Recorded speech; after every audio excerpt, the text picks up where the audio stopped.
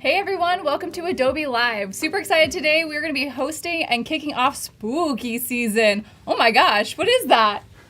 Hey everybody, it's me, a ghost. There he is. I had a cloak of invisibility. Hi everyone, it's me, a ghost, here to haunt your dreams and help you be more creative. I'm Andrew Hochradel. I'm Emily Poulin, not a ghost. Welcome. It's me, ghosting. So today we are hanging out with the indomitable Emily Poulin, the spooky Empress Eerie Emily Poulin. That is my full title. That's what we'll do with. Thank you so Palomares?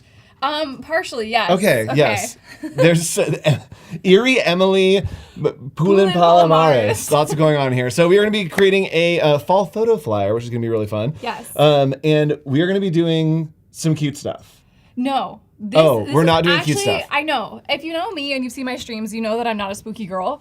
I will get I don't even know the realm of spooky in which I'm able to get into, but today I'm going to test my limits. Okay. And we're actually going to do some somewhat scary stuff. Okay.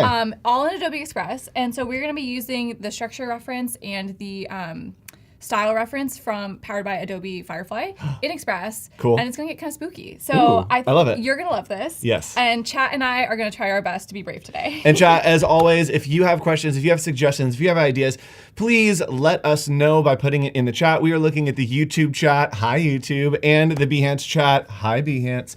And we'll be reading those all today. And it is spooky season here at Adobe Live. I know it's a little bit early. It is. But as creatives, we work on all the holidays a little bit earlier. So today, the theme is all Halloween fall vibes. We have a great schedule coming up. VooDoo Val's here. Katrina's here. I'm here. And we have Emily. We have some vintage horror typography. We're going to be creating some noir title cards next stream. Then Val will be making a monster, doing some illustration. Then Emily's going to be doing some printable Halloween cards. If you have kids that go to classes that need little cards, we'll be creating some of those that you can print out yourself.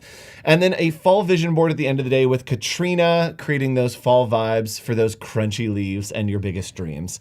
Did that rhyme? All too well. That's crazy. Yeah. All right. So let's hop into Adobe Express and see what we're going to get started with, Emily. Awesome. Yeah. Okay. So my stream later today is cute. So if this is too scary for you in the morning, totally fine. Come back. I think I'm on again at 12. Okay. And that one will be cute. Yes. So we are in Adobe Express. I have invited you to this because I'm sure at some point you're going to want to be a part of it. You're going to want to be in here. So we're going to do that. But I'm going to start off just with a 1920 by 1080 kind of frame. So my idea for this flyer is I'm going to create a cool collage header image using Express or Firefly in Express. Okay. And then we're going to turn that into a flyer that we can print. Cool. So that'll be fun. Oh yeah, and we can print directly here in Adobe Express now. Partnership with Zazzle. There's a new button that's up on the top right. And instead of downloading or exporting, you can print and ship it directly to your house, apartment, mailbox, P.O. box, or place of residence. Yes. Wherever you want it. Okay, so I'm going to look for, as you can see my search history here, a vintage family portrait. Ooh. And I'm just going to use stock for now, but then we're really going to dress it up. And also, if you're using Adobe Express and you search stock and you see that little crown icon, right here, that basically means that it's premium. But if you are a Creative Cloud member, you get that included in your Adobe Express membership as well. So you can use all of this stuff right here. Wow, look at this fine gentleman. Hello. He might need to be a part of our collage. Okay, he's going to stay. He was His what I was looking name for. is Barnaby. Yes, definitely. Oh, there's some other images in here. Okay. Really fun. I'm looking for a bunch of people. Okay, this is kind of the vibe we're going for, which this is very spooky again. That's very spooky. I know. Is this my vibe? I know. So that's kind of the reference we're going for. So just brace yourself. Again, that was the preview. If that was too scary. Yes. And hello, Bacon Bits. Nice to see you. Thanks for joining us. Now I'm hungry. I know. I was like, wait, breakfast? Okay. So I'm going to keep... Oh, wow. Some of these are very scary. Oh, yeah. There's some scary stuff on Adobe Stock. I feel like I missed the one I was looking for. So I'm going to come back up here. Are we looking for the family? Yeah. I think it was at the very top. It was at the very top. I favored it as well. So if I can't find it, I'm sure there's a way to filter by what was my favorite. I feel like it was one of the first few. One of the first few. Maybe I'm wrong. There are some. Keep going. Keep going. More. More. More. More. I'm at the very top. There's no more. We could go. I think it was. Is it that one? The first one? This one? Is that not it? No. Oh, okay. Those are just people on a Christmas tree farm. Boring. Oh. Or farmers? I'm not sure what they're doing here. Yeah. Love that for them. Okay. Is there a way to like search which ones I favorited? Because I did favorite it. Right, wouldn't that be a helpful your feature? stuff. Oh, I found it right here. Okay, she found it. Perfect. Okay. Oh, that's a family. That's it. Yeah. That is the one I'm looking for. It's not spooky yet, but it's about to be spooky. Okay, I am going to keep this guy in here, so I'm going to just use the remove background for now so he can join our little vignette. Okay. Which I know we always say on Adobe Live, like how great the remove background is on Express, and it really is just fantastic. Look at that. Clean cut, didn't have to do anything. And then I'm going to make sure that this is grayscale as well, using an effect so that it matches the vibe of the rest of the family. That's right. And what just happened there is Emily had him in the background. Yes. And I was able to go in. Hi, it's me. You can see my little cursor floating around. I was able to go in and change the layers there. So as Emily was working on removing the background, I was able to change the layers. There is real-time collaboration here in Adobe Express, which is really cool. Okay, so I'm also gonna blur him a little bit just because the rest of the photo is kind of soft. Yep. So I went into the adjustments panel down at the bottom, if you're on the image context toolbar type thing. If we're gonna go to adjustments here, and then at the very, very bottom, there's blur. And I'm just gonna do this, like 9 is gonna be too much, yeah. He's really not there anymore. Okay, I'm gonna just do 1. Yeah, and I feel like that gives it, can I do a decimal? Let's see, 0.5. I cannot, whole numbers only. Okay, so that way he blends in a little bit more. Yep, and as Emily moves him around and stuff, I can go in and make adjustments. I'll probably try to like adjust the whites and highlights and whatnot. Ooh, okay. But you edit away, and I am going to be in editing the photo, trying to match the toning a little bit. Amazing. Okay, so I'm gonna do, I'm gonna click on this here, and I'm gonna use Generative Fill. And the brush, again, this is another one of our favorite things in Express. The brush in Express is very fun and very colorful. So I'm gonna replace this fine gentleman's head with a jack-o'-lantern. I think that would be very fun to kick off our spooky portrait. That feels correct. So I'm just gonna highlight the space that I wanna use just by clicking and dragging, and look, it's gonna turn all rainbow. And I'm gonna write a pumpkin carved face. And brush size doesn't really matter because I found the space I wanted, and I'm gonna click generate. And now it's gonna do the magic rainbow and bring me the results I'm looking for, hopefully. Big fan of the magic rainbow. I wish the magic rainbow was in all of our programs. I really do wish that it was like the thing to do. Ooh. So spooky. Okay, those are very interesting eyeballs. That's very fun too. Okay, I think this one, actually let me do some generate more because I like that this one chose the black and white for me so I don't have to do it. So I'm gonna see if it'll give me other options.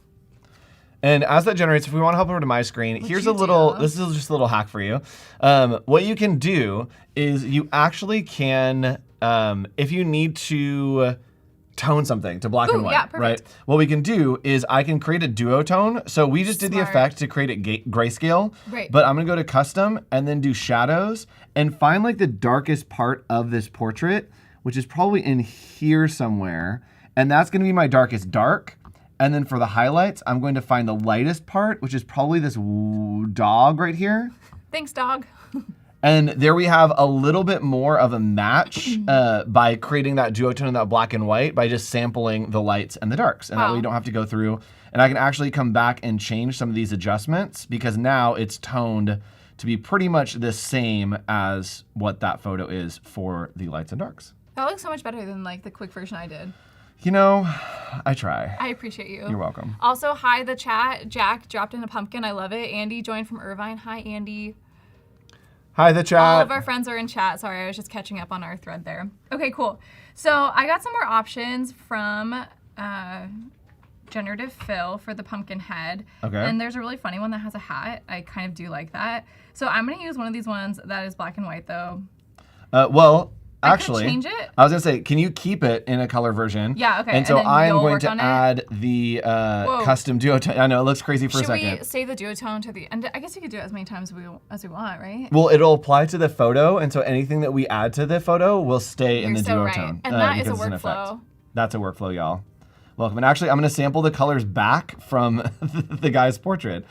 And just that a little way, back and forth from yeah, just a little back and forth. That collaboration there. All of our colors will stay pretty much the same. Cool. Okay, so while you're doing that, I'm gonna do another generative fill. I'm gonna give this lady, should she be wearing like, maybe like a human skull? Yeah. Not wearing, sorry. She will just have, like, she will just have a skull. She's, okay. Yeah. Human skull. These are the spookiest things I've ever typed into chat. Or not chat, but into the generative fill. Whoa. How'd he move like that? Hello, sir. Who's in my file? Wait, she got a hat too. Real-time collaboration. Why is everyone getting hats now? Generative Fill is in a hat mood. Because we're wearing hats. It's true. How It's does because it know? everyone gets hats today. Sorry, I'm screaming into the microphone. How, chat? Wow. Oh, that placing kind of worked. I was going to say, I'm trying to figure the out where he balance. goes. Yeah. So funny. I think it's there. Okay. I asked for some more. Okay, this one has no... Ooh, this one's evil. Do you think that she should be evil? Look at that one. That one... Oh, no, that's too scary. That's too scary. We're Sorry, going for chat. spooky, not evil. Okay, that's a good point. I like this one. It's kind of like an explorer hat. I think that's gonna work for us. Okay. I wonder if I can give... There's like a little skeleton hand. Let's see. Skeleton hand. Generate. And I love that this is all in Firefly. Or not Firefly. Oh my gosh, I keep messing it up. I love that Firefly is in Express. I love that it's all in one place. And that we can just be doing these edits and not having to jump between programs and things like that. It's just so fun. This is really fun. The tiniest hand. I'm going to go... Wait, where? I gave the skeleton hand right here, and it's so small. Just a tiny little skeleton hand. That one's waving. Can I give the dog a bone? I think you should give it the dog It's cute, a bone. right? Okay. What's the rest of that rhyme? Knick, knack, paddywhack? Yeah, give that dog a bone. Okay. A tiny hand. Do you want a skeleton hand? Because I just made one. Yes. Okay, cool. Chat, is there anything else that you want us to generate in the spooky portraiture flyer? Ooh. Or if you have any ideas, I can ask you first. I do have an idea. Tell me your idea. Do I have an idea? It's okay if you don't. So my idea would be to try to... Are you going to do a generate? Because I have a good idea for that. Okay, you do it. Okay. So I'm going to take a break from my generative fill brush, and I'm going to do a text to image. So I'm going to come back to the media panel here, and I'm going to click on text to image. And something that's new and exciting is that there is style and composition reference, which composition is the same as structure reference, right? Yes. Just a different name for it. Yep. Cool. So I'm going to make a new animal for us. I'm going to do, I want to add a bat, like a flying bat, with a bird head. Does that sound spooky enough? Yes. Sorry, Whoa. I'm in your way. I'm sorry. Don't mind me. That was unrelated. Sorry. Okay, so I'm gonna make a bat with a bird head, and I'm gonna do a style reference, and my style reference is gonna be this family portrait, right? Because I want it to look the same. And if you're wondering how that got on my desktop, I had screenshotted it in advance for this, or for this stream. And composition, I have a photo of a bat that I also got online, of the bat flying, because that's like the structure of the animal that I want. So I have the prompt up here, I have the style, the composition, and then I'm gonna go here under effect, and I'm gonna choose antique photo. Because, as you know, we're working in an antique photo. Oh, wow. You're giving the dog a bone, I see it now. Sorry, yes. I just saw it floating Sorry, around. there's something else happening on this document as Emily explains it to you. Whoa. Sorry, we can go back to Emily's screen. My hand's off the computer. Here I am. It's all you. The dog got the treat, and we're all good now. Yeah. Okay, so again, I have style, I have composition, and then I chose the effect, I chose antique photo. Awesome, so I'm gonna click generate, and we are gonna brace ourselves for this new animal hybrid that we are about to find. Oh. Hey, Josh is in the chat. Hi, Josh, welcome. We did a composition reference of a bat? Yes. Okay. Ooh. It's a bat. Oh, that one does not have a bird head, but that one has a bird head. Oh, that's pretty It's pretty spooky. I like this one. It kind of looks like it's wearing little ears. It's true. I like this We one. do need more of it though. I So know. maybe if we changed the aspect sizing ratio, to 16 by 9. to 16 by 9. Okay. And then we also would need to change the prompt category to photo instead of art. And it would create like a more photorealistic Okay, there. so let's start from the top then. Yes. So if you're new and just joining chat, we're super glad that you're here. All of our friends are over in the YouTube chat. Okay, text to image, I'm gonna do a landscape 4:3. So that's gonna give us that 16 by 9 ratio. Yep. For the most part. Okay, bat with bird head. Spooky as it comes. Okay, style, we used our family portrait reference. And then composition, I'm still gonna use the same bat photo. Open. And then you're saying content type, I'm gonna do photo. Yes. Is that correct? Yep. From the drop-down menu there. And then I'm still gonna use the antique photo effect because I think it Yeah, really just I sells think it. it'll work, Okay, yes. great. So we feel confident. We're gonna generate. And while you do that, I kind of want the dog to be a ghost. Like I want it to be a ghost dog. Ooh, okay, ghost dog. And so I think that I could like lift the dog out of the picture and then add like a blur and make it so that he's like glowy. Okay. Okay, we did pretty good here. These just look like a bat. They are very batty. Very batty. What did I miss something? With bird head and beak. Let's see if that's. Did I spell beak? Let's try that. And while that happens, I am going to hop over here. Maybe we can split screen. I don't know what we can do. Someone wants to know if you're giving the dog a real human bone. Yeah, 100%. No hesitation. Just yes. Yeah. Just yes. Yeah. So what I'm going to do is I'm going to remove background here just to see what it does. But I think that it's not going to take I just want the dog. Oh, it took the family. Okay, cool. So I can come in here and I can click on erase. And that's going to allow me to just like erase the more portions of this image. And that way I can get rid of like all the other pieces so that I can keep the dog. Oh, you duplicated it. Whoa. Oh, yes. Oh, yes. I duplicated and then I'm just going to erase again and erase this here. I'm going to turn off the content type for a second because now it's giving me a bird. I'm going to try again. Also, Andy's in the chat saying that Mosby, our dog, is scared. I'm sorry, Mosby. Oh, Mosby. He wasn't ready. All right. So we have the dog, and I've kind of just overlaid it here. Okay, cool. And what I can do is we are going to add some effects here. I'm going to change the blending mode to screen, and that's going to make the dog a little bit brighter. I am going He's already looking haunted. Yes. I'm going to blur him out a little bit. Smart. Aww. Maybe sharpen. Okay. Add some more contrast. There we go. So he's already looking glowing. And what I can do is I can add some animation here of it like I knew the animation floating. was coming. Yes. I'm not sure what's going on now. You all saw just moments ago when I made the bat with the bird head, but now that we're on this other ratio, it's having a little bit of a problem. So I'm seeing if my prompt is maybe needs more detail to it, but we're not getting the result that we were looking at before. Oh, this one looks like he's kind of cute. Spooky. Okay, I'm gonna use this bat anyways, and then we'll see what we can do here. Okay, so I'm gonna take mine, and while you're working over there, I'm gonna click erase, or not erase. Well, I could do erase. The quicker version is the remove background, but I'm gonna do it this way. Yay. Okay, wait, I need to restore this little bit right here. His little shoulder. He needs that to fly. Spooky. My only request is that you also make his bone a ghost so that he can like enjoy it. Oh, absolutely. Like I'd be so sad if you made him a ghost yes. and then he didn't get his treat anymore. Yes. Ooh, Sam says that they love Halloween. I'm scared of Halloween, but it's okay. Okay, sorry, I'm not going to adjustments. Whose screen are we on? Are we on yours? No, we're on mine. Oh, we should go to your screen so you can see like the animation that you're doing. Okay. All right. All right. Real-time collaboration here in Adobe Express. Do you want to do it? All right, so you have your bat.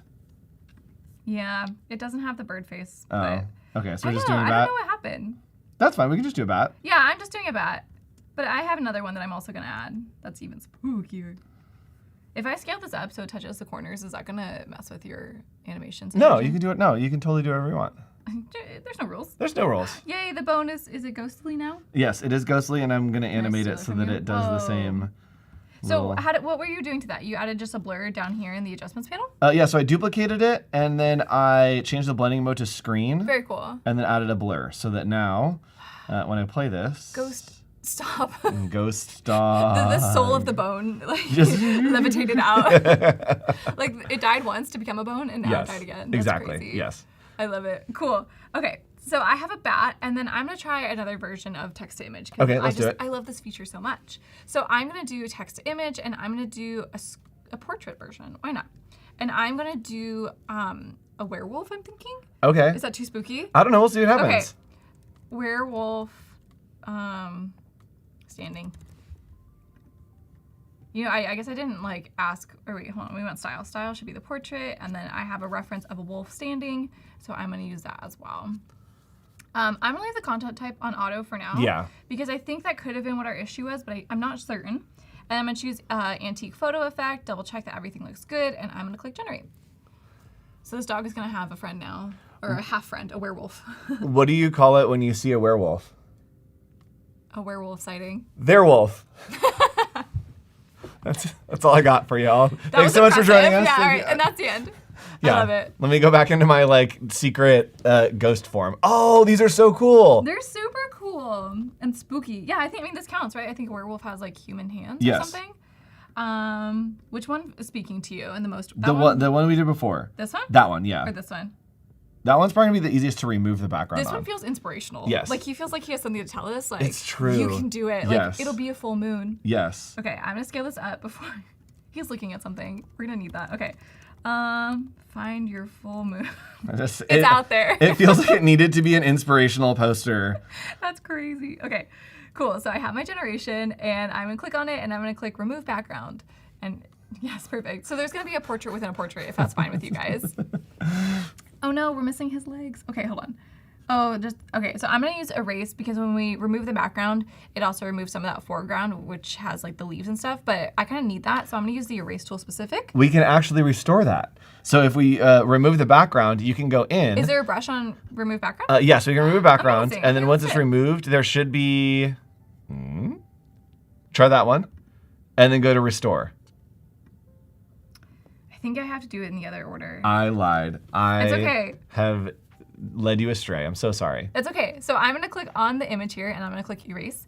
And it's gonna use the similar like workflow here and it's gonna remove the background. I get to choose what it is though. And so I'm gonna leave the grass at the bottom since he doesn't have feet. Cool. I just feel like that's considerate for him, you know? Yeah. And then I'm gonna turn my brush size down. I zoomed in just by pinching and dragging.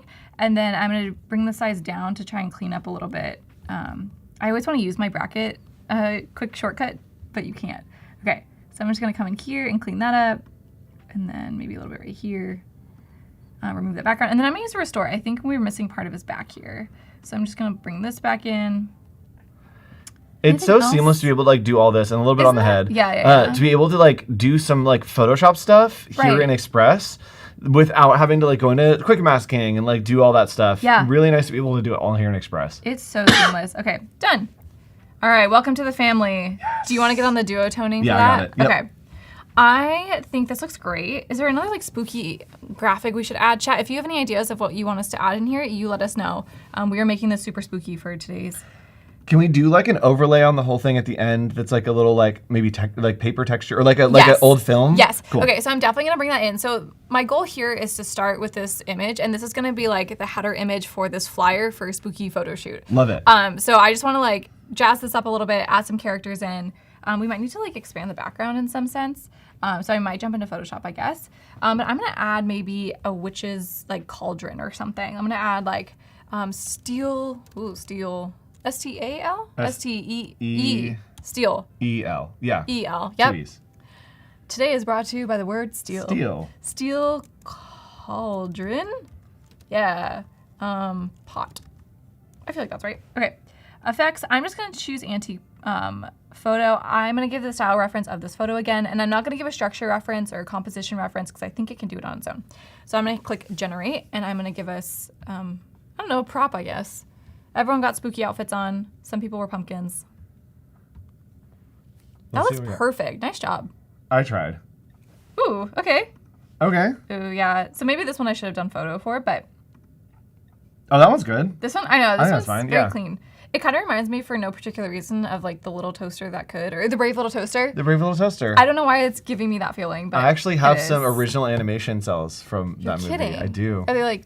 Oh, They're hand painted. Oh my god, they're tiny. They're like the little like plastic sheets, and then they're hand painted. That's so cool. Do you love that movie? I love that movie. I used to have nightmares as a kid about the clown that was the fireman. Oh. With the like, he has like flaming hair, and he's a fireman. I don't remember that. That sounds terrifying. Okay, I have another job for you if you wouldn't mind. Here I am. Toning that one for us. Okay, I just can't stop doing this. I'm gonna make one more person. Oh. Yes, that's okay. Oh, I was on the wrong image. And this is the best part about like working with Adobe Express and other people. Emily's just like doing the thing that she needs to do, and then she's like, Andrew, please go figure this out. And so I am going in and changing all of the toning and doing all of that side of things so we can work very quickly and effortlessly together. To make our photo spooky dreams come true. Spooky dreams. Spooky dreams. Wrought iron cauldron. Oh, that would have been better. Well, I got something, but that would have been really more descriptive. Candelabra with dead flowers. Ooh, okay. I like a candelabra. Yeah. Oh yeah, someone else said, thanks, clever jack-o'-lantern with dead flowers arrangement. Man, sorry, I wasn't reading chat. Okay. That's my job. I'm sorry, I'm toning. But I put you to work, so yes. that's fine. Wait, this one's really fun. Look. Oh, what? You know what's really cool? What? Is I think because you have this photo on duotone, look, like the preview is showing me that it's orange. Yes. But it's previewing that way. Yes. So that's why when you add an effect on a photo, it applies to everything that's happening on that photo. So like I could go and draw in green on there and it would still be black and white because it's just toning the... It's applying the effect to the holder of the box of the photo, not necessarily the individual pieces of the photo. Wow. Yeah. You really have to zoom out to think about the holder of the image. Yeah. Ooh, and someone said a spider on the back wall. That's a great idea. Oh, and chat, if you keep the suggestions going, we have 2 computers and we're live collaborating on this. So as Emily's rendering one, I can get on another one. I was just thinking that. And we can go back and forth, which is really fun. So I'll do the spider? Do you want to do the spider? You do the spider. Okay. Someone said make one of the people look like Wednesday. So I'm going to see like Wednesday Addams, I'm assuming. Ooh, yeah. So she just has like dark hair and braids, right? Yeah, dark hair and braids. So, okay, I'm going to give this kid in the front. Sorry, it's going to be you. I'm going to see if this will work. So I'm going to paint over their head and I'm going to say... can we both do this at the same time? I would think oh, no, can we not? Let's try. Let's try it. I mean, automatically save, so... Yeah, there's no rules. Black braided hair with bangs. Let's see. I don't think if I typed in like a proper noun like Wednesday Addams that it would know. It but wouldn't. Maybe. And why not? Why not? Because Adobe Firefly is not trained on any licensed content. It is only from Adobe Stock and public domain. So anything that is copyright, none of your work ever with Firefly. So it is just the stuff that is available on Adobe Stock. So if you type in Wednesday Addams or Super Mario or something like that, it's not going to happen. So you need to be more specific. Yep. These braids are very elaborate. Like there's no 2 simple braids. Yes. I'm going to do like 2 simple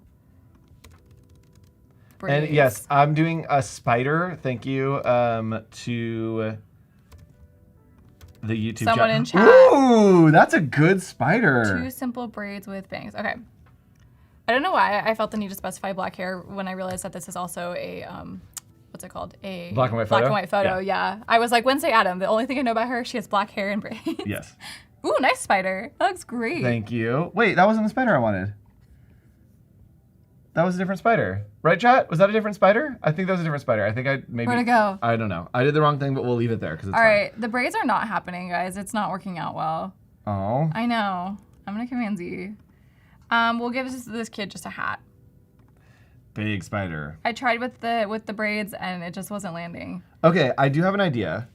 Should we add some type in this? Okay, so all right, I feel like no, you're okay. Emily has places to go. I have places to be. I have hairstyles to make, guys. She's booked and busy. Okay, I think what we're gonna do is we're gonna add type into the flyer, but it seems like we're maybe at the end of like what we want to do with this photo, so maybe we'll just download it and then start that. Okay, let's do it. I added a spooky witch hat, so let me give this kid a hat. Okay. Love this hat. That's perfect. Love it.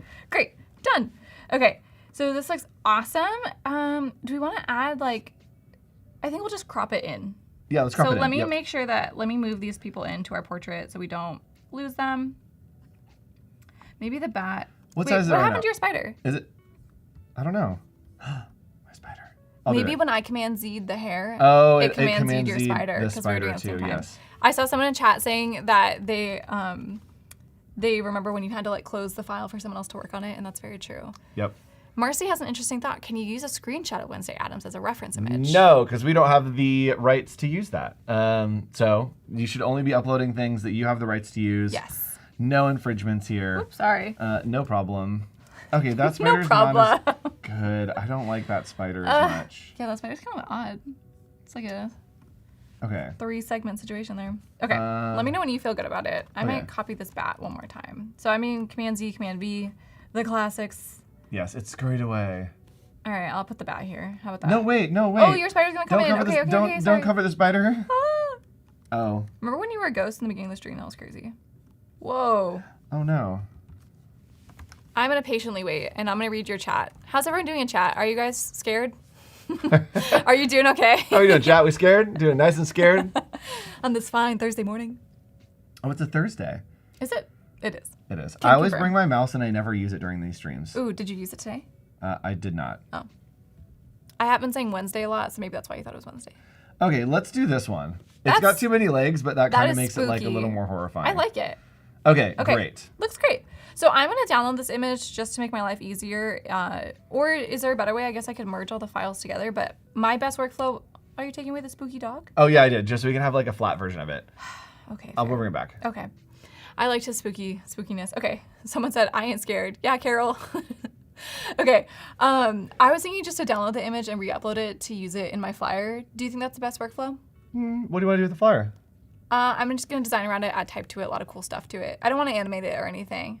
But you're thinking, because I'm thinking I'm going to send it to print eventually. What we can do is we can duplicate this one. So I'm going to go to resize right here. All right. And I am just going to duplicate. So we can do the same 1920 by 1080 that it is. And then we can duplicate and resize. And now we have 2 versions. So maybe I'll add this one, and this will be Andrew's version. Just in case we have it. This will be backup. Taylor's version. Taylor's version. This will be backup, and then this is maybe like rendered. And so that way we have like a non-destructive version. I love that. Okay. So let's go ahead. So we I'm can going to export. download this then. Okay. So I'm going to download, I guess I'll keep a PNG. Since it recommended it, I feel influenced. So I'm going to download that. Yay, still working. And I'm going to start a new file. I guess I could just do it in here. Should I add a new page that's a new size for our flyer or just start a new one? Yes. Okay. Wait, yes to... I was reading chat. I got scared. Yes. Okay, I'm just going to do a new flyer then. Okay, we're going to do a new flyer. Wait, no, just add a page. Okay, well, that was my question. Duplicate, you see the problem. Duplicate and resize right there. Okay. I'm going to do add, and I'm going to do a new page, and I'm going to do custom size. And I'm going to do on inches, which is awesome that we can also just like flip between units here, which is great. Yep. So I'm going to do the standard one, which is 8.5 by 11. I'm going to add a page. Amazing. And then I'm going to come down here and add my image in just by dragging and dropping. And I'm going to scale this back. Okay, so I'm going to go to templates as well. And I'm going to search in like spooky Halloween flyer search. Ooh, and start with a little template? I was thinking just to get some like fun textures and like stuff in here. I don't know, some colors. Like look at this fun texture that's happening back here. Ooh. Add as pages. Oh, it added as a new page. That's fine. I don't know if I love. I'm gonna keep looking. I'm just gonna do like spooky flyer. I guess I don't really need to write flyer, but I guess for the sizing. Ooh, this one's pretty thrilling, spooky, and terrifying. Let's do it. How do you feel about that? Does it have like, it has like overlay on That's it? Like what, I wonder if you could put the overlay on the edges. So yeah, it has some yeah. fun texture, which we really want to play with. Let's do it. And entry's only $7, so I think Basically we're free. in. I won't get Starbucks that day, and then we get to go to a terrifying, thrilling, spooky The party. math is there. Okay, so I did a strange workflow, so pretend I didn't do that. I'm gonna say then we just chose a flyer template and we added it as a new page instead of the one I started, because it didn't add directly to that page. But let's go over here and look in our layers here. So yeah, we have like a texture layer here, which is awesome. Oop. We have another layer here, very cool. All right, what else? What's happening up here? I'm gonna ungroup these, that's what's happening. Whoa. Not the right click I was looking for. Ungroup. And hello, Kishore. Nice to see you. Hi, everybody in chat. It's a song I wrote for you, chat. It's a little spooky. It's called the spooky song. It's called the spooky song. How come I'm ungrouping this, but it seems to be making more? There we go. We got it. It's ungrouped now. Okay, perfect. I'm going to delete the text because we are going to be bringing our own text to that. Hi, Robert. We don't need Robert it. just joined the chat. Okay, so you're playing with the texture. Love that. I'm going to bring our photo in again. So here it comes. Woo! Ready for that? Okay. That's crazy. I almost made it. Are you ready for it? Another Taylor reference on accident. Oopsies. Oops, it happened again. Okay, so I'm going to scale our photo to make sense in this context.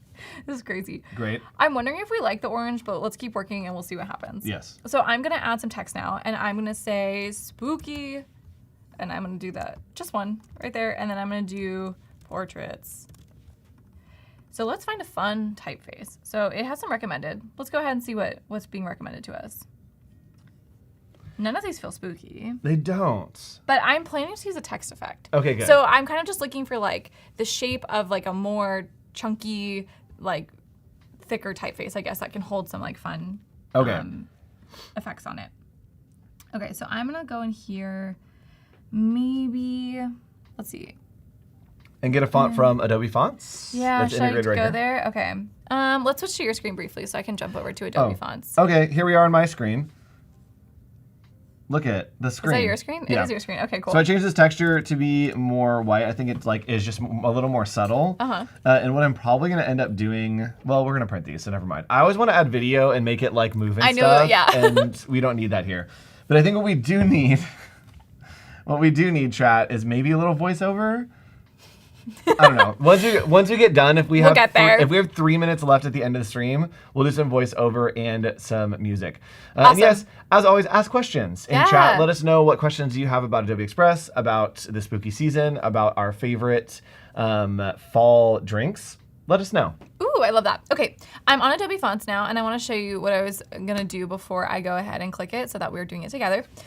This was for another brand oh wait, this was on my last stream. I think I was doing Seaside Sweets. I don't remember if you were hosting me or not.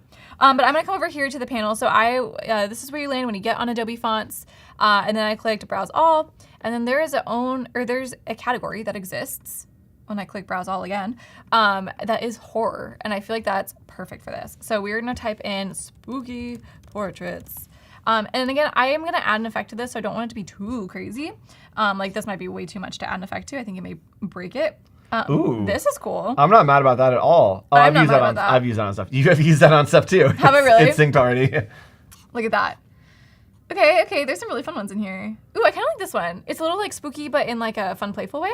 Yeah. So I'm going to just look for this one. It's very Twilight. Lehman. Oh, that's so right. Yeah. Okay. Lehman. Lehman regular.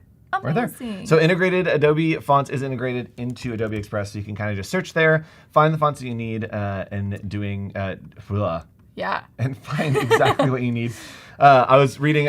Somebody said maybe do a little vignette on the photo. Oh, cute. Yes. What I would do for one better in that is I would actually just put a vignette over the whole thing. Okay. So let's get there, and then we can add a little vignette. I love that. So I like to, as you're saying about like fonts that they are all integrated here, I like to look on Adobe Fonts just because I like to see that interface better. But you don't have to do that. You could always just search in Express itself. Okay. So I have my spooky portraits. I'm going to click on this one, and I'm going to scroll down on this panel to text effects. And I'm going to type in liquid silver rendered texture. Ooh. And I'm gonna click generate.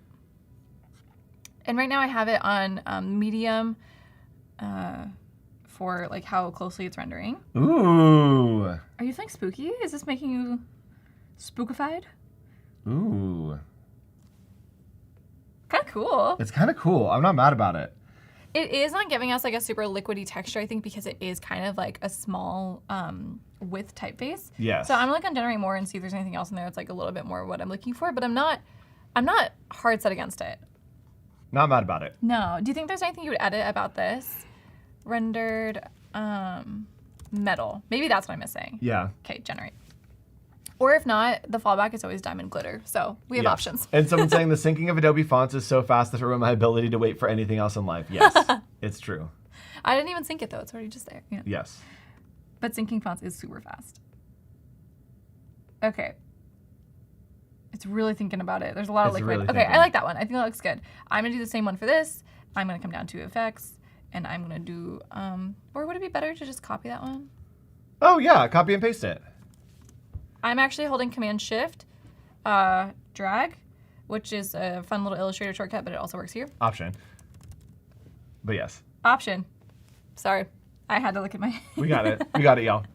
What it is on a PC, I don't know. It's very different, yeah. Yeah, good luck. Okay, spooky portraits. I love it. Okay, cool. It is blending a little bit, so maybe we do need to add something like, maybe, do you want to add like a frame around this? Or like... Oh, yeah. I know you're going to add a vignette around the whole thing, but...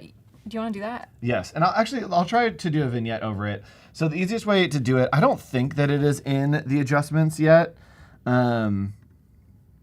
It's not. So what I'm going to do is I'll probably just go to media and then photos and then do a vignette. How do you spell it? There we go. I don't know how to spell that either.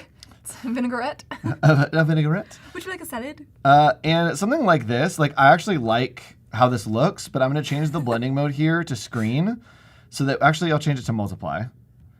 And then I need to do some adjustments to the actual photo. Cool. But we're just going to scale this to that photo to match the edges.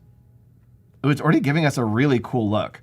I'm obsessed. So I'm gonna change the adjustments here, and I can just like kind of add more or less contrast. I want to have contrast. Definitely want it to be brighter. Highlights, I really want to come through. Shadows, I want to be really dark, so we have dark edges. Take the saturation down. Actually, I liked it a little bit warmer, right? I think so, yeah, because the background's a little bit warm. It's almost like... A little sepia tone? Well, it depends on the screen. On the screen up there, it's looking a little... I can't tell. Okay, so I am going to just group it with the photo underneath. Perfect. Just to make sure that those are grouped together. Actually, we're in your screen right now, yeah. Okay. We're in my screen, yes. No, that's good, because I was zooming in, and I was like, why is it not zooming in? Grouped. And there we go.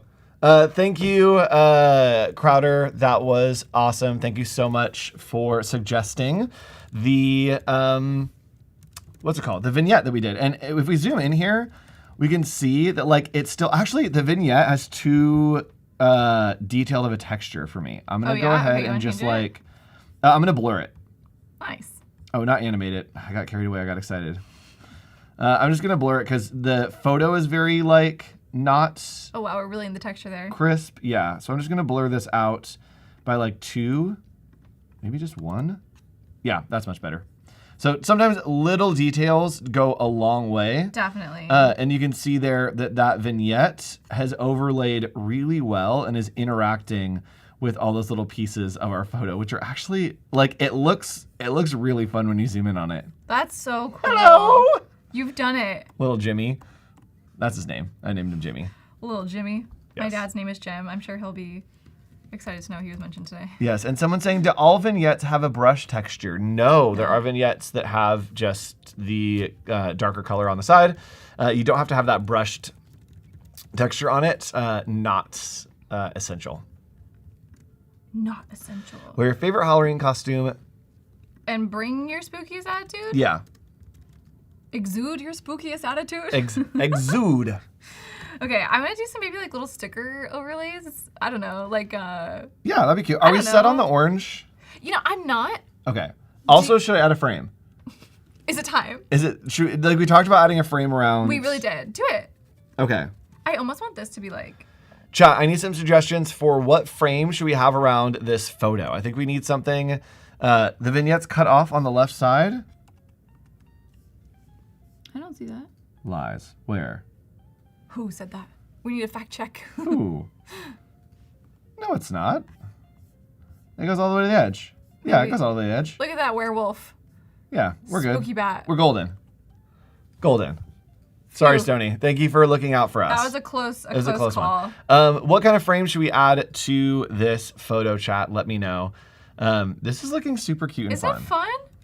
Okay, I'm gonna make this smaller. What do they like call out? I think, okay, let me do elements and I'm gonna Should we do some little like icons? Yeah, okay, at the bottom, maybe? So maybe like prop ideas. So like I'm gonna do like a little ghost. Yep. Like how you were wearing a ghost, or was that not you? That was an actual ghost. That was an actual ghost. Oh my gosh. Yes. The studio's haunted. Yes. Haunted studio. Wait, can I be a ghost with headphones when we do the voiceover? Are we doing a voiceover? I think I could. Once we do the voiceover, we'll see. I need to. Bats holding hands. Goblin green. Spiderweb. Ooh, spiderwebs on like the corners. Yes. That's a really fun idea. Whoever said that, thank you so much. Yes, I like that a lot. Okay, spiderwebs. Yeah, thank you. Studio manager's giving me the headphone jack. Just in case, chat. I told you if you're good, and we're done in 3 minutes. If you're good, you get a voiceover. Is that what you were saying? Yeah.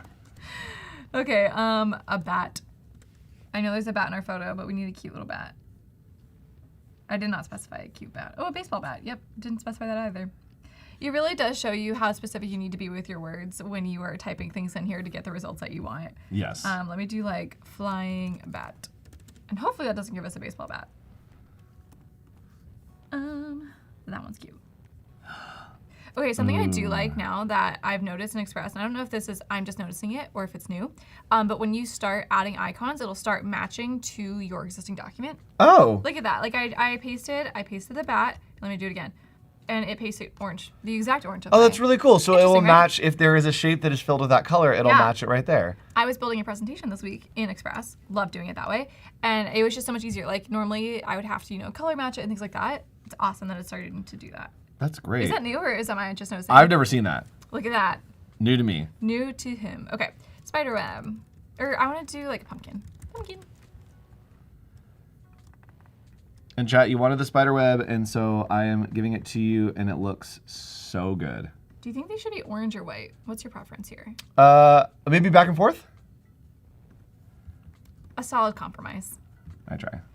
Okay, what other spooky things were in there? Raven. I love that. Thank you. Ooh, yes. Chat came ready at 9 a.m. They said... I know, chat's like, we got our coffee, we have gotten our PSLs, and we are ready to go. Today's PSL launch. day, yes. Yeah. Happy PSL day, everybody. Color matching saves so much time. I so agree. I added some little cobwebs, and I think that they look great. I don't know what's the most Raven here. What's reminding you the most of Edgar Allan Poe? That's so Raven. You just set it up for me. You're fired for It's that. great. No, I loved it. That's so Raven. I think like getting it cute but not like crazy is good. I'm feeling Yes. safer down here. I was getting a little scared when we were making our portrait, but I'm feeling better now. Yes, and someone's saying old wood frame. I kind of agree. Like a wood frame could be Ooh, interesting. that's a good idea. So Chat, I'm gonna do you're really like on it today. We so appreciate you. wooden. Okay, I need 5 icons, so I'm gonna go back to chat. What did I miss? PSL is pumpkin Spider. spice latte. Fair question. Sorry, guys. Yeah. Wait, this one kind of looks like the spider you have up there. Somebody's on. Yes. Do spiders make sound? Like, do spiders make noise? Ooh, if they do, I don't know if I want to know. Okay, I'm going to distribute these, so I'm kind of in the way for my own self. Wait, this way. Hi, Andrew. Hi. Don't mind me. So I'm going to click on all of these right now, and then I'm going to come up here to align, and I'm going to align horizontal to space those distribute those horizontally.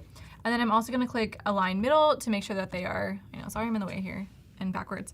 I'll align those so that it all works out and they're even down there. And then I'm going to scale them all together so they all kind of look the same. I'm going to zoom in. I think we're on my screen. Oh yeah, perfect.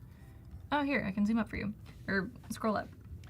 Let me make the spider a little bigger. I'm just going to try and balance the size of these so that it's not like distracting if one's like way bigger and balance that out. This ghost is the only one that kind of doesn't fit, but I like it, so it's going to stay.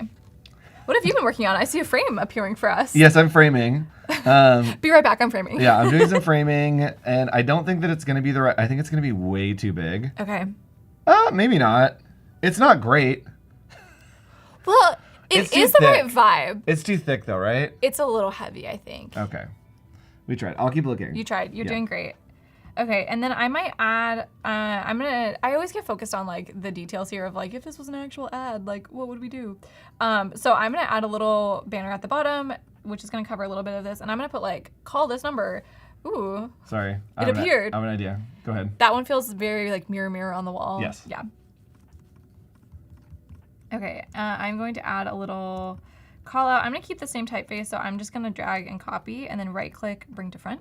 And I'm gonna write call 1-800-SPOOKY. 1-800-SPOOKY is the... Which is a full phone number, okay. right? No, yep. It's not. It's yeah. definitely not. Oh, wait, I'll also add extra O's. How many? It's like 1... Spooky. Ooh, wait. Oh, but they should be zeros. No, it's fine. Look at that. Look at that phone number. Spooky. Oh, wait. Can I not do an oval the other way? Oh. No, wait. Wait. Whoa. Walk us through what you're... This is so weird. Could you walk us through what you're doing? Because yes, I'm just seeing it. Sorry, yeah. I'm trying to crop this into an oval. And what happened is... it is not cropping like a horizontal oval. Okay. It's cropping a vertical oval. Oh. And so I'm going to have to like just scale it in a little bit and then do the crop and then rotate it back in. So I wanted to do this. Right? Is this acceptable? I got distracted. I'm so sorry. That looks cool. Right? Yeah. Okay, good. It definitely cut a lot of people out. It did. It's really focusing on the kid with the pumpkin face. It is. Okay, maybe this is a bad idea. No. Not a bad idea? It can stay. It can stay? Wait, I have an interesting idea. How much Do it. time do we have left? We have 5 minutes. I don't know. Okay. I was gonna make a social graphic, so like the photographer who's running this crazy portrait session could make. If you want to duplicate this or like resize a new one, and maybe that's like the image that's on like the social graphic, I think it could be cool. Like we could do like multiple frames maybe. Yes, I just undid everything though. Okay, perfect. So never mind. That idea was. Never mind. It's gone. Thanks everybody for being a part. I hope everyone remembers that in their soul. Okay. Sorry, yeah, don't forget. Don't forget. Okay, I guess book your session should be like. Or no, I'll make that like a little less important. So I'm gonna drop this to maybe like regular case and maybe do like 25.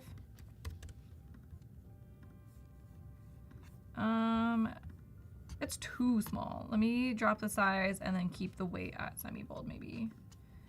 Maybe 30.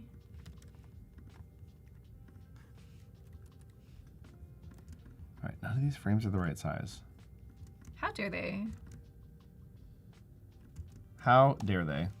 Do they not know we have important artwork to frame? Yes, chat. I'm trying to make this happen for you, and I don't know if it's going to. Chat is at the edge of their seat. Okay, one thing that I do like about Express, there are many things that I like, but if you're trying to make sure that this is aligned, I'm like, okay, let me click on it and then come to the align panel, and if it's already aligned, it's grayed out, which is kind of comforting. Yes. To be like, oh, it's already there. I don't know. I kind of like it. It feels accomplished. It's just like, hey, you did it. It's like, girl, don't stress. Everything's don't fine. stress. You did great. Ooh, ripped sepia paper. Do you say sepia or sepia? Sepia. Okay. There you have it. I don't know if it's right, but that's what I say. It's more of a personal preference. Yeah, really confidently that's what I say, but I don't know if it's the correct answer. Okay, here we go, chat. I think we got one that is like acceptable. I'm tempted to try and do a social graphic in 5 minutes. In 5 minutes, do it. Okay. Let's do it. All right, I'm gonna duplicate it, and then I'm gonna resize, and I'm gonna go back 2 pixels, and I'm gonna do 1080 by 1920. Woohoo! Resize. Look at that. It really kind of keeps everything where you need it, which is awesome. So I'm gonna move these things around. Like I feel like it scales everything right. It doesn't just shrink your artboard, and then you're like, good luck. It kind of scales everything down. Oh wow, these layers are. The layers are a little messy. Is something locked? No. Okay, it is not locked. They're just not grouped. Acceptable. I'll allow it. Okay, I'm gonna maybe move this up. We'll bring these together. Oh no, I grabbed the background. All right, guys, I'm clicking frantically, so I'm sorry for getting a little lost here. No, you got 4 minutes. Okay. All right, I'm gonna bring this over because I feel like it's impeding our spooky portrait title. This might need to be bigger. Okay, I'm gonna click on all of these. I'm just gonna drag click and then shift click off the background to just have these. I'm gonna, does Command G work? Yeah, okay, Command G to like group this all together now. We're working fast, guys. Okay, this weekend. Maybe that needs to be bigger now? Like 125? Yeah. All right, bring this up. How are you feeling about this composition? It's working? I think it's working. I'm going to help you a little bit. Thank you. What a great collaborator you are. I'm so glad I invited you to this document. Yes. Thanks for having me. Yeah. You brought your spookiest attitude today, I must say. I try. We are just frantically clicking. I hope chat is enjoying the silence here. Yeah, chat, I hope you enjoy the silence. We have been talking a lot, though, so, you know. Okay, I did lock this one layer, so let me unlock this because it's kind of just, like, sitting around over here. Okay, I put the texture on the top as well. Okay, very cool. It might be annoying to have it there, but it's there. It's okay. I'm going to call 1-800-SPOOKY, and everything will be okay. It looks great. And we did that in 2 minutes. Like, that was impressive. That was so easy. And that was so great. That's why I love like working through. And can you take us through like the different versions that we made of like where we started kind of, and then the different versions and how easy it is to duplicate and resize here in Adobe Express? Well, we went through a journey, didn't we? We went through a journey. We started off with just a very normal vintage family portrait. And then we used the Generative Fill brush tool, and we brushed in some really interesting characters. We brought in some faces, some hats, lots of hats, some skulls. And then we used the text to image right here. And we used this feature to create some really interesting animals and then add in some graphics that weren't there yet, like this pot and this little bat element. And then we downloaded that, and then we started a new document using a flyer template, which that was one we were considering, but this is the template that we decided on. And then we brought that in, and we used a bunch of different layers and effects. We did some text effects on the portrait lettering here, and then we brought in some icons just using the elements panel right here, which was great. And then we just had the spookiest time. So I don't know, what did I miss? Anything? No, I think that was great. We used a lot of different things in Adobe Express. We also had real-time collaboration. Yes. So Emily was working as well as I was working, as well as me. Yep. as well as Andrew was also He working. was doing it. And so we created this together. So make sure you stick around because there is a ton of great content coming up, specifically amazing, incredible, maybe the best content ever created coming up next. Is it because it's you? I'll be hanging out with you, but we'll be creating some typography in the next stream. Stick around. We've got great spooky vibes coming to you all day. And do you want to join me as we disappear, Should we into the disappear? ether? Okay, Let's disappear sure. into the ether. Goodbye, chat. Bye. Vanished. We are making movie posters. The first movie that we are working on, Nick, are you ready? Shadow Strike.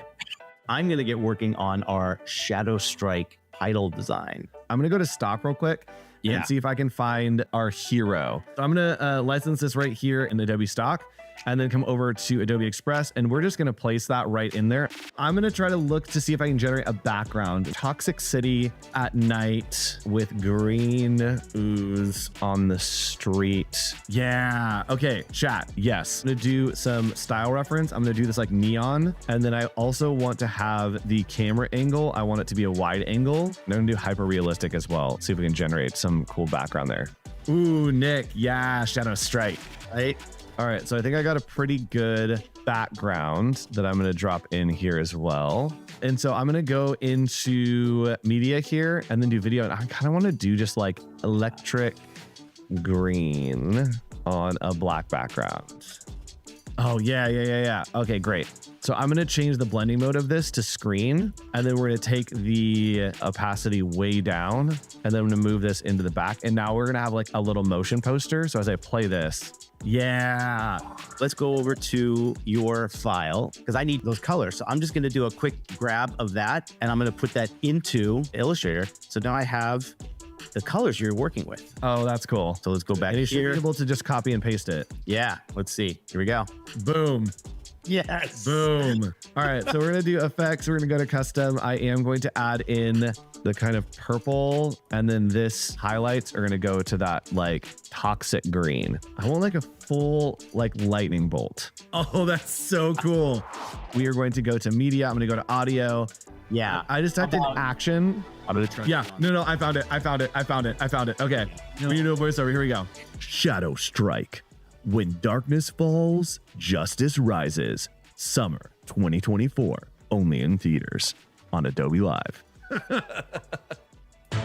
Shadow Strike. When darkness falls, justice rises. Summer 2024. Okay, that was incredible, and I loved it. It'd be our best collaboration just yet. This is pretty good. This is a pretty good one. I would have to say what we just did was super fun. Do it with a friend. Yes. Collaborate on Express. Have some fun with it. See you another time for another episode of Adobe Office Hours. Bye, everybody. Later.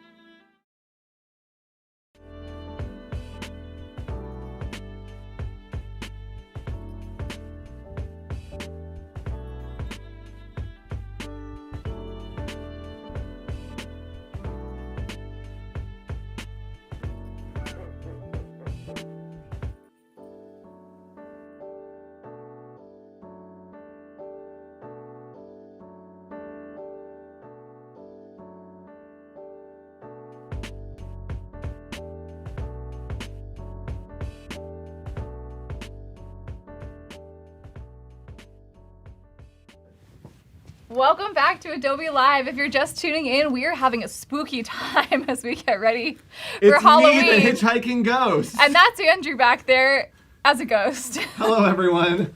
Welcome to Adobe Live. I'm going to die if I do this. Do you need help? I don't know. Can you say the incantation? Chat, we need you to light a candle and clap your hand 3 times. All right, you did it? I'm here. Hi. Hey, chat. We're branching off into some light acting before the stream starts, so Yeah, we're doing hope bits. that's fine. We're doing bits, trying to be funny. You guys want some of that content? All right. So, welcome back to the stream. I'm Andrew Hochradel. Oh, I'm Emily Poulin. Sorry, I was thinking about the ghost. And we are going to be creating some vintage horror typography. Yes. This is my favorite thing to do. Yes. I love working with type. I love creating some cool vintage horror vibes. And so today we are going to be working all over the place. Cool. If you stream with me, you know we don't have a program we're working in. We work in all of them. So we'll be bouncing around. If you have any questions as we go along, please let me know. But we are going to be starting out in Adobe Illustrator. Let's start in Illustrator. It was a drum roll. Also, Yes. chat, we're super excited that you're here. Jack lit a candle for you in chat, so thanks, thanks, Jack. But we're super excited that you're here. If you have any questions along this process, I will be monitoring chat, so feel free to ask it, and then I will relay them to Andrew. So. Thank you. Okay, so let's go ahead and talk real quick about a couple things that I like to do. We're gonna do one, and it is I'm gonna kind of concept with Adobe Firefly using structure reference. My goodness. It's hard to say sometimes. Yes. And so what we're gonna do is I'm going to concept, and I need a title, and I think I want to do like Ghosts. let's just call it Ghosts. I don't know. With an What are we exclamation mark. titling? I like that. It's movie titles, It's a right? movie title. It's just gonna be Okay, Ghosts. let's keep it broad. Yeah. So I'm just gonna do Ghosts. Ghosts. I feel like it works. Like Alien is out, Ghost. I mean, we can just call it what it is. Yes. And I'm gonna use this font here, Abolition. It's what came to mind first. Ooh, very cool font. Right? Is this an Adobe font? This is an Adobe font. Oh, available this on could Adobe be fonts. yours. So what I'm gonna do is I do want to create like a kind of 3D effect here. Cool. And so I'm gonna outline it just to have that a little bit. And you're doing that just as a preview, or no? You did outline just the stroke. I see. Just a stroke, Sorry. yeah. And then we're going to go to Effect. We're going to go to 3D materials, and then here I am going to go to Extrude and Bevel for now. This is going to open up the panel, and I just want to get some perspective on this, so I may not even extrude and bevel it. Whoa. Yeah. The So 3D panel is so cool. 3D panel is amazing. So I'm going to, I kind of just want to get some perspective on it, kind of like twisting to the side. It's always good to have perspective. So I may go to plane here, and plane is actually a really great way if you need an angle on your type, is to just use plane, and you can actually just rotate it around. Sorry, I'll keep my comments to a In minimum. 3D, ooh, in 3D space. So I am going to do that. I do want to add perspective, and so that's going to give us that like nice little kind of like tilt away. And I think that that's all that I want to do here for now. And what I want is I'm actually going to go and outline this for now. And so there's a reason that we're doing all this. I know we're doing a lot of steps here, but I want to just get the clean kind of like line. And this is the easiest way to do it. Thanks, Studio Manager. He's here. All right, so we have the clean typography that looks good to me. I probably do want to fill this with a color. And so I'll probably make just another version of it. Why not? Felicia and Anthony in chat are both loving it. They're like, this is really cool. Yes. So what I did there, and chat, I didn't show you the setting there, but I went ahead and used I have a custom auto trace there, or image trace, and I rasterized that type that was 3D just to make it easy to like pull out the vectors. And then I used rasterizing turns it from vector to raster. There you go. Yes. So I use my halftone right here, and I'll go ahead and open this. You can screenshot if you want. This is what I use to, these are the settings that I use to get like a really crisp kind of vector out of lines, or if I'm trying to get textures. The way your Illustrator is all white, every time you say outline, I think you're in outline mode, and that's what's tripping me up. I'm like, wait, are you in outline or? Never. And so I'm gonna make this red because I just want to get the inside of these real quick. Okay. I Is this gonna, yes, that's what I thought. Okay. That compound path. Oh, Yes. Actually, that's probably fine. yeah, let's stylize it more. We're working really, really indiscriminately here. This is definitely not the right way to do things, but a lot of times the right way is not necessarily the wrong way. Sometimes everything just works out. All right, so I have, there we go. Love it. Not too shabby if I do say so myself. This type is already screaming ghosts, right? Like it has the angle, it has the color, it has the exclamation. Like it's very much like, beware, there are ghosts. It's very ghosty. Yeah. So I'm gonna go ahead and I'm just gonna make this white in the background, Cool. but I do want to have like that offset shadow. Okay. And so what I can do is I'm going to copy this, edit, copy, and then edit, paste in place. Okay. And that is going to paste another copy of it in front. Right on top. Yes. So I want to do, actually I'm going to do like a little bit of a lighter gray. And this is a little trick that I learned. So you go here, and then we are going to drag another, hold on. It's downloading. Got it. We're going to drag another version of this that's like a little further out, and this is going to give us some Option shift, dimension. Drag, yep. And we are going to select both of these, and then go to Object, Blend, Make. Woo. Looks wrong, that's fine. my We can go to God. Object, Blend, Blend Options, and then go to Specify Distance and put in 1 Oh. pixel. And so what it's going to do is it's going to repeat that object and blend every 1 pixel, which then just gives you a long shadow. So let me ask you, this is probably better than using specified steps, because specified steps you're like guessing. You're Yes. like, I don't know, 100. Yes. And like that could not be right. Yep. I've never used specified distance. Oh, yeah, Specify Distance. What have I been doing this whole time? Crazy. Things wrong.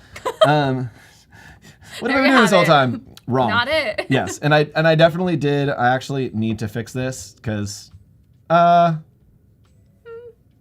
I don't.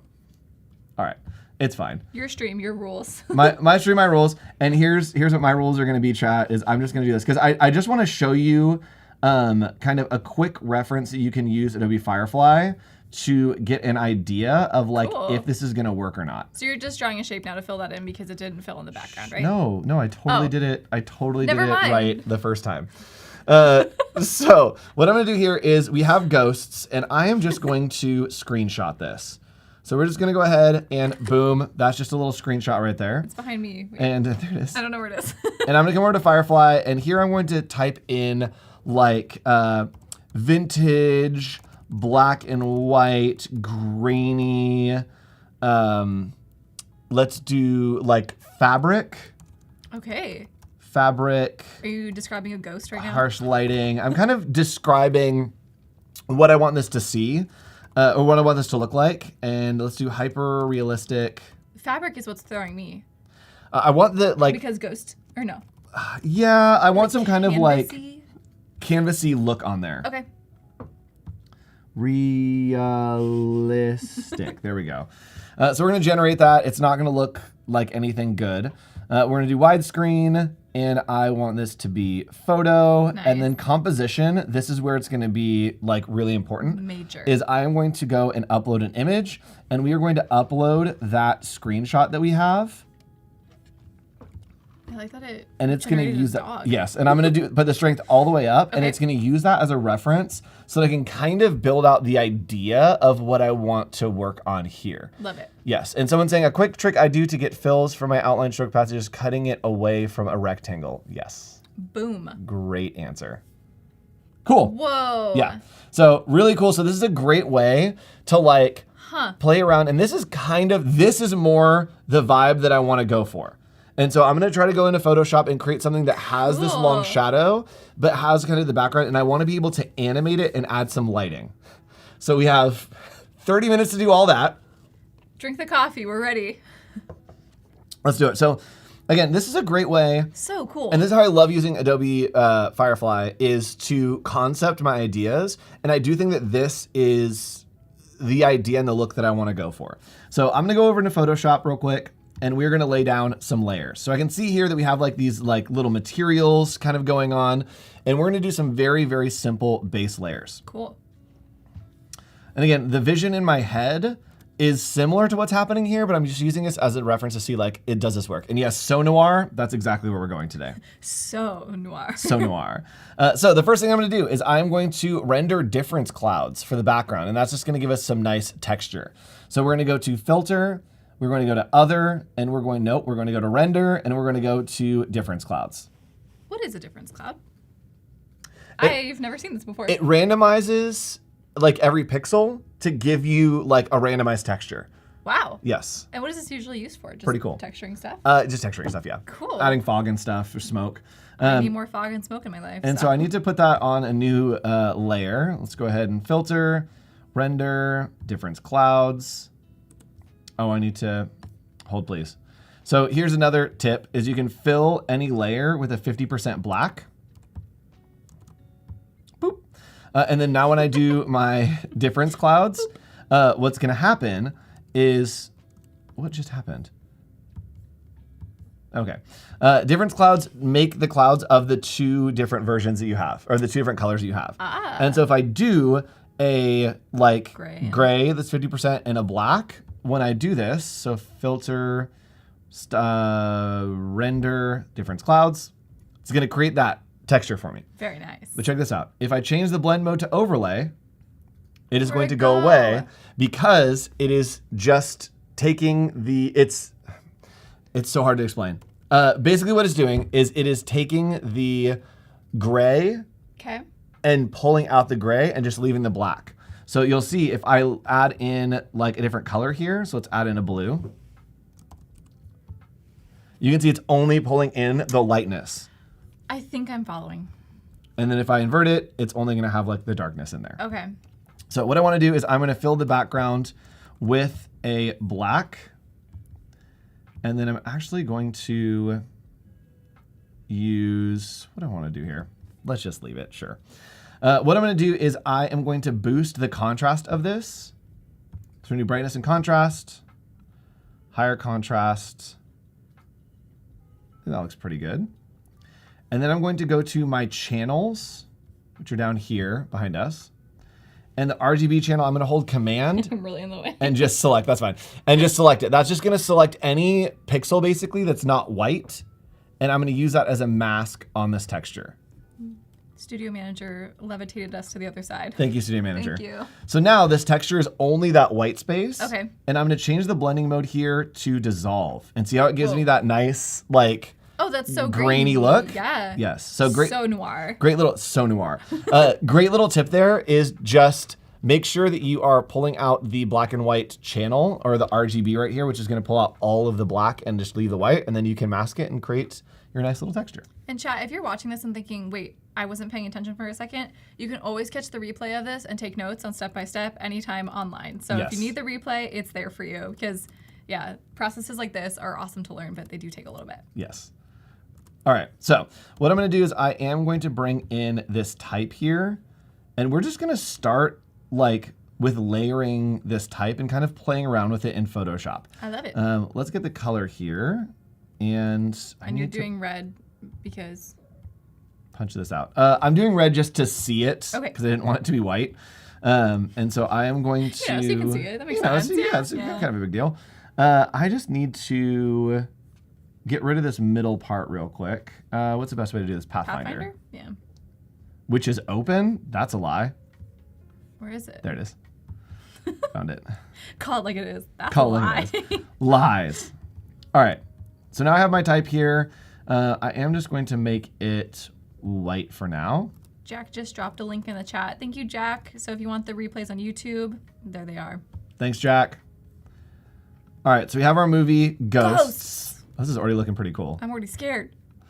And so the next thing that I want to do is I want to create a little more dimension. Okay.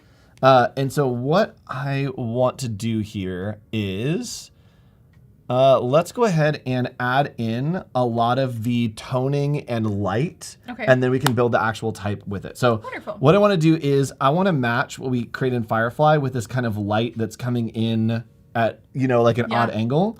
And the best way to do that is to just grab the lasso tool and feather it out to like 200%. Whoa. And then start stacking in where you want your light to be, right? So I'm just selecting very like General areas? General areas. Okay. I'm making those selections and then coming here and changing maybe the brightness and contrast. Just pumping up the brightness a little bit. You can see we'll start to get a little bit of this kind of look that we're going for of the harsh light, and then we'll soften up the back a little bit. And I'm going to do a vignette. Somebody last stream wanted to have a vignette. So I'm just going to select around the edge. Oops. And then we are going to right click and select inverse. And from there, again, we are just going to do another brightness and contrast and bring the brightness down. Anthony in chat said, I'd watch that movie. So Anthony, we'll let you know when it releases. We have the title, but no movie. Yes. All right. So we have already some like of the harsh lighting that we're looking for. And the big problem is that everything looks really crisp right now. Right. We'll fix that. Okay. We're going to blur everything so much. One more thing that I want to do is I know that I want to have a ton of noise on top of this. Okay. So I'm going to add my noise layer. And again, most people do this in reverse, but I like to add all the lighting and effects first and then build under it so I can see what it's going to look like. Okay. So let's go ahead and add in our noise. Control-Shift-N, which is new layer. And we're going to go to Overlay and then fill with Overlay Neutral Color and hit OK. It's not going to do anything because the overlay is negating at 50%. Cool. And we go to Filter, Noise, Add Noise.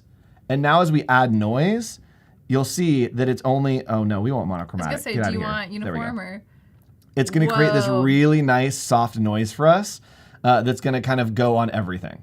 This reminds me of the wedding title or wedding invitation you did. Yes, 100%. Right? 100%, yep. And you can see that we're starting to get like this fabric. And the fabric that Firefly did is actually not as good as I want it to be. This is the look. It's kind of that like wrinkled, like focaccia fabric. A focaccia fabric. It's a focaccia Can I order fabric. that? So next thing that I want to do is in old movie titles, nothing is ever black and white, right? Wait. Everything is always just a little Shades of bit gray and a little bit closer to black. So I'm going to do a gradient map here. Smart. And ooh, I'm not mad about that. I am going to change this so that my darkest points are going to be like a 90% black. Okay. Actually, let's do like 95. Yeah. It might actually need to go, let's go 98. So we got a little bit of room to move. So the reason is you want a little bit of room to move to make things a little darker and a little lighter. And then here, I'm going to make the lightest, perfect. So you can see this looks a little bit more vintage than this, right? Definitely. So it just pulls it into that vintage zone So a little bit cool. better there. What is this layer? Get out of here. So we have all of the steps set up. We have our noise. And you can see if this is not fully white, we start to get some of this really nice kind of soft texture there. And I'm actually going to blur out our... I'm not going to do that yet. The whole thing's going to get blurred. I get caught away. All right, so now let's add some dimension. Let's add some glow. Let's add a little bit of that kind of like shadowy look. What we're going to do is we are going to select our type here. And there are a couple ways to do this. We could do this in Illustrator and kind of just pull it out. But what I like to do, which is not the right way, Take us there. is I like to just make my selection of my smart object right here, hitting Command and then clicking on the thumbnail. Okay. Then I'll grab the lasso tool right here. I'll set the background color to black, right, which is super dark. And then I will hit delete. And basically delete just fills with the background color. So the background color is black. And then I'll go left one and up one and then hit, oh no, it should be shift delete. I did this wrong. No. Command delete, there it is. Command delete. That's what I did wrong. Command delete is gonna fill with the background color. Okay. And so I'm literally gonna go left one, up one, and I'm just gonna do your that arrow keys, right? Do you with give my us arrow dimension? keys. And you'll see there that we're starting to get that ghost. nice little... Chat, if you're seeing the shadow, throw a ghost in the chat for us. We need the support of the ghosts. That's looking so cool. Ghost. Ghost. And so I do want to have that long shadow that's coming out this way. And Jesus Ramirez, like one of the best designers that's He's ever amazing. existed, has a really great trick for this of creating long shadows in Photoshop. I don't remember. So, Oh. Jesus, I'm sorry you've taught me once, but I am an old dog that doesn't learn new tricks. So let's go in here, and what I'm going to do is I'm just going to grab this one. And what's great about working between programs is this should be able to scale up. I should be able to grab kind of the edges here and have it sync up so that I can kind of fit exactly where this needs to be. You've done so much. It's only been 20 minutes of the stream, and you are just crushing it. We have so much more to go. Oh, well. All right, that's, yes, okay, cool. Woohoo, we have a ghost in the chat. Thanks, Eduardo. Ooh, spooky. What I am going to do, though, is with this shadow that's kind of in the background, we're going to multiply that, and that should be the darkest part of our composition. So we're going to do, let's actually do color burn. That's going to make it like really dark. And then from there, I am going to probably do a little blur. So we're going to go to filter, we're going to go to blur, and I'm going to do a motion blur. Cool. I've been learning more about motion blurs lately. I feel like that's something that's like kind of overlooked with effects. Oh, 100%. I learned it on the Weekend Creative when they were streaming about their photo editing. I watched it many times over. And I might need to lighten this one up just a little bit. It is filled with full like black, and I don't want it that dark. And so I'm going to pull it up a little bit and just refill it there. Oh, that's blue. There we go. Subtle, yeah. Or is that not what you wanted? That's not what I wanted. I want it to maybe be a little bit darker. We'll have to play around with what that looks like. Because I do want it to be a little bit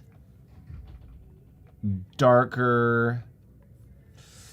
It might be my gradient map. Let's see if we can change this gradient map. I'm going to change this to a little bit lighter. That's looking better. Awesome. Yes, the gradient map needs to maybe be a little bit darker because I do need a like darker black. Okay. So maybe we do go full. Actual black. Yeah. Not just shades of gray. Actually, you know what I can do? What? Is we're gonna leave this how it is. Okay. And I am just going to take the shadow that I have here.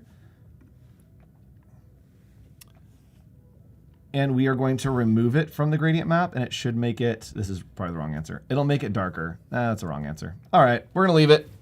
It's looking really cool. Yeah, I might do a little bit more here, but I think it's looking pretty okay so far. Definitely. So the next things that I wanna do is I wanna have like that fabric on the background. On the focaccia. On the focaccia. And so what I wanna do is I'm gonna come into Illustrator here and just make some like old TV lines. Wow. And these are just gonna be little black lines. They're separated like this. And I'm gonna hit Control-Command-D Whoa. to just keep that going. I could create a blend here, but don't want to. So I'm just gonna hit Command-D to make a bunch of them. Don't want to. Copy. And then I'm going to paste this right into Photoshop. Nice. So we've got this old TV look. And then we'll do a blur on this.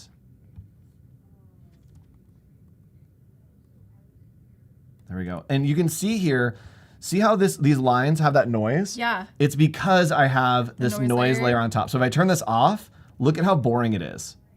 Yawn. And boom, you hit the noise layer and it gives you that grit right away. So That's awesome. using the texture with a 50% overlay in gray, super helpful. And someone's saying a curved clipping mask. Yes, I will be using those for sure. So here, have that. I probably want to take the opacity down a bit, and I am going to change the blending mode to dissolve. Intense. Wow, you're going to add even more grain by using dissolve. 100%. 100. Way more. Ooh. And dissolve, as you take down the opacity, it actually does less grit. So there we go. We've got really nice This is so cool. texture overlay there, right? Jack says all the texture. Yes. My contrast is very off right now, but we can fix that. That's totally fine. All right, so I think Ghost looks good. The next thing that I want to do is I want to create a little more dimension to these letters. So what I like to do is I am going to actually turn off this gradient map just to see. Okay. I'm going to leave this off for now because I want to kind of do some stuff. So what I'm going to do, I'm trying to do something. Big plans. Yeah. So what I'm going to do is on this, I want to add a little bit around the edges to just roughen up this little shadow that's back here. Okay. And so I'm gonna draw directly on it. I know that that's like not what you're supposed to do. You're getting crazy. I'm getting crazy. And I'm just gonna grab a brush, and we used Alt or Option to select that area. And I'm gonna make it a super soft brush. And I'm just right clicking and changing the hardness to 0 right there. Okay.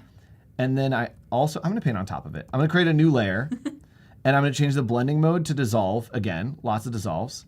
And now as I start to paint this in, you'll see that it is going to,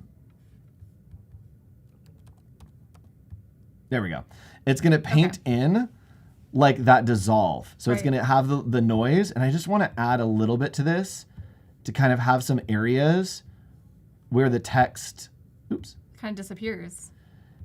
Or has like a shadow to it, I guess. Yes, has like a little bit of a shadow to it, has a little bit of dimension and a little bit of texture. That's gorgeous. So that it feels like just a little more interesting.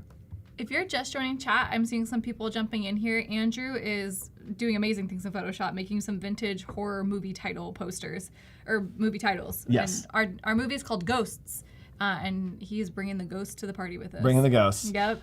So what I'm going to do next is start adding some dimension to these letters here. And we're going to do that by just going to our blending options. And we're going to do a little inner glow. And there we go. We're going to make that inner glow. Black is totally fine. Going to change the opacity maybe a little bit. And this is just going to soften those out. I'm going to add some noise here. Lots of noise. So much noise. Change the size because I want it to be almost gray, but look like it has kind of a roundness to it. So you can see that those letters feel a little more round. And when I turn this off, see flat letters, and now we've got that good like vintage look. Which is crazy because when it was flat, I was like, this is so looking like so cool, but just that extra layer sends it to the next dimension. Yep. Amazing. So we're gonna do another layer on top of this. And another layer? Another layer. Should we There's save so at some many point? layers. I'm getting nervous. We should save. We should save. Okay, we're just gonna ghosts. Okay, great, saved. So what I'm gonna do now is I wanna add a little bit more of a glow. And if you think about it, each of these letters would have their own glow if the light was hitting it, right? So they're each their own letter. Yeah. Each their own letter. So what I wanna do first is I want this area to have a little bit of light hitting it. And I think that we started with our light coming down this way because we have those hard shadows. So I'm gonna kind of do a light that goes this way. And this is where someone had suggested curves. This is where curves are gonna start coming in. So this is where I can play around with really hitting like that harsh light coming down. And that actually doesn't look quite how I want it, but I wanna have like. You have a very specific vision. This, yes. In the best way, because I was like, wow, that looks cool. And then sometimes brightness and contrast works better than curves. Sure. There we go. I think that works a little bit better. Still want to have the contrast in there. Yeah, that works a little bit better to just give us that separation. So let's do that. And then I also want to, what was I going to use curves for? Oh, what I'm going to do is kind of just pull the letters to have a little bit more glow. So we're going to do a new layer right underneath all of our lighting. So you never want to touch your lighting. And this one I am going to do as an overlay. Okay. And we're going to do fill with overlay neutral color. Cool. So it's a layer of nothing. So much of this process is just playing around with like lighting, pulling in and out. So we are going to then dodge. So dodging and burning, two different things. Yes. Pop quiz, chat, and Emily. What does dodging and burning do? One lightens and one darkens, but beyond that, I couldn't tell you. The values? There we go. So yes, dodging is going to make it lighter, and burning is going to make it darker. So what I'm going to do? Is that the actual answer? Yep. Is we have our layer here, which is just gray, right? Nothing there. Yeah. So what we can do is when we dodge and burn, which is O, or right here, I always dodge. use the panel. We can change the exposure 50%. I'm actually just going to, we're just going for it. And what I'm going to do is I'm going to make this a super large brush, and I'm going to start just dodging around here. Okay. And you'll see how it's lightening everything up a little bit? Yeah. So this is what I would typically use. For this one, I actually want to go a lot brighter. So I'm just going to create a new layer. And this one, I am going to set the layer to dissolve. Sorry. I was like, dodge? Yes, dodge. We're gonna set it to dissolve, and then here I'm going to just start painting in white, and you can see, right, how that has that crazy glow. And I'm gonna kind of just hit a couple places. And that's probably way too much, but it's the look that I want. It's perfect. No, it's perfect. More. I do think I actually want it to be underneath these lines, right? Yeah, I think so too.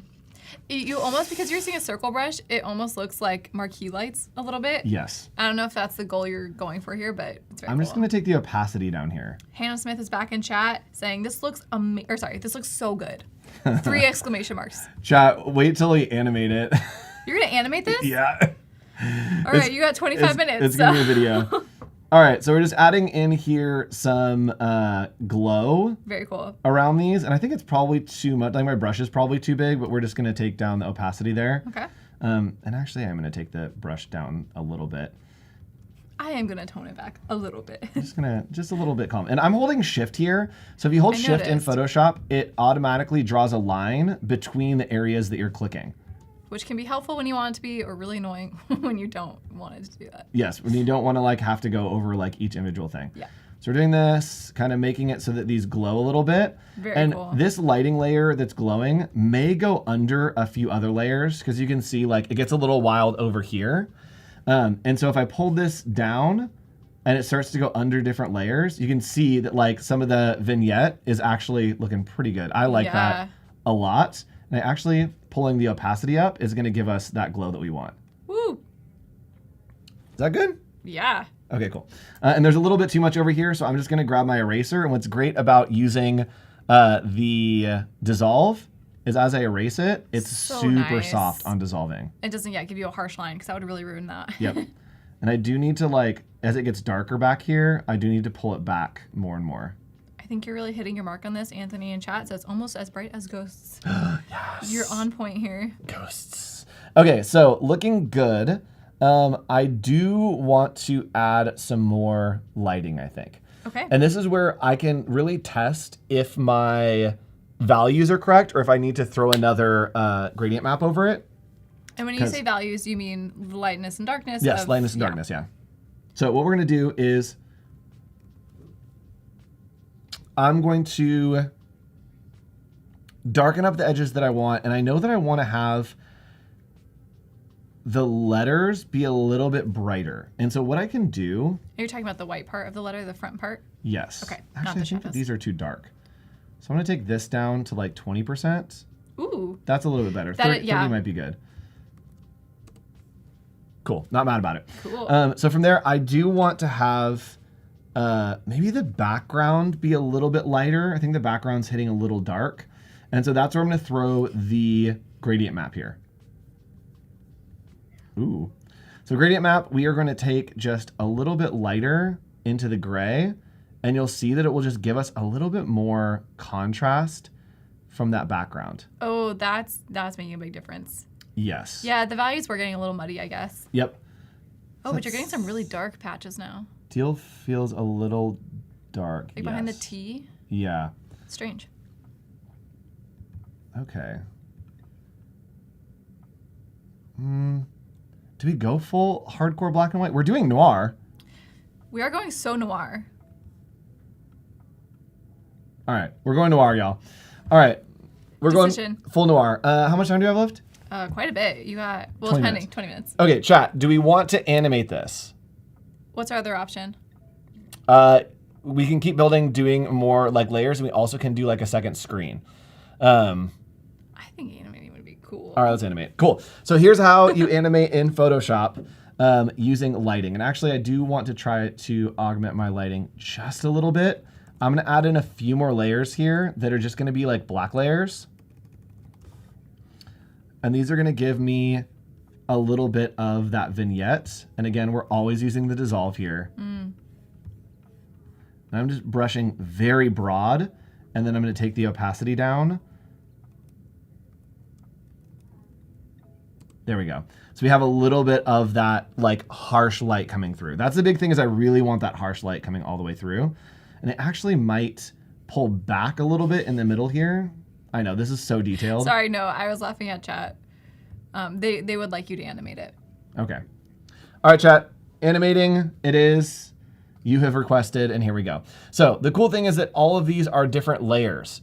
And what we can do is we can go to Window, Timeline, and here we can start animating a lot like we're working in Premiere Pro. Sorry, Studio Manager, is it better if I move this to the top?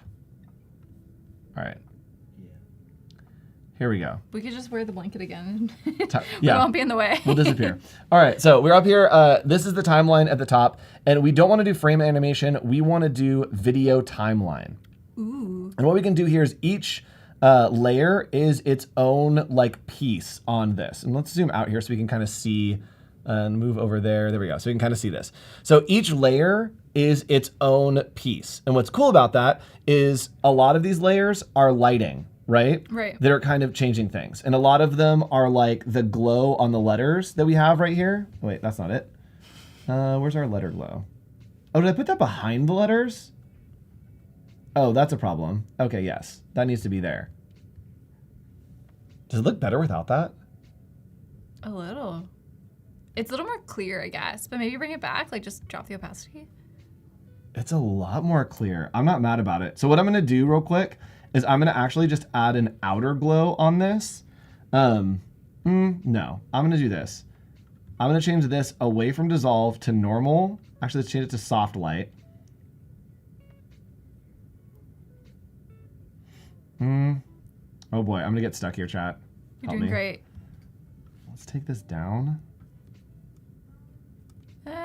I like it without. Yeah, I say drop it. I don't need the glow. Yeah, I don't need the glow. I don't need to glow.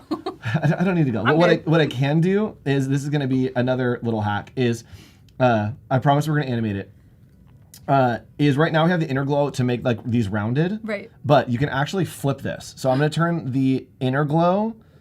So I'm going to turn the inner glow to the center. Okay. And make it fully white. Oh, I see. Almost like a neon like tubing is in the middle. Yep. And then from there, we're going to do a color overlay. And the color overlay is going to be that dark gray.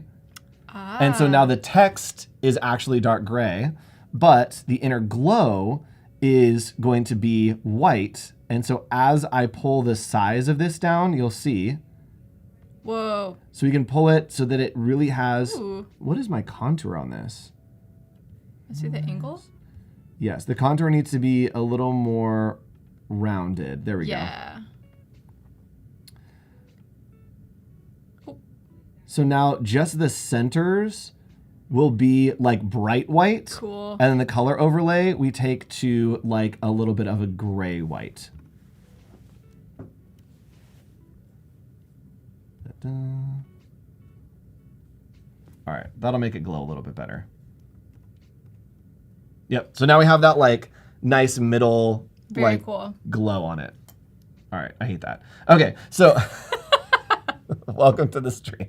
Okay, so now we're gonna go to video timeline, and this is where we're gonna start adding in our effects that make it really glow. Awesome. Is we're gonna go create video timeline, and look, here are all my layers. Whoa. Every layer is here, which is really cool. Wow. And if I wanted to, let's go ahead and have the ghosts like fade in.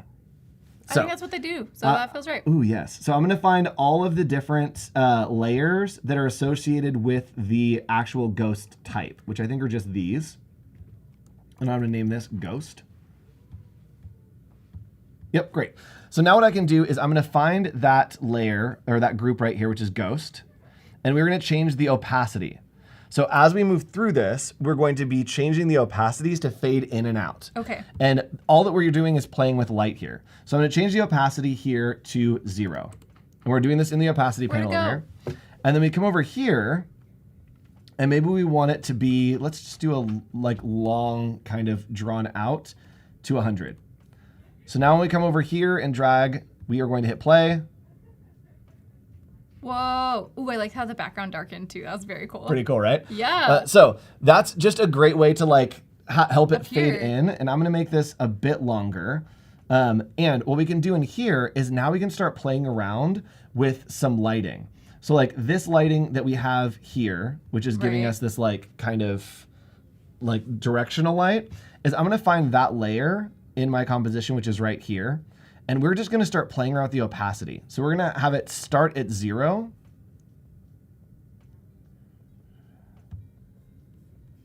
Oh, I want the actual layer. So I'm gonna have it start at 0. And then move a little bit, and maybe it will be at 10. And so what I'm doing is kind of just playing around with this layer, Okay. changing its lighting. Oops. Another one here. We'll add a key point. Each time we're adding a little keyframe and making it so that it just flickers ever so slightly. Chat was asking for a flicker, so this is good. Yes. You read their minds. I got you, chat. So what I usually do is I go like 15:30 and then 20:40 and kind of just go back and forth on each keyframe so that it creates this really like flickery kind of look. This is the boring part. 20, and then let's go. I'm just thinking that I'm going to need to watch the replay on this because there's a lot of little steps that are happening here. There are. Just So really awesome. It is just making different keyframes and kind of saying like, hey, Sure. we want this much light to be happening At this time. This time, yeah. Make it happen. Please. So then let's go 80 here. So let's play this so you can see what it looks like with the opacity coming in and out. I'm ready. Very cool. So you should be able to see, is it cycling these? I didn't notice a particular flicker. Was I supposed Am to I see not that? doing this on the right? Layer. I might not be doing it on the right layer. Are All you, right. are you trying to make? I feel like you should make the TV lines like flicker. Oh, You know what I'm saying? That's a like good it idea. like fades in, and then those are like. okay, let's do this. That's me though. So I'm gonna do just a new adjustment layer here, and we're gonna do a curves layer, but I'm gonna do it as like a center light. So we're gonna do More kind of a light. center light here. And we're gonna change the curves, exposure, sure. We're gonna bring the exposure up, and I think that that is going to look fine. So here is where I can start doing that workflow. What? Animate the layer position may not have effect. You may need to animate the mask. Oh, that's what was happening. That was my fault. Okay, so I wasn't animating the mask is what was happening. That would do it. 0 there. Katrina's in the chat. Hey, Katrina. Hi, Katrina. Excited to see you stream soon. See you later today. You and me? Not you and me. We're not I streaming think together. you and Val are up next. Me and Val. We Yay. will get a slide up for you shortly about what else is on the docket for today. But yes, Katrina is here, and so is VooDoo Val. Super exciting streams all day. And if you're just joining now, Andrew has been animating and creating this really awesome vintage horror typography movie title called Ghosts, which is not a real movie, but we are open to anyone who wants to take it and run with it. So let us know. Yeah, studios, if you're watching. I'm not your representation for this movie. Thank You have to go through me first. Emily. What's wrong? Where's the flicker? What do we see? Oh. Walk us through the process. Chat, why? If you need to cry, this is a safe place. I was editing the position and not the opacity. Oh no. that's Oh, what that's why, happened. because it wasn't moving. Yes. Chat, there's a hotkey to change the opacity. Does anyone know what it is? I don't. Do you want me to Is it Google just 0? It is. Okay, it's 0, 1. Okay, so look at chat, this. use your hotkeys. This is so we're going to start at 10%, and then we're going to move a little bit, do another keyframe, and then do like 4. Yes, this is great. Oh yeah, someone in the chat just said that you changed position. Keyframe not the- 2, keyframe. Okay, this is great. So chat, just do this and randomly hit different numbers, and it will create the opacities that you want to see on each of these keyframes. Wait, this is great. It's all happening. I've It's all never coming I've never together. done this. I've never used the hotkeys. This is such an improvement to my process. 8, and let's go up here, and then this is going to be just 100, which is 0. This is great. And then You once did we it. get up here, we're just going to go between like 80, 90, and 100. Okay. Here. All right, the final 10 minutes here, Andrew. Take us home. All right. Ready, chat? Ready. Please work. Please work. All right, here we go. Let's play it. See the little glow happening? Yeah. Ooh. right? It like faded and then it like goes. Yep, so we got a little like glow there, which is great. It was brilliant. Let me zoom this in. Oops. Go back here. And we are gonna render this. Yeah. That's so good. Cool. So we got a little bit there. I want it to have more, and I think what I can do is I think I can copy and paste these. I can. Why not? So I'm gonna come here, and then we are just going to. Right click? Can I not paste? Paste? No. That's a smart object, huh? Yeah. Can I not copy and paste these? I'm pretty sure I can. Can you like shift drag? Oh no. This is out of my Photoshop knowledge. Yeah, this is out of mine too. Chat. Use our wealth of knowledge. Copy. Okay. Paste. There we go. This is what I wanted. Oh, Paste. did you And that right way, click? it's just gonna Okay. flicker between these Cool. and paste. So now when I play it, it should do like a nice little flicker over everything.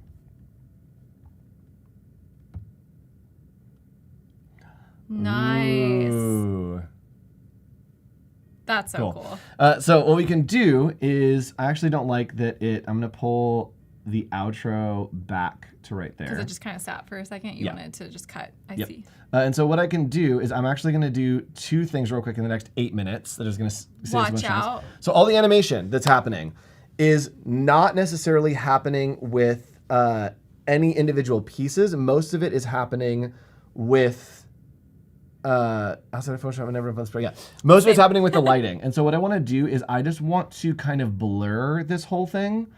And so with our noise that we have up here, this is a super easy way to do it. We have noise, it is overlaid, and it is noisy. We can just blur this, and it's actually going to kind of blur everything out for us. Let's go. More noise, more blur. Take us there. Gaussian blur, I usually do like 1. Yeah, let's not get too crazy. Yeah, and it's just gonna give us a little bit of a softer blur on everything. Ooh. And that way it's not as harsh with the A gentle texture. ghost. A gentle ghost. Ghosts. Ooh, Spooky. ghost. So what I'm gonna do now is I'm going to export this. We're gonna go to File. We are going to go to Export, and we are going to do Render Video. Render. And we're gonna do ghosts. Sure, I'm gonna throw it on the desktop, hit render. And as that renders, it should take like not too long. As that renders, I'm gonna come over here to Express, and we got kind of close. Super. I mean, better, I think mine did a little bit better, but it was great for concepting. That's what I love using Adobe Firefly for, especially structure reference, is just concepting stuff. Make it a GIF? Yeah, easily make it a GIF. If you wanna make it a GIF, you can go to File, you can go to Export, or you can go to File, Export, Save for Web, and then go to GIF. It is going to take a second, so I'm not going to do that right now, but you could do that. All right, I'm going to go ahead and grab our video. Already rendered? Yes, right here, and just drag it into Adobe Express. Ghost.mp4. Ghost.mp4. There she is. And from there, I'm going to add a scene, and I am going to copy and paste here. And from this one, I want to reverse the speed of it. So I'm going to take it to, can I reverse this clip? Reverse. Oh, chat, is there a way for me to reverse a clip in Express. Express? Show layer timing. If you mirror it, no, that would just mirror the art. Yep. Oh, chat, I don't know if there's a way to do what I'm trying to do, which is fine. Sorry, chat said reverse, reverse. That's fine. We don't need it. Yeah. So what we can do is now that we have this in Adobe Express, ghost. So good. I can add like some extra TV glow on top of it if I wanted to. Did you say teeny glow? TV glow. TV glow. I said tiny glow. Yeah. It's teeny tiny glow. And something else that we could do here, I don't have time to show you completely, but what we could do is let's say that we had another version of Ghost, like another screen or like more words that we had to do. Okay. So I'm gonna duplicate Ghost just so y'all can see this example. And let's say that it like was another thing that was down here. More ghosts. So let's say this was a different screen and another word. Okay. What we could do is we're just gonna extend out our timeline a little bit. And with that, we are going to find the first ghosts, and this just creates a really cool effect when you're working with type like this in this style. We're going to find the ghost we have right here, is it's going to hit there, and then we want to change the opacity and have it go to 0 like here. And so we're going to have this like fade out. And we're going to open up the other ghosts, which is the ghost copy right here. And this one, we're going to change to fade in over the other one. So we want it to overlap a little bit, and it will create this really cool effect of them kind of overlapping. Yeah. And so let's go ahead and let's do this a bit more, a bit tighter. Chat is requesting the sequel, so maybe this is like Ghosts, the sequel. Yes. Yeah. All right, we have 4 minutes left. Great. For the sequel. So this is great if you're trying to create that like vintage look. Yeah. Is to just layer your different pieces and have them fade in at different times. So there we go, and then the other one's gonna fade in. Whoa. And you can see it kind of like just overlap a little bit, and it's very soft, very demure, very cutesy. Boom. We made it almost 2 hours with that. Ghosts, and then we did. Boom. That was genius. I love that. Great idea. So super fun. And then if we wanted to in here, we could add some music. Someone was asking for a theremin voiceover, so if you could give that, that would be awesome. All right, here we go. Where are my headphones?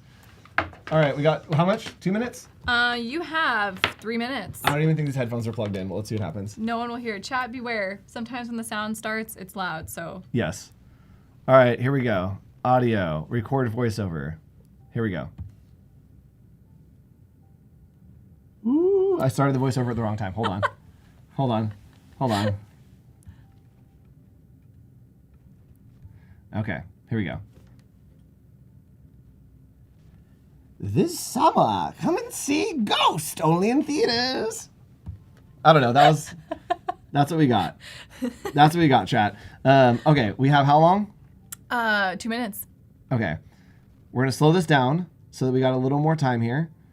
I'm gonna match it up to my voiceover. And then we also are going to come in here and we are going to do audio, and I'm gonna do scary and see what comes up. Good luck, chat. Yeah, no keys. I don't know. This shouldn't be. Sound warning.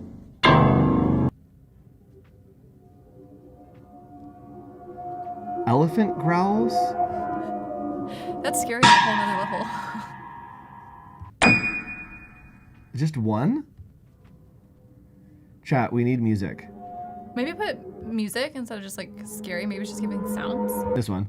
Okay, here we go, chat. Here's our new movie that is coming out called Ghosts, only in theaters. Voiced by Andrew. Voiced by me. Me, Andrew. Hi, it's me. Okay, here we go, chat. This summer, come and see Ghost, only in theaters. Honestly, I loved it. Was it good? I loved it. I thought it was great. Thank you so much. And yes, just sorry, it was probably so loud, chat. Welcome. So thanks for joining us. We created some awesome typography that was animated in Photoshop, right here in Photoshop. We didn't have to do very much. We did a lot, but super easy to animate in Photoshop, and hopefully you can animate in Photoshop too by just using the layer timing up here. And so good. Ghosts. Coming to a theater near you. That's it. So stick around. There's more content coming up. I'll be hanging out with VooDoo Val as we build a monster. It's a monster mash. And then Emily's coming back to make some printable Halloween cards and a fall vision board at the end of the day with Katrina. So I will see you a little bit later. All right. Bye, you guys. Thank you so much. You can illustrate something and then make an interesting little animated reel for your Instagram. I have my Photoshop open, and for this step, like just blocking in shapes, I will use my selection tools and grab us some like grayscale and transform that and put that into place. I am going to create a new layer with just Control-Shift-N and I'm gonna turn that to a clipping mask, and I'm gonna make sure I'm on like a soft round brush. I'm gonna set the brush mode, not the blending mode, but the brush mode to dissolve. Putting it onto a soft round brush or anything that's like very feathered like that, you can actually use the dissolve brush mode to create like kind of a noisy blend brush, which I absolutely love. I love darken so much because I feel like it adds just the right amount of like sinister color. We're gonna kind of twist Merry Christmas into a spooky creepmas. I think the Mystery Machine has like these like strange flower designs, right? We can put some like purple vibes in it. Let's zoom in here and start to make this look a little bit more like a material. Using dissolve on brushes that are textured, like this like kind of charcoaly Aran brush, it is actually pretty darn cool. So I'm gonna grab my brush. I'm gonna turn my dissolve on here, and I'm just gonna scoop down. And I'm using kind of a subdued yellowy color because we're going to throw it on a blend mode. I think overlay will probably work, and I'm going to Control U to open hue and saturation. I also want to put a spot of light here. Oh yeah. I'm going to turn this into a smart object. And all I did here was double tap that icon to open what I converted to a smart object. And I've just hidden that. And so now I can hit Control S to save and then close that. And when I come over here, it is now without its flowers. I'm going to sketch with like a dark purple. That's looking pretty good. Let's put just a tiny bit of texture in here. I think this is cool. Let's do one spot of light. And I'm going to open my libraries, and I'm going to throw this little guy right in there. So we have these, and maybe one drops right here. We're gonna do a cool little animation. Let's go ahead and flip this one. I want it to drop in front, so let's reorganize our layers. I think I can change the background color to like let's do like a custom. I'm gonna do animation real quick. Honestly, drop is perfect, but I want it to, let's do bungee. You can select a loop. I think Bob probably is gonna be it. So I'm going to show layer timing. So the first one comes in at the very beginning of our video. The second one, I'm gonna bump this. Just so that way they come in a little separately. So we can do like fog, and let's throw like a duotone onto it. Yes. Yeah, that's kind of cool. That looks pretty cool. That's kind of cool. And then I would just have like some text fly down. Scary creepmas. That's kind of cute. That's pretty. You know? That's kind of cute. Kind of fits. Yeah. Another thing that's cool is the dynamic lockup. It'll create a cool lockup for you. And let's center that. I'm going to turn that to an orange color. You really can build a legitimate scene with this, and you can make some really, really fun custom animations and reels for your social media this way. Thanks everyone for joining. Thanks for all your comments. And thank you for sharing all of your wonderful skills and knowledge and passion for all things creepy. Bye, guys. Take care, everyone.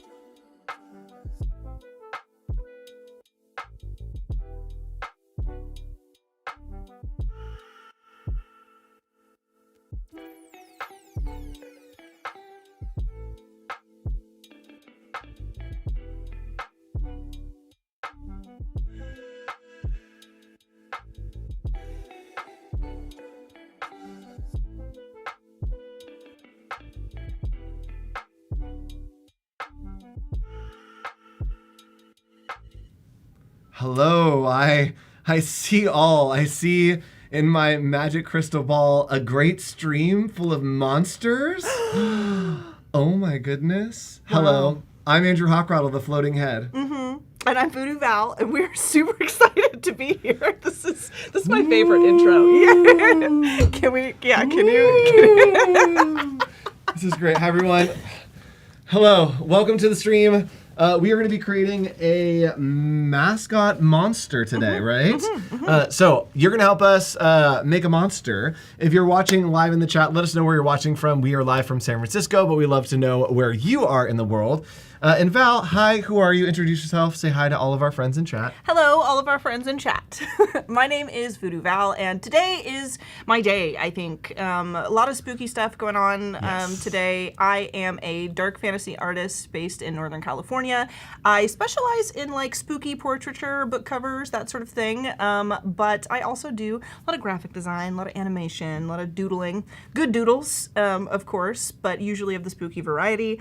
And yeah, today we're going to be doing like mascot monsters, monster mascots. I was thinking going the classic monsters route, so I do have a design prepared for like a Frankenstein mascot, but chat, let us know if there's any other classic monsters you think would make great sports team mascots. We need to know A, who they are, and B, what sport are they a mascot for? And do we need to invent some games? Yes. You know, do we need to invent some fictional spooky sports? But yeah, today we're going to be working on that. We'll do some illustration, and then we're going to dive into Adobe Express and give it a little motion.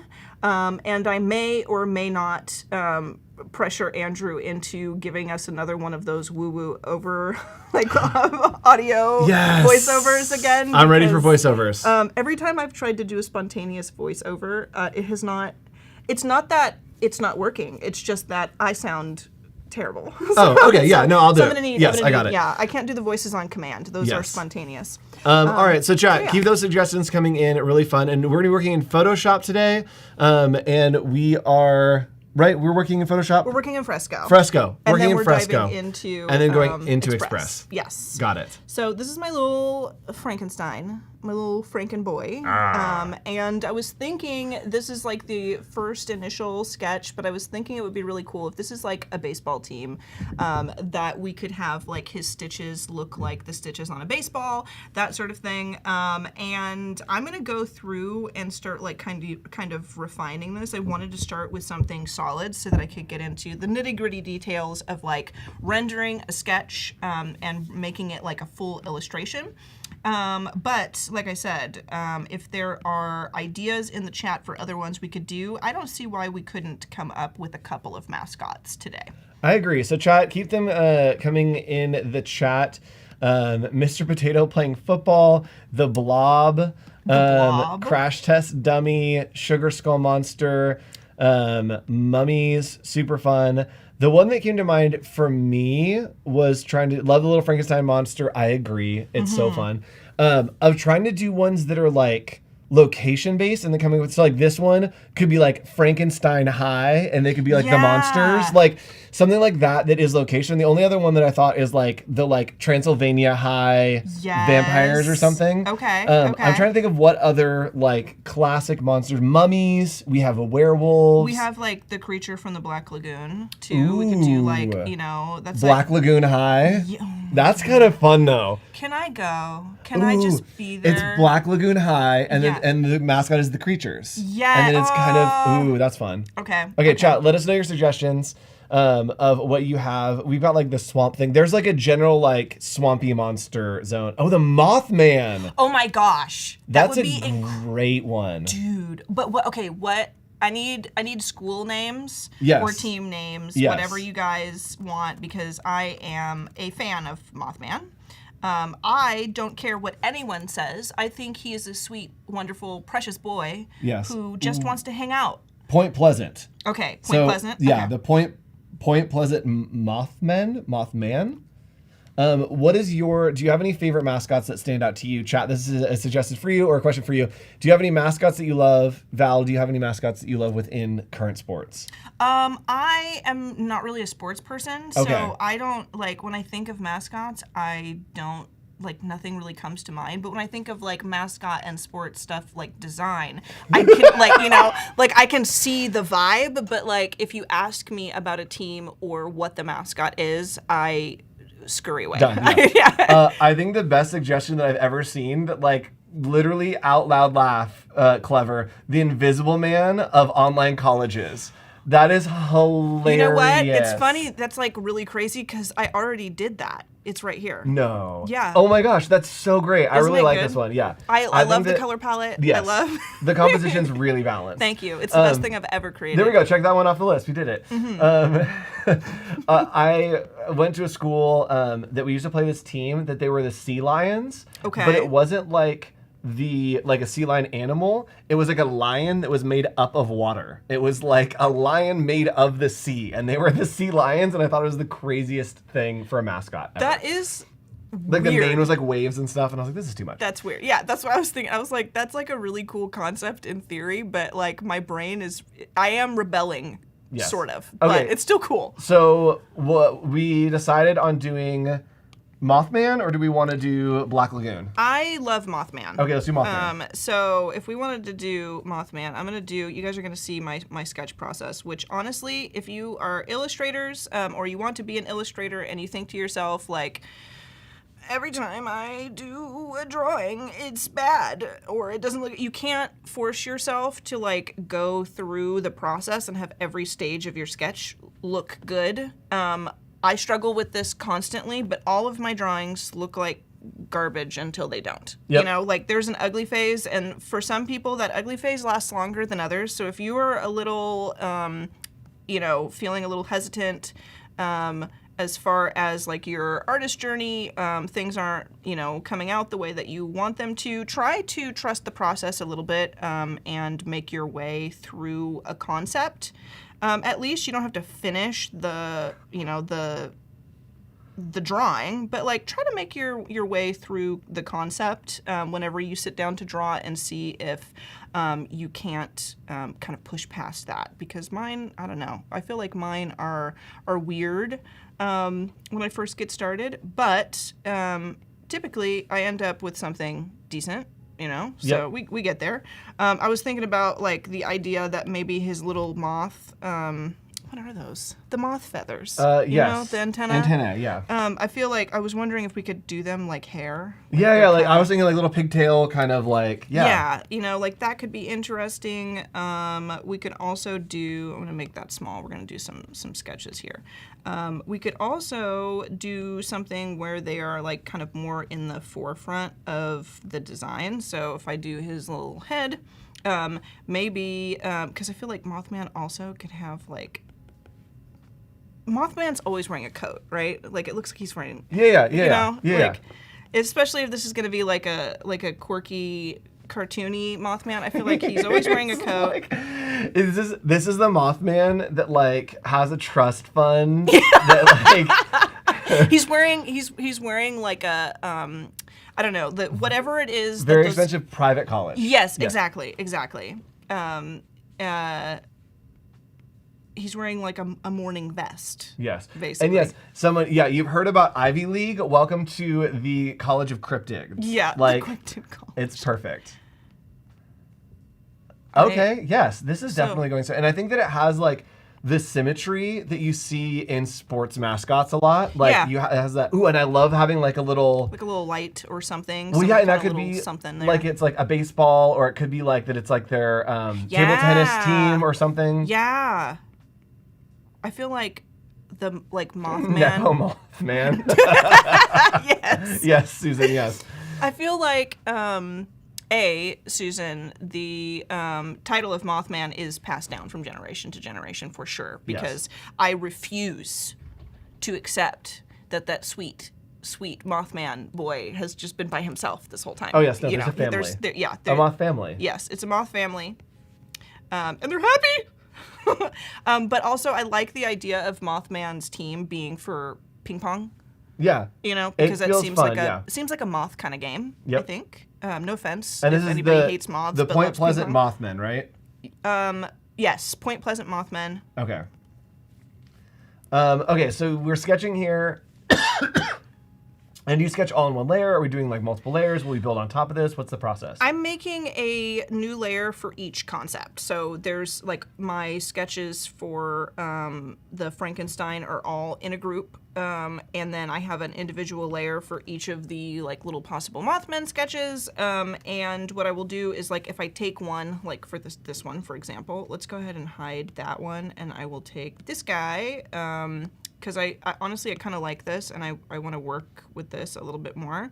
I will lower the opacity, make a new layer, and then I will select multiple and group them and work within this group. So when I create something that I like, that whole concept is grouped all together, and I already have it organized. I just have to keep working within that. Yep.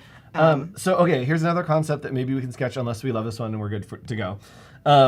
One, if we want to flip to my screen, I have like some comps of one. I just think of the antenna of like a side view with the antenna like going back. Yeah, like so that the it has swoop? that like he's like it's like the momentum to the side kind of swoop. Yeah. You are speaking to my heart. I know Right? exactly, It feels very like college mascot-y to have that. Yes. exactly like this. I feel like I can picture it in my head. We're gonna put the little circle is like him. We're gonna have like this dramatic for his his coat, whatever it is, and then this will come like something like that. Yes, very dimensional, aggressive, yes. And depending on chat, one, how much you're talking, and two, how distracted I get, I may do like a type treatment so that we can have like a nice little like collegiate type treatment around this. Because it's really fun. He looks kind of sad. He does look sad. he's like gazing into his soul. He's like, oh, I'm all alone. What's going on? I feel like the colors for this would need to be like black charcoal red, and then do like I feel like Mothman either has like red or gold eyes. Yeah. Like kind of a purple hue. So like varying, shades of like purple charcoal and with like thick black bold lines, and then do like red for his eyes, so his eyes are like glowing, and then we could even do some kind of motif because I feel like some of those they have like little design elements, like 2 to 3 design elements around. We could even do some like little stars. Yes. Like he's, Oh, yeah. Like he's in the night sky, kind of like he's out. That's interesting. I'm not mad about this. Yeah, I actually really like this. Okay. And I kind of might, alter his eye, but I feel like he only needs his eye. I'm trying to think of like, the more you add to Mothman's face, the less Mothman he is. Yes. Right? Yes. Because Mothman is mysterious, and when you see him, you see Mothman's silhouette. You see Mothman's the shape of him, and you see his glowing eyes. So we're gonna. I think that I need to kind of work on how I will design that eye, like what that's gonna be like. I'm not sure yet. And is the mascot the Mothman, or is it the Mothmen? Is it the Point Pleasant Mothmen, or is it the Point Pleasant Mothman? I feel like if it's a mascot, it should be the Mothman, right? Like individual. Oh, yes. But if it's like on merch, the team would be the Mothman. Okay. Yeah. Okay, yeah. got it. That's what I'm thinking. Got it, yes. I think that because the moth is a cryptid, and I think everybody loves Mothman, that it's also universal, because I would love to be a Mothman. I think, yes. I think anybody can be a Mothman. Everybody can be a Mothman. Anyone can be a Mothman. Just dream. That's like the orientation video. It's true. That could be it's like orientation video. Like the voiceover for it yes. is like, hi, at Point Pleasant, we are all Mothmen. We're all Mothmen. And you can be too. You can't, of course. Why would we not? Honestly, if I had to choose between a regular animal and the Mothman to be for my school or for my team or whatever, your girl would choose the cryptid for Yes, sure. 100%. For sure. I feel like that's very on brand. for Mothman me, too. inclusivity project, yes. Yes. Okay, I think Ooh. this might be it. Yeah, I think that is the most dynamic. So what we're gonna do is we're gonna make this larger. I'm wondering if we give it a little dynamic tilt, maybe? Ooh, for mothball. Yeah. I think that's really interesting. Sports is a moth. The sport is a mothball. I like that. Like ping pong with a mothball, or specifically Ooh. like it's called, instead of like softball, it's It's like mothball. Mothball. Right, because isn't a mothball thing like you get on like a jacket? Like couldn't you get like? Well, you get them, and well, it's supposed to keep moths away. Oh, okay. But I feel like we could still do. Why not? We can go with yeah, it, yeah. The Point Pleasant mothball team, Point Pleasant Mothman. I think that's what we'll do. Okay, I'm going to turn this on a lower opacity, and we are going to make a new layer, select multiple, group those together, and then I'm going to come in here. With the lower opacity, I'm able to kind of keep track of what I'm doing, and then I can come in and kind of solidify this a little bit more. So I'm going to start with, I think, actually, real quick, what I'm going to do. What this needs, this is coming up, and it kind of looks like hair, which not bad, but I think I need to bring this up like so, maybe. So we have a little more of the head, and it looks like it's attached and not necessarily just the hair. Exactly, because then I can bring like a little point down and attach it, and then we have more room to do the little furly things. Down that center line, and I might even remove a little bit of this. By the way, if anybody is a Fresco illustrator or would like to be, this little touch guy up here, I make up names and titles for things so often. There is a word for it, but I don't know what it is. The touch something is what it's called. Somebody help me out. But as I'm painting, if I double tap that to highlight the center circle, I can then erase with whatever brush I have selected. So that is what I'm doing to kind of make this a little more cohesive. Hotkeys. Well, I guess it's not hotkeys. It's called type? Yeah. There's a word for it. Of all the days for you guys to not, I feel like whenever I make up a word for something, chat's like, that's not what that is. Touch modifier? Touch modifier? Maybe. I think it is called the modifier. The modifier? Okay. Yes. But yeah, usually it's like Clever Devlin in chat. That's like, that's not what that's called. All right. Okay. So I like this. Honestly, it kind of looks like he has a widow's peak. It does. It looks very like fantastical, magical, and less. It's not like scary, which is good. Yeah. Like it's not like ooh horror scary. It's like ooh, it's like just a fun, cool little thing. I am gonna ask you guys a question, but when I'm done asking, I'm gonna do what I want anyways. Okay. And the question is, can I give him lovely lashes? Oh yes. He needs luscious lashes, I think. Luscious. And I don't know that I'm accepting critique on that design choice. Thank you so much for your input. I'm gonna go ahead and ignore it. Thank you for telling me what you want. But I had this idea, and I think it's what he needs.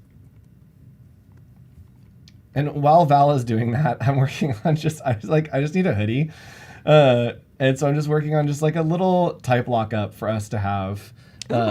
Right? Just a little something just in case we want to like put the logo in here at all at any point. So once we get there, we'll eventually be getting into Adobe Express. But I wanted to at least have some type for us to use to create this kind of like This is perfect. collegiate look. Yeah, this is the vibe. Yes. For sure. 100%. Okay, back to you. I think I'm trying to decide, like I said, like really how I'm gonna illustrate his face, and I think that it just needs to be round with the eye, and I need to maybe do like some blushy marks. I'm trying to decide if he needs a slope for his nose, like if I do wanna, like instead of not a slope per se, but if I wanted to because I feel like Oh, that, yeah, like you a know, little, yep. little bit, because you don't really see, like, Little button nose. nobody could say what Mothman's facial bone structure is. Yes. Right? Because he's always in silhouette most of the time. And I've seen some illustrators, do their take on it, but I don't think that this particular style lends itself to that kind of exploration of the character design, because we need it to be simple. Yes. So something like this, little nose blushies maybe on that little swoop, I feel like that could be enough. And It then feels like just enough. yeah. So I'm also going to start to kind of detail his little coat. And we've gone from like a lot of scratches to just like very subtle, continuous lines. Mm-hmm. Is this the next step in kind of finalizing? Yeah, I would say so. So that's kind of why I turn that on a lower opacity underneath. Is just like, I need to see what my concept is. I need to not lose sight of, what I know I want to create, but it needs to be a lot more refined than that. So I just kind of keep it where I can see it underneath everything. And then I basically, over top of it, I will make it a lot more clean. And how many versions or like iterations are you usually doing on stuff? It depends on my level of madness from the day to day. Because, sometimes I feel like you're like, you know what? I got this. I'm that girl, Like, I know what I'm doing, everything, boom, boom, boom, from point A to point B. And then sometimes I'm like, do I know how to draw? Yes. Why do people ask me to do this for an occupation? So sometimes it's really quick, sometimes a much longer process. I think a lot of people are always curious, like, oh, how long did that take to draw? And you're like, it depends on the day. Yeah. Really depends on the day. Yeah, sometimes I feel it also depends on the subject matter too, right? Like sometimes I feel like I can fall into the groove of like, doing these like chunky character heads and stuff. Like, I could probably do that all day, to be honest. I feel like I enjoy it, and as creatives, I think we know when you're enjoying doing something, you can do it like it's not a big deal. You just like go for it. You're really passionate about what you're doing and you're loving the process. You can pretty much just continue to do it, right? Yes, forever. But if the subject matter isn't clicking or it's not something that I'm used to doing, then I kind of run into problems sometimes. For example, portraits are the same way for me. I specialize in portraits. That's the thing that I've painted the absolute most often in my career, and it's the very first thing that I started taking commissions for at the beginning of my creative journey, because people wanted to see like their original characters or their D&D characters kind of brought to life for their campaigns. So I was doing like painting portraits of fantasy characters all the time. Oh, that's so fun. And then somebody's like, can you paint me a scene? And I'm like, in a space with a background and a building? What's that? No. I think I'm gonna just tell you what probably one of the worst gigs that I ever did. And I just, you're just starting out. Somebody asks you if you'll take a commission, and I feel like I oftentimes let the flattery of being asked allow me to accept jobs I should not have taken. Yes. I feel like a lot of people do that, and not everybody has the luxury of being able to say, no, I don't want to do this gig. But I think I took a commission for $40 for an illustration that I had no business doing, and I think I spent maybe 65 hours on it. Oh, no. For $40. Oh, no. Yeah. And it was like hard surface armor design, like doing fan art of like a Halo guy, and I was like, I need to paint monsters and magical girls. That's what I need to paint. Magic ladies and monsters. Organic flowing shapes, curves, good hairstyles, cool outfits. I do not need to be painting plasma guns and all. That's not me. That's not me. Not your journey. Yeah, I love Star Wars. I love science fiction, but like I can't make that for you. unless it's like a portrait of one of the Star Wars characters. Who's your favorite character to do a portrait of? I go through modes. I do not like. I mean, when you look at my portfolio, a lot of my stuff is like, I would say very smooth, attractive people sometimes, but usually those are for demos. Smooth, attractive people. I prefer not to illustrate smooth, attractive people. I love illustrating, like doing fan art of Silco from Arcane. Because he has that like glowing eye and the scars on half of his face. And I think if I can get away with it, I typically try to squeeze face scars or face tattoos onto the characters I'm illustrating because I love that asymmetry. Okay. Varying texture and using colors for skin that should not be used for skin. Like green, like a sickly green color. Yeah. Surprise, surprise. Yes. But yeah, you know, like I love doing illustrations of characters that are a little strange. I would say I have also really enjoyed illustrating Kylo Ren. However, Adam Driver is a unique man, and I think every illustration of Kylo Ren I've done, I think they all the illustrations have turned out looking like his cousins. Like they could be vaguely related to the real guy, but it's not quite him. I hear that trying to illustrate Zendaya is probably like very that difficult. too. It's very, very difficult, but it's a hard one. But I think asymmetry in portraiture is one of my favorite vibes. This is looking rad. Thank you. I'm trying to figure out how I'm going to bring this around, and I think it's going to be a little of this. And yes, very strong geometric shapes. Agreed. Let's try to kind of feather it up. I don't want it to look like a feather, but I don't think we're going to get away from that, so I'm not going to sweat it. Yes. And I'm going to try not to pull this up right away. I'm going to try to bring this back here. They are called... Moths have a different type of antenna, which can be described as filiform. Oh, no, that's not the name. It doesn't have an... It's an antenna. It doesn't have a specific name. Feathers. Moth feathers. I think moths are really cute. Yes. I think they're adorable. I like to meet them sometimes. And in Northern California, we have some really pretty moths that are like bright orange. Don't know what they're called. I only know what I've named them when we encounter one another. I do give them names. And they hang out on my back porch all the time. And sometimes I go out and look at them, and I think that they all look like sweet little fur babies in miniature. Yes. You know? A moth boa. Yes, it is very much a moth boa. Mm-hmm. Okay, this is looking great. I'm pumped. So the thing is, this is hyper stylized and maybe not as clean as you would typically see a lot of those illustrations for, a mascot. But I'm gonna not go full bore into that vibe because this one was a little more like that.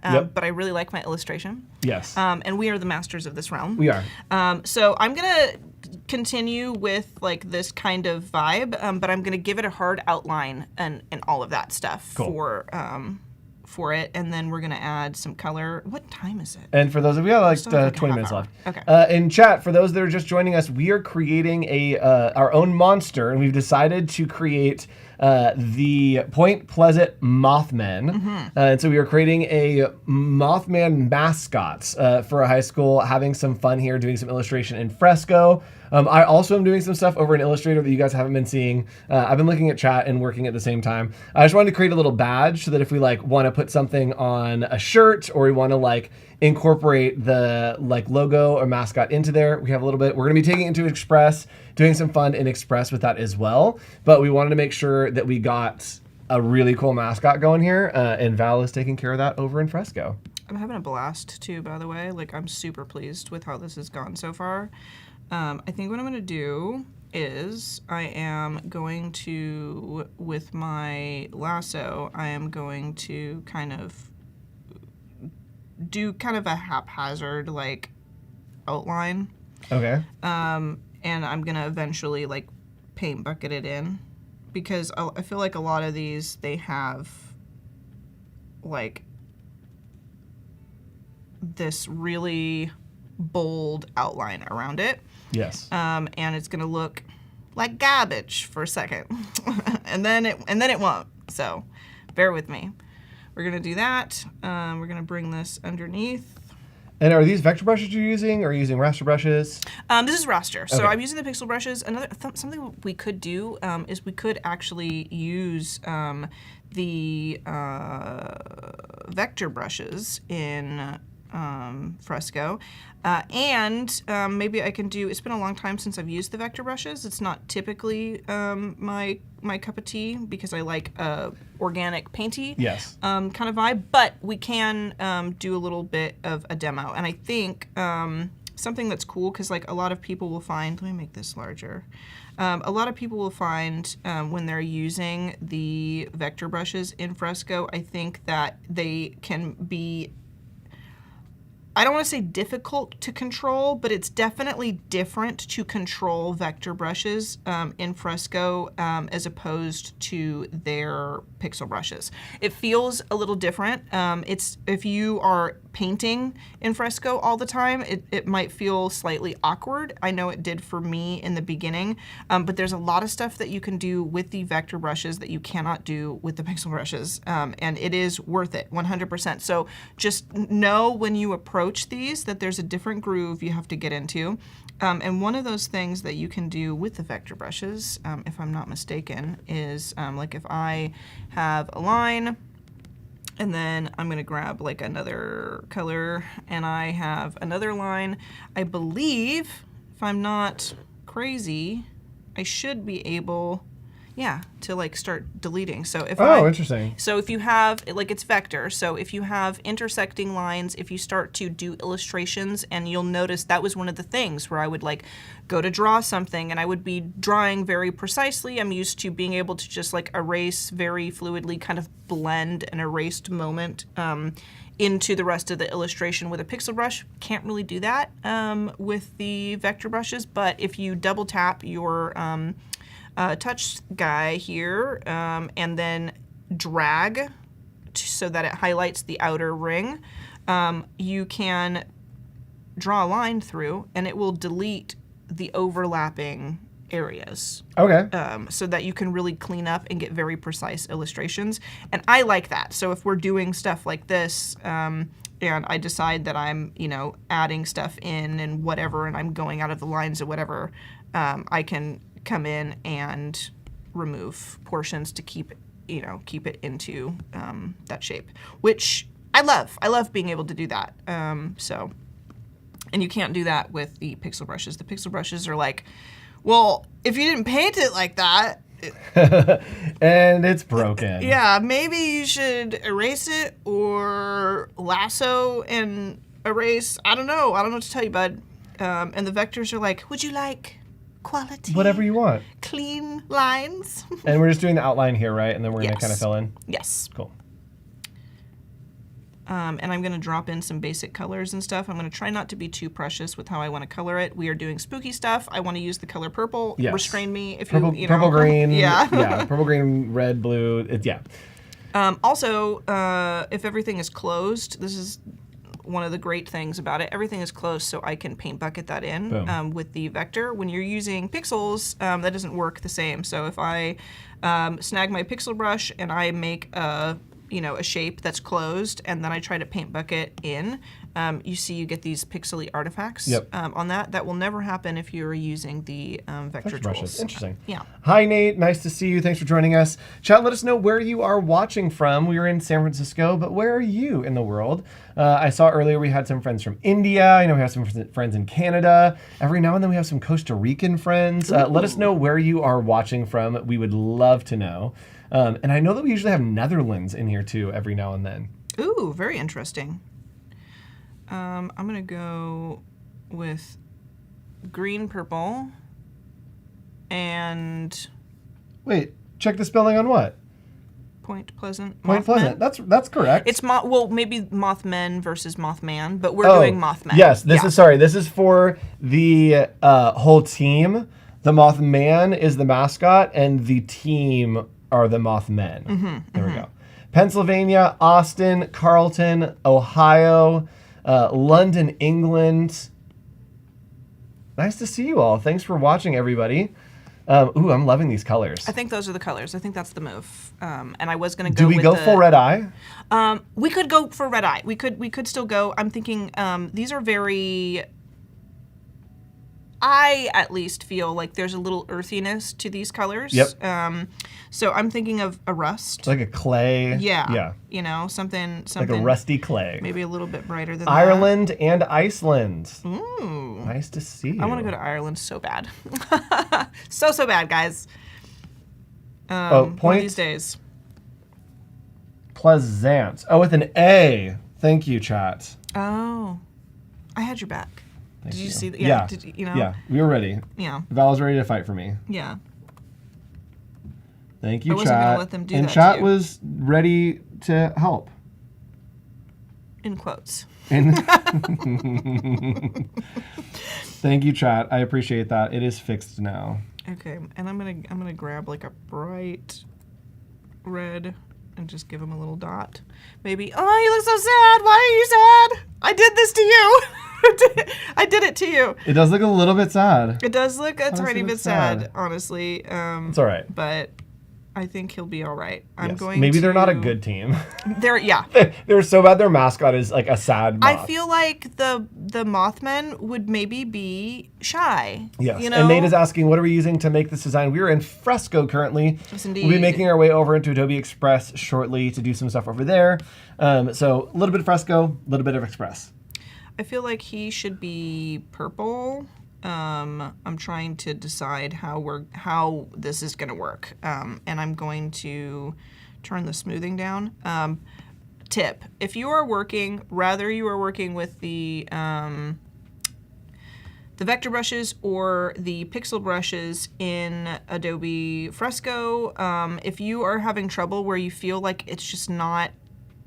Your brush is not laying down paint the way that you want it to. It's a little sluggish, whatever. Turn the smoothing down because the smoothing will shorten your stroke length. It won't, because like... Oh, interesting, because it's trying to smooth it out, yeah. Yeah, so if I don't have, I've cranked smoothing down, so it's, it reacts exactly as I'm illustrating it. I can come in and do all these things, but if I turn the smoothing all the way up, it is delayed, and I feel like it's slower because it's trying to make it all nice. It's trying to fix me as we're working.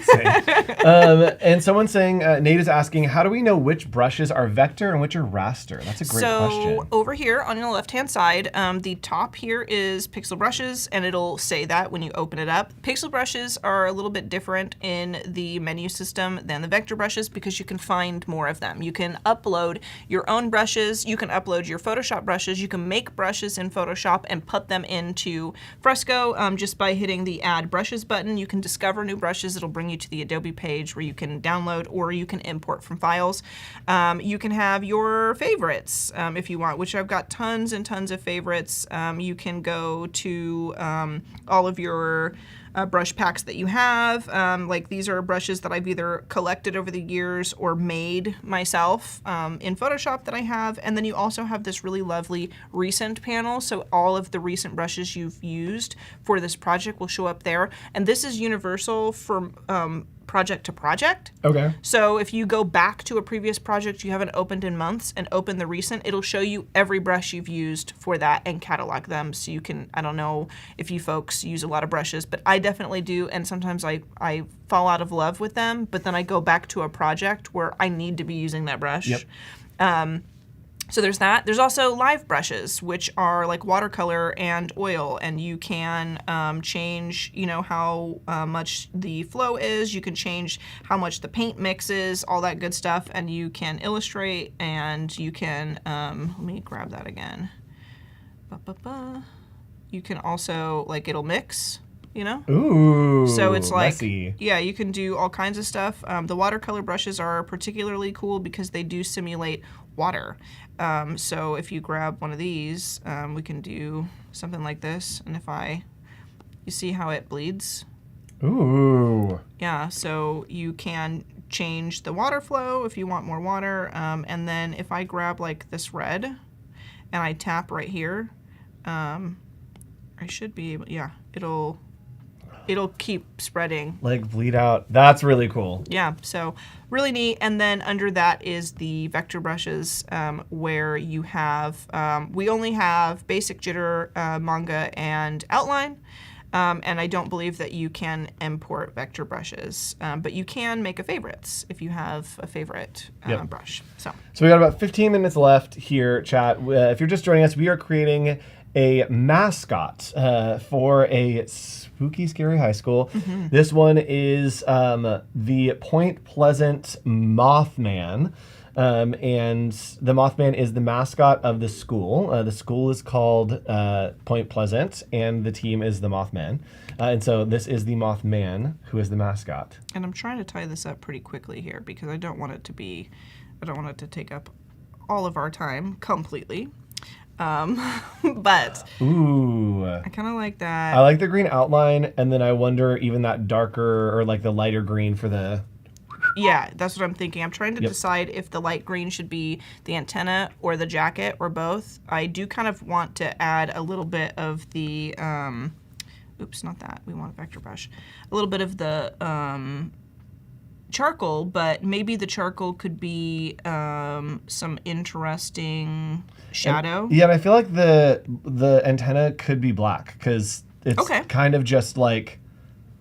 I don't know, there's no fill on it. And it's kind of just all line. And we can probably thicken it up and give it a little more substance if the color is darker, like make it bold. Oh, this looks so fun. And I am gonna actually erase here. This looks great. Thank you. I'm actually pretty pleased because I had planned to like do some sketchy, on the fly if someone in chat came up with a really cool idea. But I was resigned to doing the Frankenstein I prepared. So I actually really love that we've basically created a whole new illustration. Hold on. Can you flip it one more time? Just flip it upside down.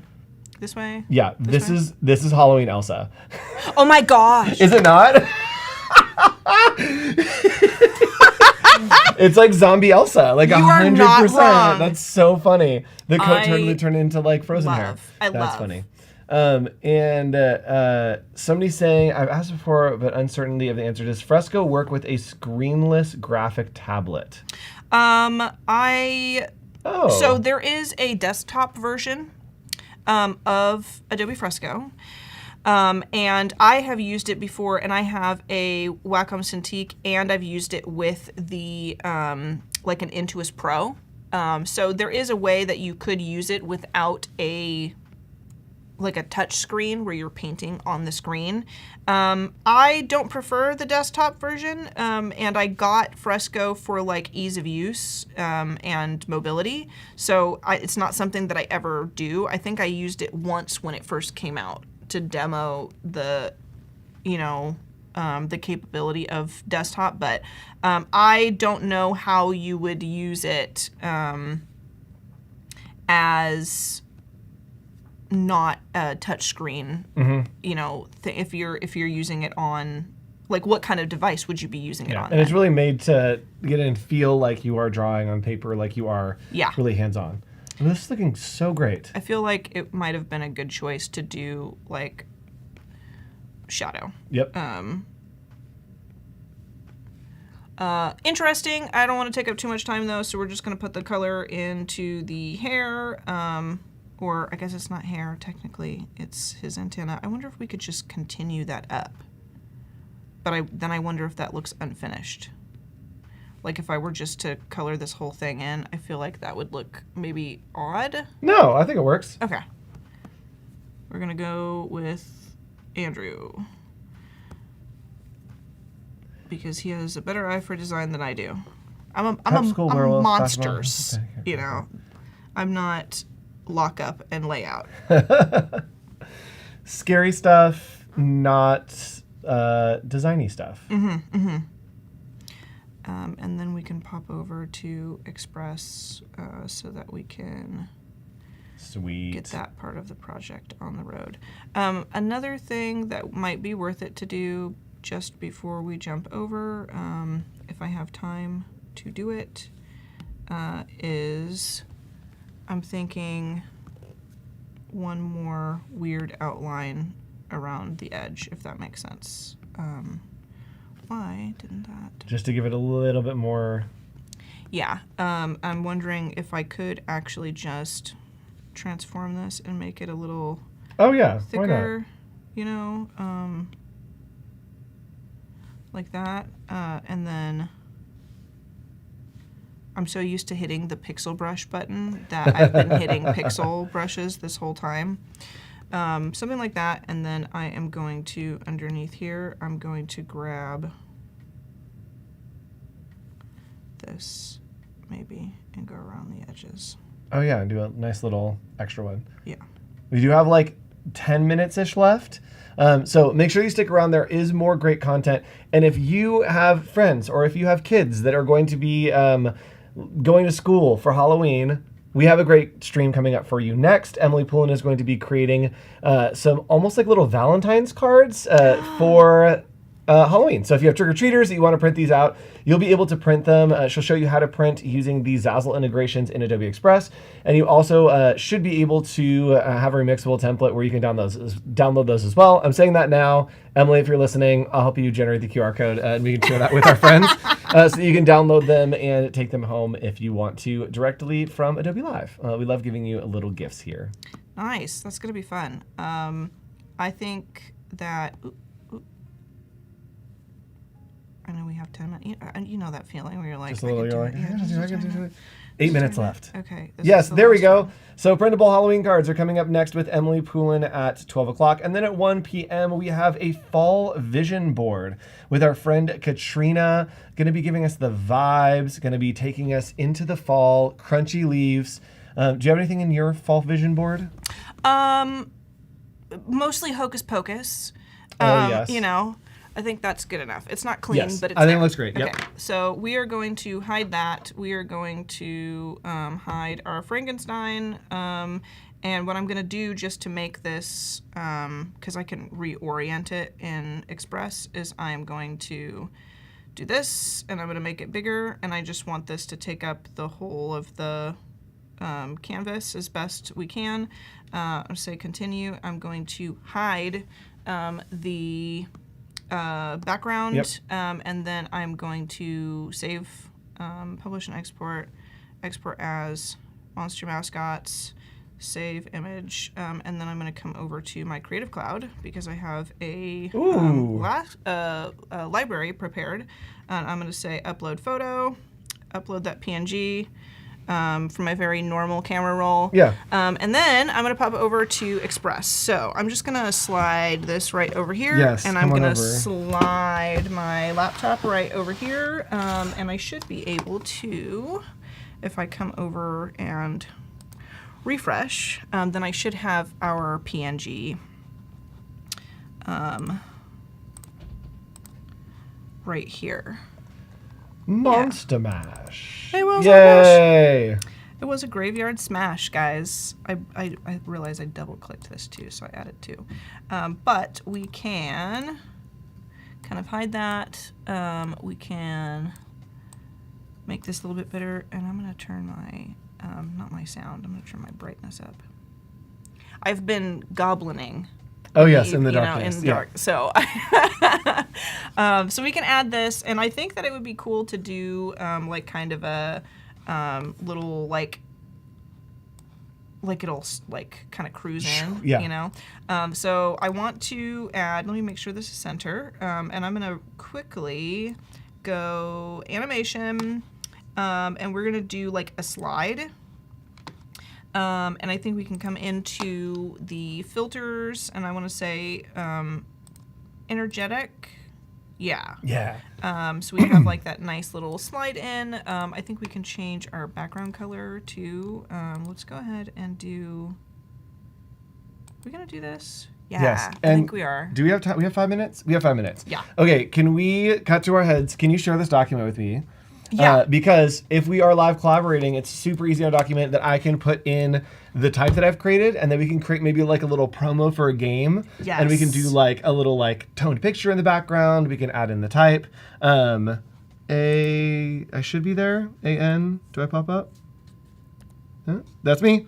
That's the one. It's me. So live collaboration in Adobe Express is so easy and so fast. And I can copy and paste directly from Illustrator, and then you can keep working there in Express. And I will just join in, and we can build out a nice little promo for game day. Sounds good. I was thinking, just like out of curiosity, I was wondering if it would be... I would probably have to spend a lot more time doing this, but it would be cool to have like, you know, lines shoot out too, so it looks like it's coming in on like a shooting star streak, you know, like when it animates in. I can make that happen. Yes. You okay. can? Okay. And I wonder, I mean, we could probably just do that with boxes, right? Probably yes. I'm gonna test it real quick. Because I think what I can do is, I think that I could take it into, yes. Where'd it go? Okay. I'm gonna zoom in too, just so people can have like kind of a closer look at everything. And I'm gonna hide that because we have our timeline on, but Yes. we don't need it 100% right now. And we are in the scramble of the last few minutes of We just are. trying to like get everything. I have an idea. Let me, actually, you keep doing that. Okay. Fly free. Thanks. Yes. And I'm gonna turn this into the color. Let's go fill. I'm gonna take our darker green, and then Oh, this will totally work. yeah. Yes, I totally know. Yes, I think this will totally work. If you do maybe like a couple of those, group them, and then Yeah. animate them in. And then boom, boom, Yep, boom. absolutely. Okay, that's what I'm thinking. Let's do. I'm not going to be precious about the colors. I don't think we have time for that. Okay. And I think it would not be wise. So I'm just going to be sampling colors from our sweet guy here, and I'm just gonna kind of stack them as we can. Yep. I do wish that You could go top just one. to. like just to his little jacket. I'm thinking like right there. And then, oops. And then let's bump this one down like so. And then I'm gonna make this top one red. So let's go ahead and fill that. Boom. Yes. Yes, this is looking great. Okay, and then I think I need to, I'm gonna make him, if you don't mind, Oh, just slightly please. bigger. Okay. All right, so if we have all of these, let me group those, and then let's go ahead and animate it. And I'm wondering if I could animate the whole thing, like as a group, like animate the group, or I could also animate them individually to slide in at different intervals, but I don't know if we have time for that. Intervals There'd would be a be weird good. seam, yeah. Yeah. Okay. Animating, yes. I wonder, I'm gonna play this and just see what it does. Kind of, the idea is there, but like, Yeah. you know, my idea would be that it was like he slides in and then there's like the trail of them like kind of staggered in animation like right after him, but it's there. It could be interesting. It's there, we did it. Yeah. Can we zoom in on that and then we'll Yes. recap? So we today created a mascot for the Point Pleasant Mothmen, and did a custom illustration in Adobe Fresco, and then brought it over into Express to add a little bit of animation. Any spooky advice going into the fall season for our friends to close out the show? Yeah, you don't have to take your Halloween decorations down. Ever. You can leave them up until Christmas and beyond, and yeah. There we go. Put them up now and leave them up for the rest of the year. Yeah. Stick around. There's more content coming up. Emily Poulin is coming back to have a lot of fun with you to make some sweet little cute invites and little cards for Halloween. So we'll see you all in 5 minutes. Bye, everybody. Bye!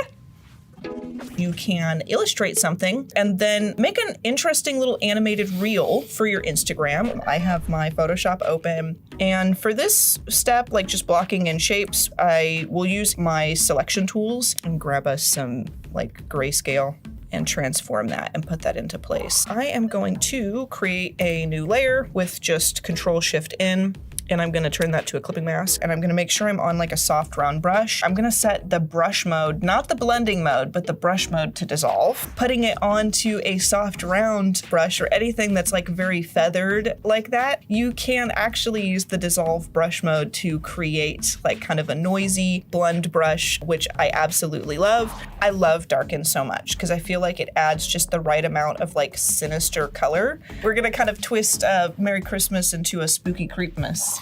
I think the Mystery Machine has like these like strange flower designs, right? We can put some like purple vibes in it. Let's zoom in here and start to make this look a little bit more like a material. Using dissolve on brushes that are textured, like this like kind of charcoaly Aran brush, it is actually pretty darn cool. So I'm gonna grab my brush, I'm gonna turn my dissolve on here, and I'm just gonna scoop down.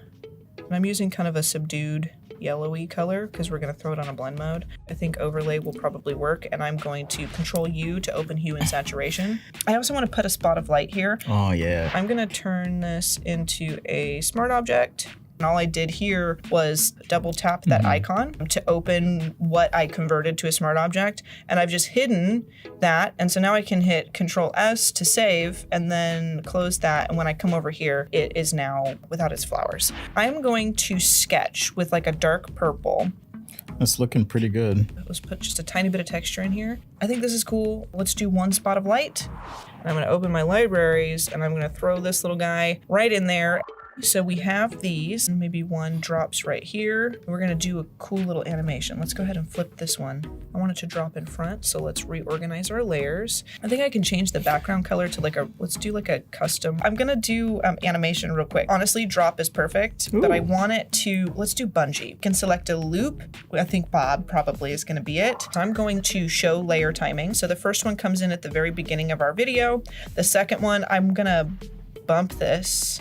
Just so that way they come in a little separately. So we can do like fog, and let's throw like a duotone onto it. Yes. Yeah, that's kind of cool. That looks pretty cool. That's kind of cool. And then I would just have like some text fly down. Scary creep mess. That's kind of cute. That's pretty. You know? That's kind of cute. Kind of fits. Yeah. Another thing that's cool is the dynamic lockup. It'll create a cool lockup for you. And let's center that. I'm going to turn that to an orange color. You really can build a legitimate scene with this, and you can make some really, really fun custom animations and reels for your social media this way. Thanks everyone for joining. Thanks for all your comments, and thank you for sharing all of your wonderful skills and knowledge and passion for all things creepy. Bye, guys. Take care, everyone.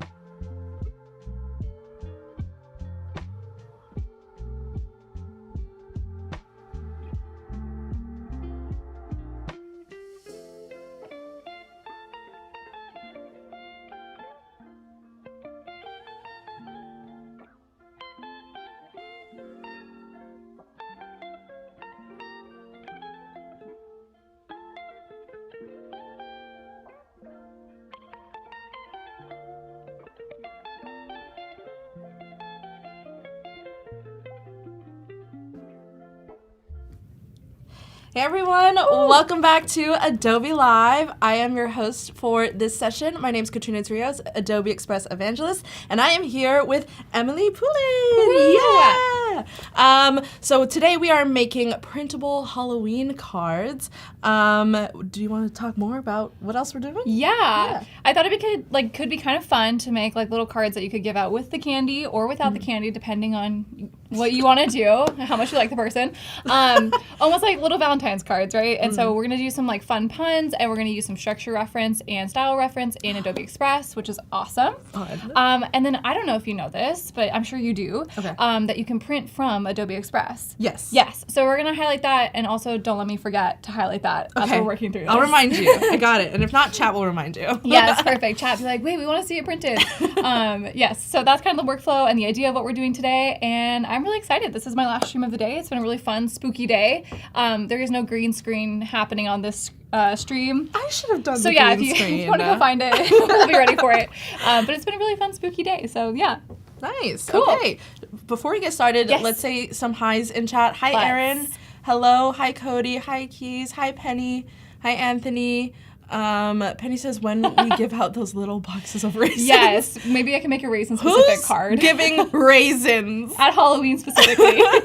That's. I was about to say that's awesome, and I was she like, didn't mean that. I know. It is. All right, let's head over to your screen. Yes, I saw Erin is saying for a lunch and learn. Let's do a little Love lunch it. and learn. Cool. So I am just on the home page of our Adobe Express landing page here, and I'm going to go ahead and create a new document, and I'm going to do a custom size, and I'm going to go in inches. I'm going to do 5.5 width by 3.5 height. We have inches. Great. Create new file. I should have made this earlier so I could share with you so you could get in on the fun with this. But if you get really excited and what you're seeing and you want to join, you let me know and I can add you in. Okay, so I had come up with a few little phrases here of what I thought would be really fun. So I'm going to click add my text, and I'm going to start off with be my boo. I didn't really come up with that, right? That was just like, I feel like such a... Oh, I was like, is it Valentine's Day? Hold on. Yeah. So it's like a Valentine's Day, like Halloween card. Got it. I don't know. To tell the one that you love that they're the spookiest for you. I don't know. But if you're looking at this typeface, you're like, oh, I mean, yeah, it's there. But like, I'm not feeling anything. I hear you. And we are going to go over to Adobe Fonts, and we are going to find all the feelings related to Halloween. So, and being in love, apparently. So I feel like up until now, the streams have been very spooky, and this is going to be like a lightly spooky, more fun stream, which is a little bit more my style in general. I braved through the first stream and the second stream that were quite creepy, but now it's going to be a little bit less creepy. However, I am going to kind of contradict myself here, and I'm going to go down to the horror tag on fonts to find something that is spooky. So it'll look spooky, but it'll say something nice maybe. Okay. Yeah. Okay. And I'm going to write in like be my boo to get us a little preview type here. Okay, this is kind of fun. This one's a little nervous. It's like not really sure what you're gonna say. Yeah. It's like be my boo ? This one scary. It's very dramatic. Yeah, not sure where that's leading. This one, yeah, it feels like a movie title maybe. So maybe these are too spooky, which yeah, this one also seems like very scary. This is kind of cute, kind of weirdly spooky. I could be into that one. I'm gonna remember this one. Yeah. Motion. Okay. Can you favorite it? You can, right? Yeah, great idea. Good call. Cool. And I was saying this in an earlier stream, you don't need to go on Adobe Fonts. All the Adobe Fonts are on Express, but I like the interface a little bit better and just kind of seeing them this way. It gives me a little more flexibility without changing my design. So I used this one earlier on the first stream. I loved it. This is kind of cute. This is kind of like candy. Wait, I'm going to use this one. Backspacer. Yeah. Okay, so I'm going to come back over here. Backspacer. And like we said, like we promised, it's right here. Okay, I'm going to keep this as an option. I'm going to hold Option Shift Drag, and I'm going to duplicate this because I might choose a different font. Whoops, wrong one. So I'm going to come back over here and just, ooh, this one's really nice. Mr. Darcy. Oh, fancy. Who's he from? He's from Pride and Prejudice. Okay, have you read it? Watched it? Yes, both. Are you a big fan? Yes. Wow, okay. I know. Are you like one of the people who watches it like once a year, twice a year? No, okay, I have friends like that. Twice a year is wild. But once a year? I could put you down for once a year? Sure. Put her down for once a year. Yeah. I haven't done it yet this year. So she's due. Yeah. Andy's in chat. Hi, Andy. Andy's my husband. Hello, Andy. You're not required to join the chat, but I always enjoy when he does. Okay, Mr. Darcy. Who is Mr. Darcy? Give us some backstory. He's the lead of Pride and Prejudice. Okay, is he a good person, a bad person? He's a little standoffish in the beginning. Okay, but he comes around? Yeah, eventually. Okay. Spoilers, sorry. Sorry, if you haven't read this like giant book, right? Isn't it like really long? Okay. Spoilers. Okay, I like this one. I feel like it bridges the line between spooky but romantic, which is what we're trying to do right now. Okay. I'm gonna get rid of this one. Well, I don't know. I want it for something. Maybe this is like XOXO. Okay. I'm making a new holiday. That's fine. Okay, cool. So I like this for now. Let's add a little bit of like layout to it. So I'm gonna add a circle. Whoa, that might be too much circle. Okay, I'm gonna delete that one. Okay, hold on. Maybe it's not a full circle. I think I just want an arch. Yeah. Nice. Right. Like the tombstone kind of like layout. I can see it. Mm-hmm. Awesome. Okay. Let's scale this down. I'm holding Option Shift to drag, although I don't think you need to. Yeah. That's my Illustrator in me. Needing to do that. Okay. So this looks good. I like this. Okay. And then I downloaded some really cute, oh, sorry, my screen's sized. Oops, so strange. I did not open this before the stream. All right, that looks good. So I downloaded some really fun stock before this stream, and I wanted to bring that in. So I'm going to use maybe, oh, this one says boo. That's perfect. Okay, so I'm going to click into here, and I'm going to Command C, and I'm just going to copy this vector directly into here. But it is, what's it called? It is transparent, and it is white, so I need to add a background to this. So I'm going to add a shape to fill, or actually no, I'm going to use just background color. I feel like in Illustrator, you kind of get used to like adding like a rectangle in the background as color, but in Express, you can just change the background color, which is great. And I'm going to color sample from this little flag. Look at that. So cute. That's so cute. Right? Okay. But I do want the color to be a little bit lighter. So I'm going to switch then from the swatches with the eyedropper back over to custom. And I'm just going to drag this up to be a little bit lighter. I think that's so cute. Okay, awesome. So be my boo. And then I think this kind of needs like a frame around it. So let's go ahead and get a frame going here. So I'm going to go back to elements. I think it's going to be under design assets and just do like simple black frame. And let's see what comes up. Okay, we got some, ooh, see, this feels right. This feels like the right casual but cute kind of vibe we're looking for here. See if I stretch it. The orientation might be wrong though. So maybe let me put in like... You can resize. Yeah? Okay. The canvas, make it a square. Yeah.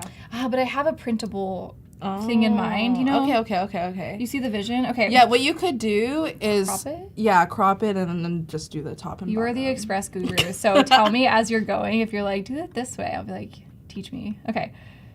All right, so what I'm doing is I'm just grabbing these handles and bringing them in, and then I'll copy it. I'm gonna expand this out, and then I'm just gonna cut in maybe to get all the elements like individually. Is that kind of what we're thinking? Let's see if it's possible. I think so. I need to zoom in, I guess, and grab this little tiny handle. Okay, cool. So we're making this work even though it is a little bit of a different size. Awesome. Wait, this is so cute. I absolutely love Express. I feel like there's so many integrations into Express that make your workflow just so much faster. The way that this isn't straight is like sending me right now. I know, I hear the gears turning in your head. Yeah, I'm like, I need it to be straight. I'm like, yes, whimsical, but also can it not drive me crazy? Okay, and then I'm gonna double click into this because it's kind of a clipping mask, and I'm gonna drag the mask, not the art. I'm gonna grab the art and pull it over. So that way we're just clipping this other side. Okay, the way we would approach this so differently, I'm so fascinated. Tell me more. I What would have just taken the one on the left and copied and flipped it, and that's it. That's super fair. But then you have, this side's different from the other side, so I get why you want to keep that. Yeah. It was a cross in the road, and I chose a different way. Yeah. But no, yeah, you definitely could do that. Here, let me demo the way you're saying then. So then we would just take this and copy it. So I'm gonna just Command Shift drag, and then we would just rotate it, holding Shift, so it drags like that. Right? Is that what you're saying? Yeah. Perfect. Like I would just mirror the Right, yeah. So there you go. And the way I was doing it too is just because we had the four sides, we could utilize it. Let me change this because I have not titled it. Let's say spooky. You title your project? Sorry. Val. I forget all the time. Yeah. Oh, you title your products? That's crazy. Sometimes I do. No, it actually what bothers me is just how long the title is. It's like at this very specific time, and so I always like to like make it something different. Okay, this is looking cute. Be my boo. I like it. Okay, I'm also going to add in maybe some little hearts. So I'm gonna go to probably just shapes, and I'm going to say hearts. Do you ever get a little bit confused between like shapes and icons of like which one you're looking for, or do you just have it like the back of your hand?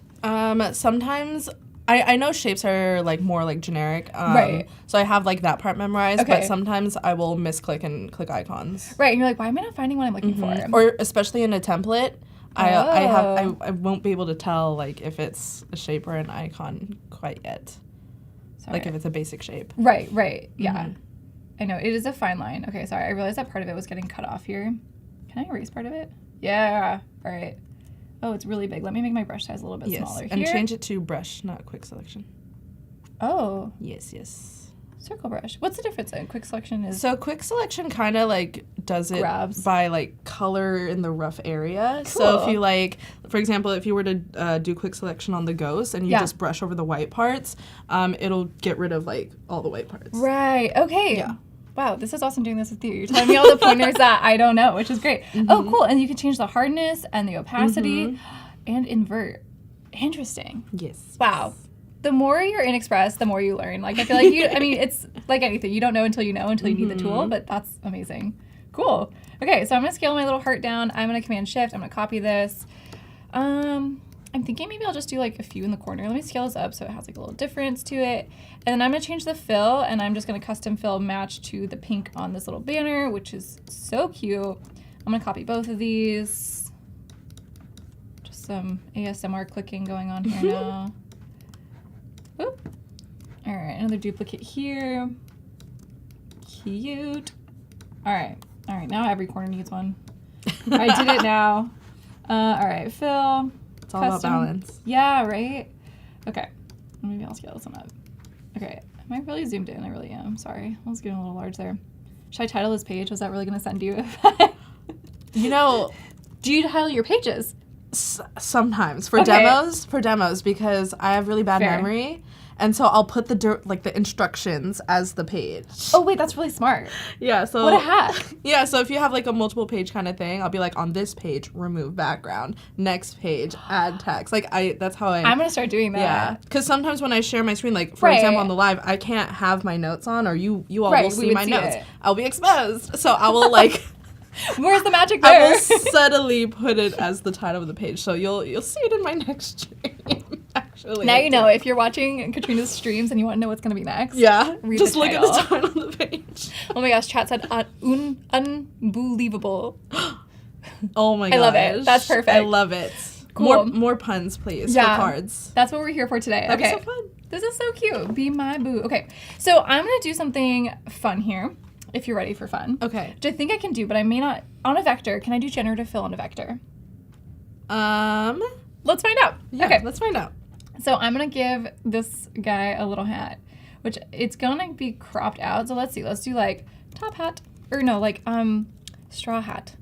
I want like a circle like hat with a brim with like a. It might come out like a beret. A ribbon on it. Yeah. Let's see what we get. Let's see. It's kind of flat. Okay, let me also... Okay, this is going to be hard because I have it cropped in. So let me like... Oh, yeah. Is it going to let me... Is the original image cropped? It's not cropped, but it is like that is the image. So I think, like that's the edge? Right. So I think that would be the wrong thing. I don't think I can do it on this one for that reason. But that's okay. Yeah, if you had a little more space around. When I copied it in. But because it's a vector... It's not going to work, but that's okay. All right, so this is going to be our starting of like, here's our style, kind of, here's our color palette a little bit, and I think this is the typeface that we might run with for a little bit. Yay. So I'm going to add a new page, and I'm going to click same size, because we are going to be printing these, so, you know, it makes it a little bit easier.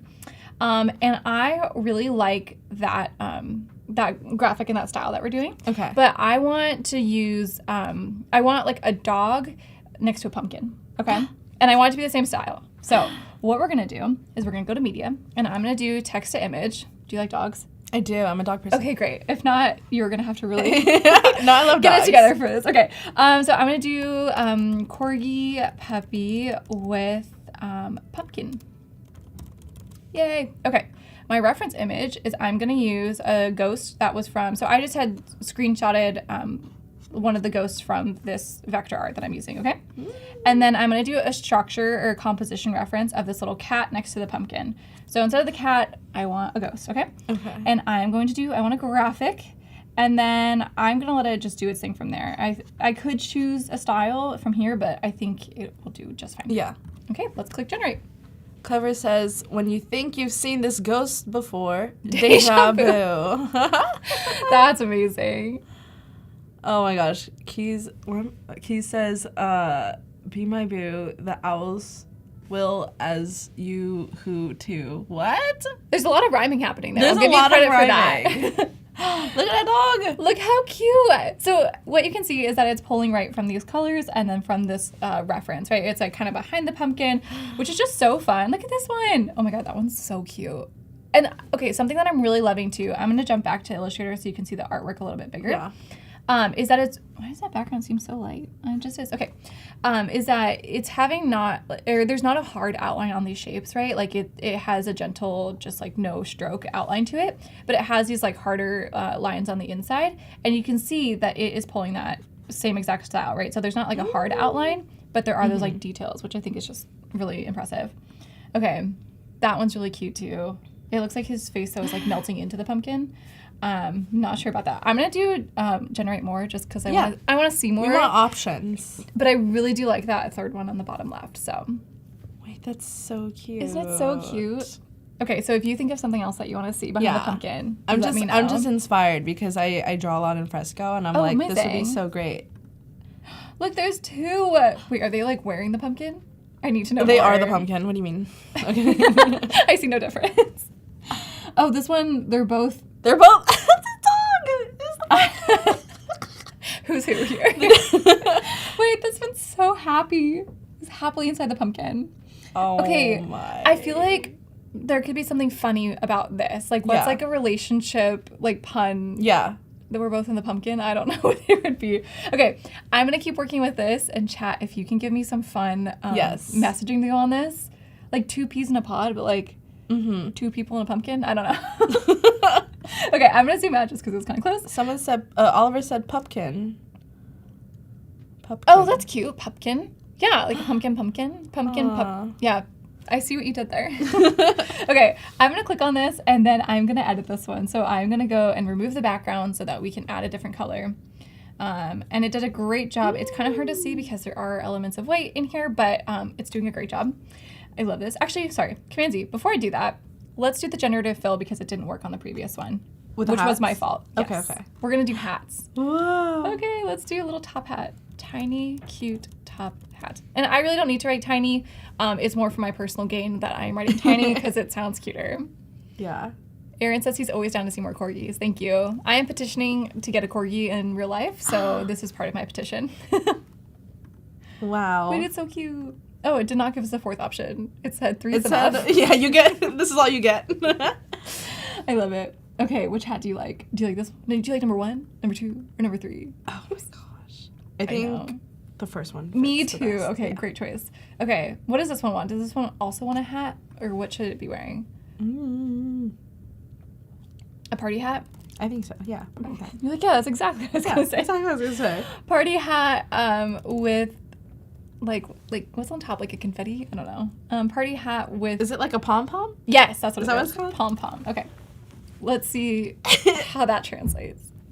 I'm not sure where they're going together. If one's wearing a party hat and one's wearing a top hat, but they're in love, so it's okay. I might also try and generate. Oh no, which one? What do you think? I think 1 or 2. Okay, The last one's giving Christmas. that's really fair. 1 or 2. I think the yellow in this one is gonna work for Okay. me. Although the placement of this one. The second one has the pom pom. It does have the pom-pom. Okay, second one it is. Okay. Okay, done. Lastly, I'm gonna come back in with the generative fill, and I'm gonna fix the nose here. I think just because it got a little dropped off. It's a hamster. Yeah, it does look like a hamster. So let me do like corgi dog nose. Oh no. You're scared? I'm scared. Should I Because you put dog in, so we'll see. Okay, let me just do like nose. Corgi nose. Okay, we'll see. I'm scared. Is it gonna be okay? I have faith in Express. Oh. I'm not sure what you were envisioning. No, because okay, I think it's just me. I personally have the worst luck sometimes. So Fair. if I put a nose like on a dog, It'll give you like a human nose or something. No, like it'll give me another dog. A dog within a A dog. dog with exactly. I couldn't picture of like how scary it was gonna get. This one's perfect. These other two were pretty close, and I could come in with the remove brush and probably like clean this up a little bit. Yeah. But that one's perfect. I need nothing else. Okay. Now we are gonna move forward and we are gonna remove the background. And on this one, yeah, I think that looks good. Well, if we do erase and we use the brush, as you have told me, I kind of want to keep the shadow at the bottom, I'm thinking. So would that allow me to do that? Oh, I really have to like paint. It's not quick selection. You switch it to quick selection and then oh wow. Yeah, at that point I would just like tap around. Kind of. Like you could still use the big brush, but yeah, like do it in sections or go back. I'm like, here, do you want to change places really quick? Okay, so you and know then how restore. Yeah. So I would okay, perfect. Yeah, restore the parts. Silly me. I knew that. All right, I'm like just trying to get it to get the little bit but not go too far. Okay, and I need their feet. We can't. Yeah, we cannot. They're both in the pumpkin. We need proof. Okay, and then I want this circle, which is grabbing. I love that. There you go. We got the marching ants. They're doing their job. Perfect. Right? Okay, looks great. Yeah. Done. The only thing is I want to erase like this very little bit. And I'm going to use the circle brush, right, which I've now learned. For the fine details, yeah. Is this circle brush like a new addition here? I don't remember seeing this drop down here. Nope. I was just not paying attention. Okay, and then, wow, this is just like using Photoshop. That's perfect. All right. Can I zoom in here? And I can't use the brackets. That always throws me. Is the brackets for zoom? No, brackets are for like brush size. Increasing or decreasing. It's just like the little shortcut for it. So it always trips me up that you can't do that. And then I'm going to hold spacebar and drag, which is really nice. That allows you to kind of get in here more. I don't need to be, actually, it's fine if that's a circle, I think, because it feels like it's like the part of the pom-pom. I like that it has this little like leaf or wreath around it. It's very it's decorated. Cute. All right, I'm just going to check in here, see if there's anything else. Honestly, I'm just doing this because I have my brush now and I've learned more that I just want to play with it a little bit more. You don't have to do it this way, but this is super fun. No, look at how cute. You're knocking it out pretty fast. See, don't I need a corgi? Look at how cute we look together. How happy we look. Okay, done. All right, did chat come up with anything? I pick you. Yes, Penny, that's perfect. Okay, what was the typeface I was using? Do we remember? Mr. Darcy? Oh my gosh, yes, you knew. Okay, perfect. What did we say? A lot. I pick you. Oh my god, it's so cute. Wait, okay, Mr. Darcy.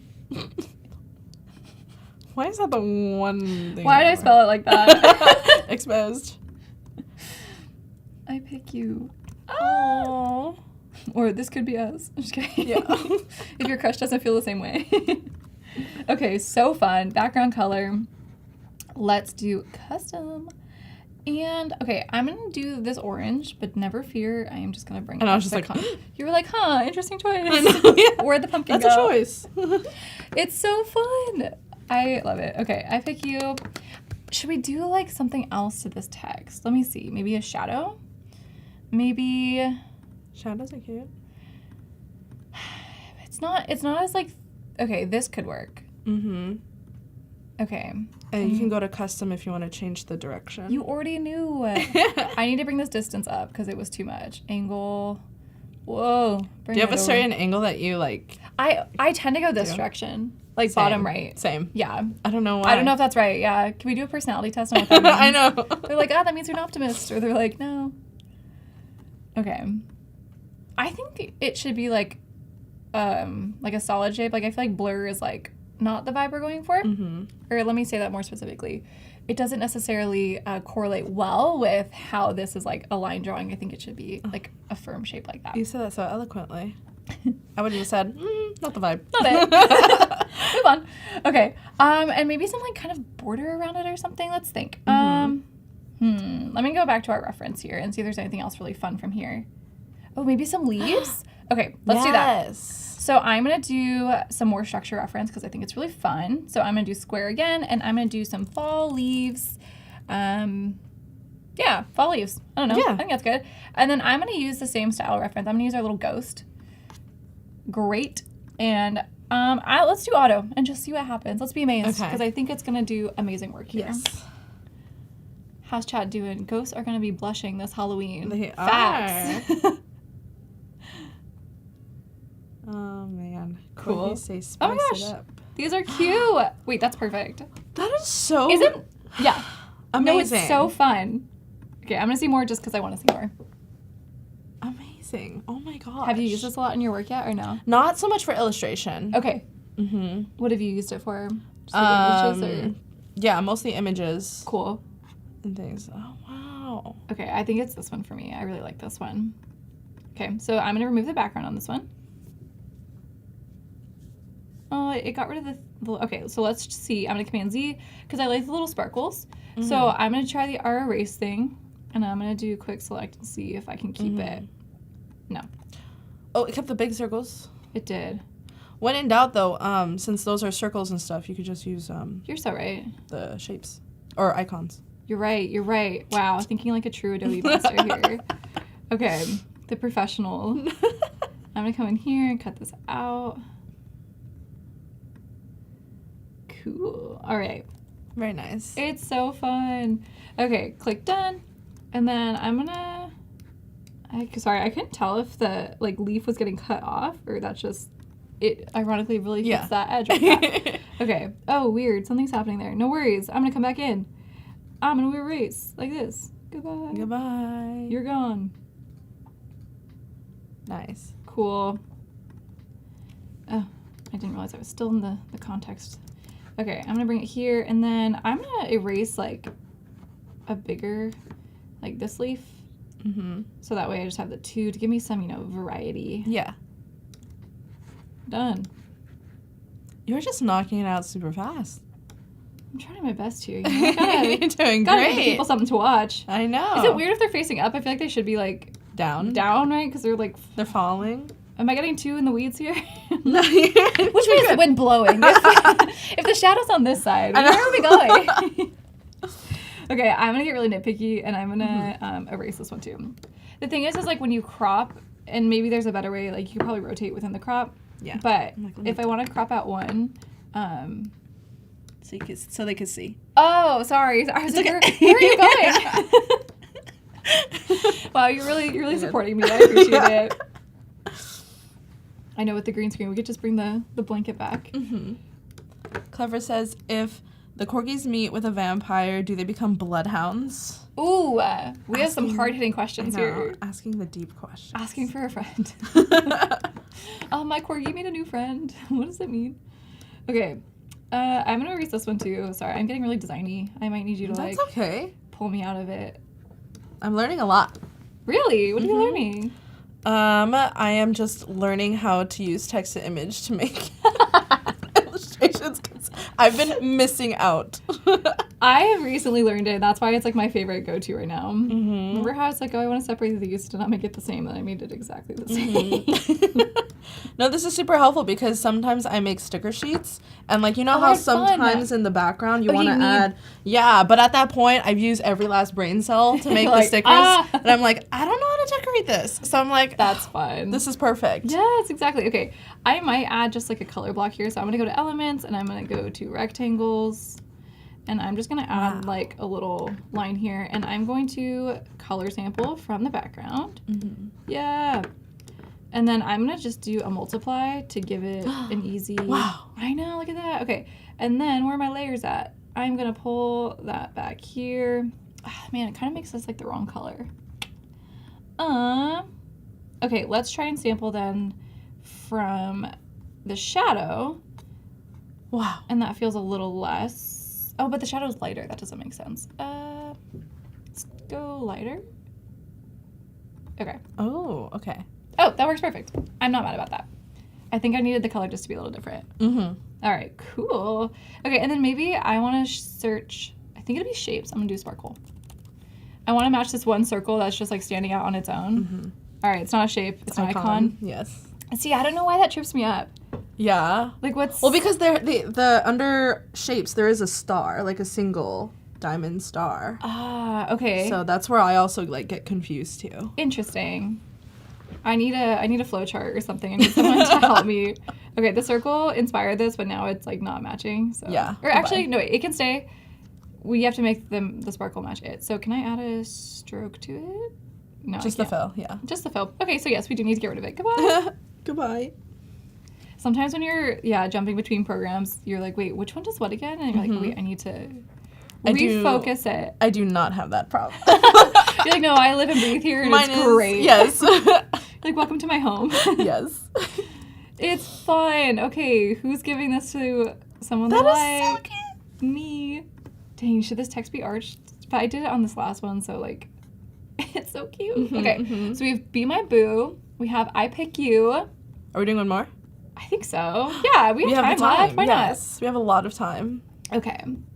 Let me... Alessandra says, I am wearing corgi socks. Corgi socks? That's awesome. Okay, I remember one that I was thinking. So I'm going to do add, and I'm going to do same size. And I'm going to do some text, believe it or not. And I'm going to say, I am bewitched by you. Don't worry, guys. I am not that creative. Ooh. The internet helped me with that one. Okay. Is that how you spell bewitched? Yes. Yeah. Okay. I'm going to actually separate these into 3 lines of text to make all of our lives easier. And I'm going to bewitched. That was a show, right? I feel like I've watched that. Are you doing, are you going to put them in like different areas? I might. What I was thinking is doing, I learned something new. tell me. Yeah, what do you want to do? If you notice in the icon, or in the toolbar, there's a third, what's it called? Layout. In the toolbar, there's a third layout right there, right here, called text flow. So basically, what it does... I see where you're going with this. You type a whole... Yeah, you could type a sentence, but, like, you can create 3 text blocks, but continue to type a whole sentence, and it, like... Okay. Splits up the words. We don't have to do it now, but, like, yes. No, yeah, let me show what you're saying, because I think I know, because this is more of a feature from, like, InDesign, or, like, I think Illustrator has it, too, This right? literally showed up, like, 2 or 3 days ago. So would I click... like this, and then how do I like... So start with 1 text box. Okay. And then... I'll do corgi. Yes, and then see this button right here? Sorry, I'm like pointing. No, you're good. Here. Right here, okay. there's a... No, you're good. Like, there's a start... Combine flows. Yeah. Combine with. So you get to pick whatever text box. So you have multiple. Corgs. Yeah. Corgi, excuse me. Okay, so if I was like, corgis... Okay, so if it's like this, combined with I am. So if I was typing here, I'm like, corgis are so cute. And yeah. Wow. That's cool. Wait, that's a great feature. If you're doing like presentations or like long format. Yes. Amazing. Okay. I unfortunately am not doing that. It's a very advanced thing. Yeah, but that would be so useful. Okay. What am I doing? I am. Yes, I am. Okay, there's another font that I want to use. I'm going to click on all 3 of these. Come here. And I'm going to change it to soap. Anthony says, where was this flow tool? Basically, if you select like a text box. Here, I'll show you again right here. Yeah. And then it's right here, text flow. Text flow, yeah. Yeah, that is new, huh? Yeah, definitely check it out. As of 2 days ago, I think. As of 2 days ago? That's crazy. At least that's when I discovered it. So, therefore. Okay. All right. I like the type on a, or text layout here where this is the half circle or arch. I think that's what, would you say bow or bow? Bow? Bow. Bow. Huh. The English Well, language. I do say that? Like in context, it seems like it's like bowing, you know? Because it's like going down. I see it, yes. Same thing. Potato, am I right? Potato, Except it's 2 different words. But okay. This is at 182, so I'm going to match this and be 182. All right. 182. Awesome. Did not go. Not awesome. Now it's awesome. Cute. Okay, I'm going to align these. So I'm going to highlight all 3 of these, come to my align panel, and I'm going to click center. And I was saying this on an earlier stream, so like say I was unsure of like, I don't know if these are aligned and I wanted to check. If it is aligned, it'll be grayed out, which I was saying is like one of the most like reassuring things where it's like, don't even worry. Like you can't even align it more. It's already done. I just like that feature. Other programs don't have that, and I think it's just quite nice. Okay, so I'm going to add some media, and I'm going to do, should we do text to image? I think I'm actually just going to do from elements. I'm going to search a heart. Heart. But I don't want an icon. I want an image or a design asset. Oh, okay. I want like a little like happy heart. Yeah. I feel like this matches with our like style here. You know what I could do? What could you do? I think I could do. All right, I'm gonna take this heart and I'm gonna bring it over. Yay! And I'm gonna use a duotone, a custom duotone that is. Fancy. I know. And I'm gonna do the eyedropper to this heart. Oh wow. You have to highlights, yeah. I don't think it's gonna work then. No. Oh, it does. It does, yeah. I doubted. You had faith. I had faith. Literally, You said no. Yeah, it's because the colors kind of blend when you Right. do the thing. So yeah, you're good. You gotta believe. You gotta follow through. You're okay. Okay, and then I'm going to do then. Let's do a text to image. I feel like I'm gonna sneeze. I'm gonna try not to sneeze. All right, we're good. Okay, which hat? You may sneeze on the stream. No, You're I will not. Okay, I just want the style reference, composition, go crazy, auto, I'll do graphic, give it a little help, generate. Wow. I should make these like available for download so you guys can give these to all your friends and family. Or just watch the tutorial online and design along with me. Cute. Oh my gosh, cute. Okay, wait, I want to see our little heart in the background. That one has sparkles? I know. I'm a sucker for anything that has sparkles. No, me too. I guarantee I'm going to choose this one. Yeah. But I'm going to look for more. Yeah. I'm going to pretend. We have to give a fair shot to all of the generations. all of the hats. Let's see. See, no other sparkles. We're less interested. Let's be honest, we are. Yeah. All right, that's the one for us. Okay, cool. I'm going to remove background with the click. Ooh, interesting. It kept sparkles, which thank you, but ironically this time I did not want that. I'm going to do quick selection. Didn't? No, because if I'm going to put this on the heart, like it would be kind of weird to like have the circle, I feel like, you know what I'm saying? Oh. So they got to go. Wait, then why did we pick the sparkles then? Because we liked it. Okay. Look at Okay, got it. Oh, how does the heart wear a hat? On the middle? On Yeah, one side? that's good. Yeah. These are the ears, right? They're just Do hearts have ears? They're just ears, right? Yeah. Well, like, doesn't wear it on like one or like we'll do squarely, but it's not covering the head. All right. Big hat. Is it even a heart anymore? It looks it's now maybe now a strawberry. Maybe we need to see the other side. Yeah. Although it feels weird to have it just like on It's the okay. one. Or maybe like just a little down more. Yeah, there you go. Well, It's a little close to the eyes. We're low. maybe it's a small hat. Oh, you're right. Scale. It's all Yeah. about scale.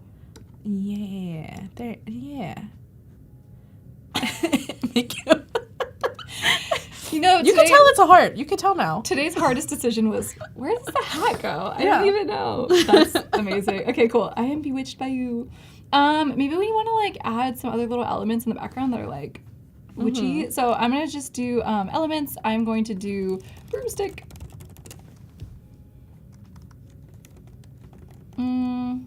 Or let's do like the moon. I want to set the scene. Moon. Set the scene. Moon. Or like crescent. I want to be specific, you know? Ooh.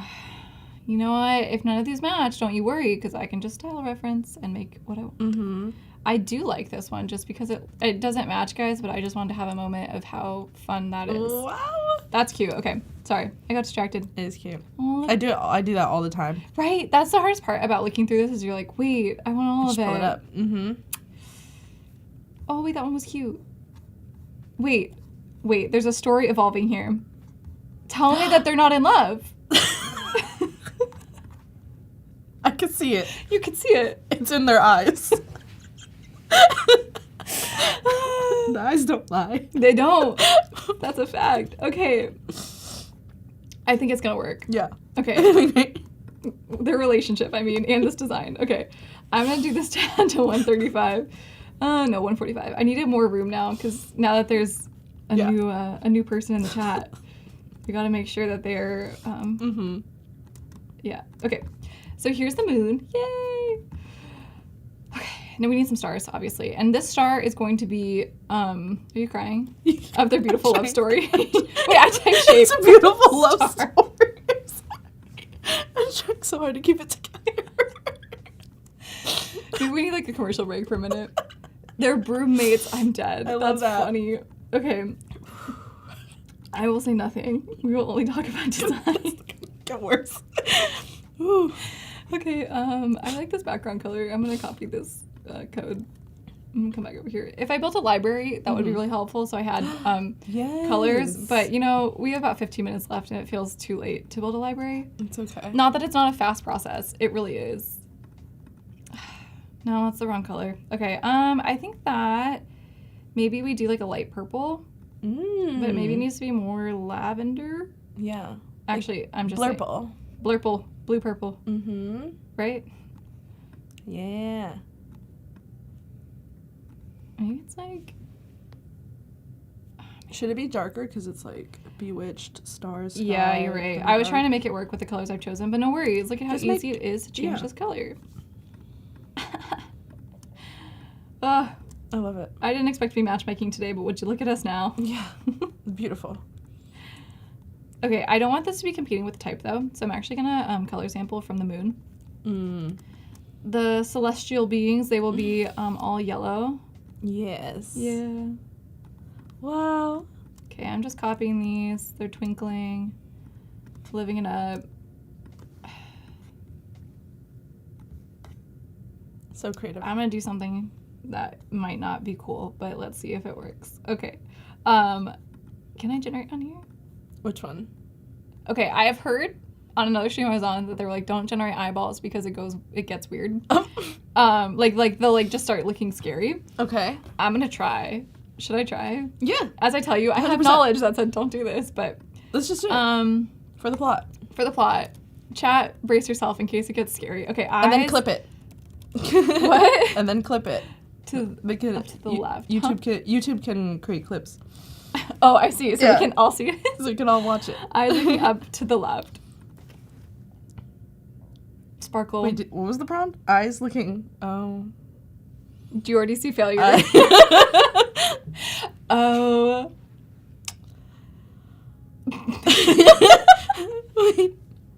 Wait. They're looking to the right.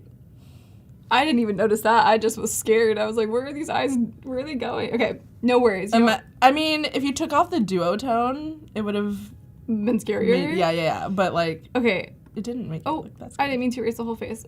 No worries. What I'm going to do, so because this is a love story that is rapidly evolving, we weren't prepared. But we're going to respond to the case here. So I'm going to make eyes for us just so that, you know, the love story continues. I don't want a border. So goodbye, border. Making eyes. Yeah. All right, we're going to zoom in. Come in, plus. Key said, I once wished my text to look taller, but got italic instead. Whoa. Sorry, no, I did something strange. What did he say? Huh? What? Nothing. Oh, okay. Okay. Bewitching. I hit Command V and then it had got something in my toolbar instead, like on Google, not even on like here. Okay. So that's why I was like, wait, what's happening? I tried to cast a spell, but can't read cursive. Oh That's my gosh. funny. Who said that? Clever. So clever. Classic. Classic clever. Okay, I'm gonna pull these up maybe. All right, let's zoom out and see if they're in love or not. Okay, the moon needs eyes as well now to match. I got a side quest going on here, guys. I'm sorry. Everyone in chat is literally just giving us puns. Yay! I like it in chat. Thank you for joining us on your lunch break and yes, wishing you or maybe a not, wherever happy you are. spooky season. Yay! Thanks, guys. I know. Are you a spooky season like fan or not? You personally? Yeah, I would say so. Yeah. Oh, it's looking crazy up there. Okay. It's cute.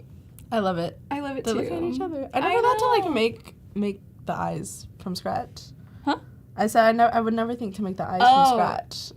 You know, when there's a will, there's a way. When they need to like see each other, we have to be there for that. I would have just generated googly eyes and hopefully they go. Well, the eyes that I tried did not look good. Okay, I'm gonna add a stroke to this typeface just because I feel like it's gonna look good. Okay. And if it doesn't, It'll look great. It'll look fine. Okay. What outline did I do? I did 26. Okay. I think I can do 2 at the same time. Yeah.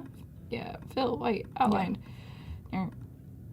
26. The magic number. Cute. Okay. These are looking The fun. star-crossed lovers. For better or for warts. Oh. This relationship is off to a flying start. Wow, guys, we have writers in the chat. You guys are artists over there. Okay, do we need something like in like the foreground here? I don't know. He's kind of floating around. Should I give him the old rectangle? The rectangle. Just on the ground to give us a little Is that like your go-to move? If I it, like, needs no, something? but like it is right now, I guess. I don't know. Okay, I'm gonna fill color. And then I'm going to multiply. Yep. And then I'm gonna come to my layers here and I'm just gonna, I did not group anything. Whoa. I try to do too many things at once. Can I just send it back? Send it back. Yeah. There you go. Okay, it's too light or too heavy, so I'm gonna like lighten it a little bit. This way they're not just like floating in space, but maybe it was cuter that they were floating in space. Maybe. Let me see. Without? With? Preference? See, the previous card it made sense because there was a floor, like a shadow. And they had a shadow. Yeah, this one, they're so not so cute. much. Like, maybe you could, like, maybe add some clouds or something. I'm gonna add a 'Cause shadow if for we're this all guy, in too. the sky. Yeah, you're right. Let's do clouds. That's a great idea. You're a genius. I love it. Okay. Thank you. Yes. Okay, I'm gonna add this. I'm gonna multiply this because I really want to like emphasize that our ghost is floating here. Done. I use hotkeys by using the brackets to bring the layers front and back, which it's interesting that you can use brackets for that. I was just like, Have you done that? I do not use a lot of the hotkeys. Oh, that's okay, but Control C, Control V. I mean that counts. You're on your way. Okay, these are fun. Okay, just to review the work, we have Be My Boo. Oh, we didn't title this one. Oh, hello. Yes, and by the way, if you're just joining in chat, we are making Halloween cards today. My All in tab Adobe isn't Express. working. Any? My tab isn't working. Look, I can't click. I'm gonna. A quick little refresh. Yeah, I'm gonna go here. I'm gonna go right back in. Wow. We're back. All is well. Okay, I'm gonna title this one, Corgi Pumpkin. Love it. In case you didn't know, that one might be my favorite. Okay, I am bewitched by you. Okay, so we decided the clouds, like this little heart will just be like, oh, you know what? Oops. The heart has magical powers with this little hat on, so it totally is allowed to be up there, just floating around. Okay. What am I doing? Clouds. But I want icons, right? Or design assets. You think so? The ones I was showing were not backgrounds. Don't be crazy. These are like like no, these could work. But you know what I'm saying? The other ones were like photos. like Yeah. it's breaking some rules here. This one's cool. But it has a little bit more detail than like what we're seeing, so it might be like still on the show. More flat. Oh. This is a side story. Like these, we can't even get into that. So goodbye. These ones could be fun. Oh yeah, that one could fit. I kind of like these ones. I think it's just the color that's getting me, but they're allowed to stay. That's okay. Okay. I like this. I'm gonna You can even just pick certain clouds. Yeah, you see the vision. I do see the vision. Should I like? You know what I want to do is I kind of want to do. All right, let me do something for a second here. Okay. I had a plan, but now the plan is different, which is how it goes, I guess. Okay, icons. I want this filled in cloud. I stole the hat. Sorry. Wait, what the heck? Okay. I want this filled in cloud. Now that it's loaded, I'm gonna change that fill to be this background color, and I'm gonna screen, and I'm gonna drag it up, and then I'm gonna send it back. And because my background's filled, my background color is chosen, I can send it back without worrying it's like behind the shape or something like that, right? Because I kind of want to give these as like, it's gonna get too crazy. I kind of wanted them to like add like texture to the background, but not like, you know. Yeah, but not be distracting. Steal the show, but they might be stealing the show. There's something about this that's like not quite right. I don't know. Is it the text? I think it's the text. Like the color? Yeah, or it's like too big. Something strange is happening. I don't know. It's okay. It's still pretty cute. I think it's cute. Okay, this actually worked bringing it down here. I think I was trying to layer it, and that was kind of like ruining it. Or maybe it's the balance because there's nothing on the bottom right. So maybe it's the placement of the heart. Like if you put them on you could be right. either end and keep the text in the middle. Okay, I'm also going to make these like gray. I think they were competing with the moon. Okay, yeah. So now they're just like there. Yeah. Oh, that's cute too, yeah. Right? And maybe like spread it out a little bit. He said no outline on the text. All right, let's see how it looks. Art directors in chat. I know. Oh, one stayed. No. Okay, you know what? You're right. Keys, thank you. That did make a difference here. I also want to change like the spacing, but I think, it's gonna make it smaller. How are you trying to space it?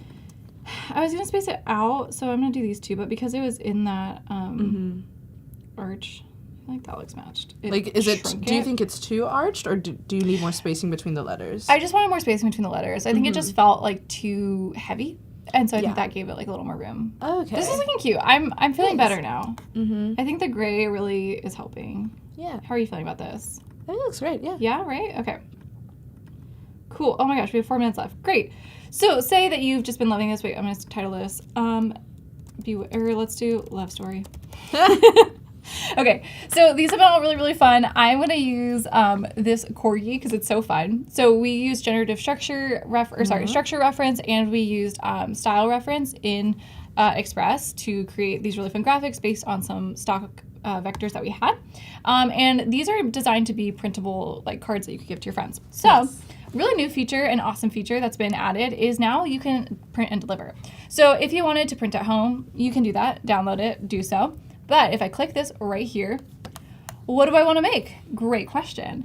With the power of Zazzle, Adobe Express and Zazzle have partnered now so that you can print anything that you are designing, or most anything. Anything? Yeah, anything that's like on the menu over there. Yes. Perfect. That's a good way of putting it. Yeah. Okay. So anything that you're designing in here, if you find it, you can print it, which is awesome. So I have designed these to be 3.5 by 5. It's like I already knew what I was going to print. And so if I click here, it would say resize. I don't need to resize it, but I'm going to click that way anyways. And it's going to show me a preview of what these look like, which is so fun to see. Look at that. Wow. And right now it's printing them double-sided, so you would have to modify that. But look at how fun these would turn out if we just sent these to print right now, and they would get delivered right to you at your door. Amazing. Isn't that so fun? It is so fun. Maybe let's put it on something else. Like, let's see a shirt. Yeah, and also in chat, let us know if you've ever used the print feature. Yeah. Would love to know anyone's experience.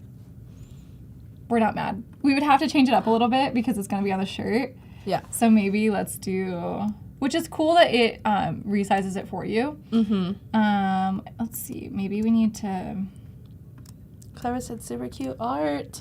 Thanks. Thanks for all your ideas. I really appreciate everyone's help today. It's been really fun to have an interactive chat. Sunila in YouTube said, so nice. Good job. Thanks. Yay. Okay, cute. So this is going to be a double-sided shirt. Whoa. Whoa. Why is it a video? That was scary. Whoa. Look. He loves it. Yes. He said, this is my new favorite shirt. I love it. Wow. That's fun. Okay. We would have to work on the scale of that one. But to be fair, I did print this or design this with the 3x5 in mind. So let's see if it goes back to it. Resize. Okay, it did scale it a little bit strange. It did scale it. But this is how these would look. So let me do, it changed I made them it. tiny. Yeah, because I did the photo or the shirt. Oh, yeah, you moved it around. Yeah.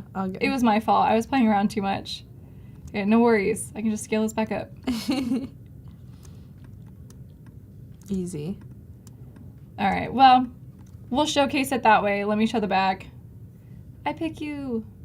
So fun. So cute.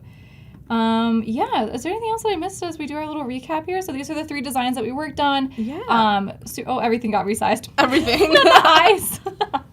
Well, everything was going great until this exact point. But it's been so fun working on this with you. So definitely check out Express and bring your designs to life by using Print with Zazzle. Really fun feature. And thank you so much for hosting everything. I had a great time. Of course. Thank you so much for designing everything. Yeah. Please post them on social or like you make them templates or something because I really want to use those. You got plans to send these to someone? Yes. All right. Yes. But yeah, thank you all so much for watching. You're up next. And yes, I am up next. I'll Awesome. see y'all in a little bit. All right. Bye. Today we're going to be talking about the generative AI features that are in Express. Here on the homepage, this is kind of like the first area where you will see the text to image and text effects generation. And if you need inspiration, all the keywords and the prompts are already on all those images. On hover, yes. Pug wearing a bow tie sitting next to a cake. Oh my gosh, and then and then there you go, just right when you hit generate, it takes you straight into the editor. To the side here, you can adjust your prompt. In the text box, you can change the content type. Right now, it's not set to anything. You can set it to photo, graphic, or art. You can change the style here. So it's all categorized. So you see 6 right now, but if you click on these different subcategories, you'll see a lot more options. And then when you scroll down, you'll see the different results that you can look through. And then if you want to see more results, just hit load more and then it'll generate 4 more images. Now another way you can use text to image and text effects is in a project. So let's go ahead and actually start from a template. Yes, we have a bunch of different invitation templates. Let's go with this one. Go into media and then go to photos and then you'll see this button that says text to image. Okay, pug wearing graduation. It's better to just go for it and then like trim down. Oh my gosh. Oh, adorable. Wait, this one's adorable. That one's so cute. Okay, so now we're going to explore the text effects. All you have to do is just select the text box. And if you scroll down, you'll see text effects right here. So you just open that up and then it pulls up the text box for you to put in a prompt, how tight or loose you want the effect to stick to the letter. And then there's also sample effects. So if you're like me and have trouble writing prompts. Show me the pink balloon. Oh, that's really cool. Good. Yeah, that's great. So we're at medium and I do this. You have to hit generate every time you make a change or an adjustment to your prompt or any style. Thank you everyone for hanging out with us today. I had a blast. Bye-bye, everyone. Bye-bye.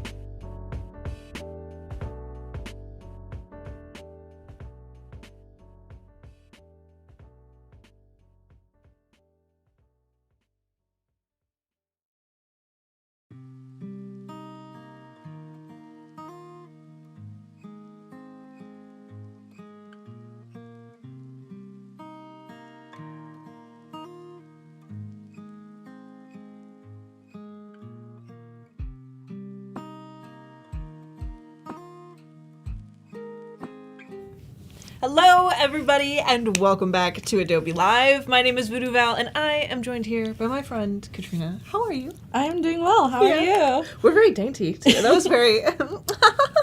Yes.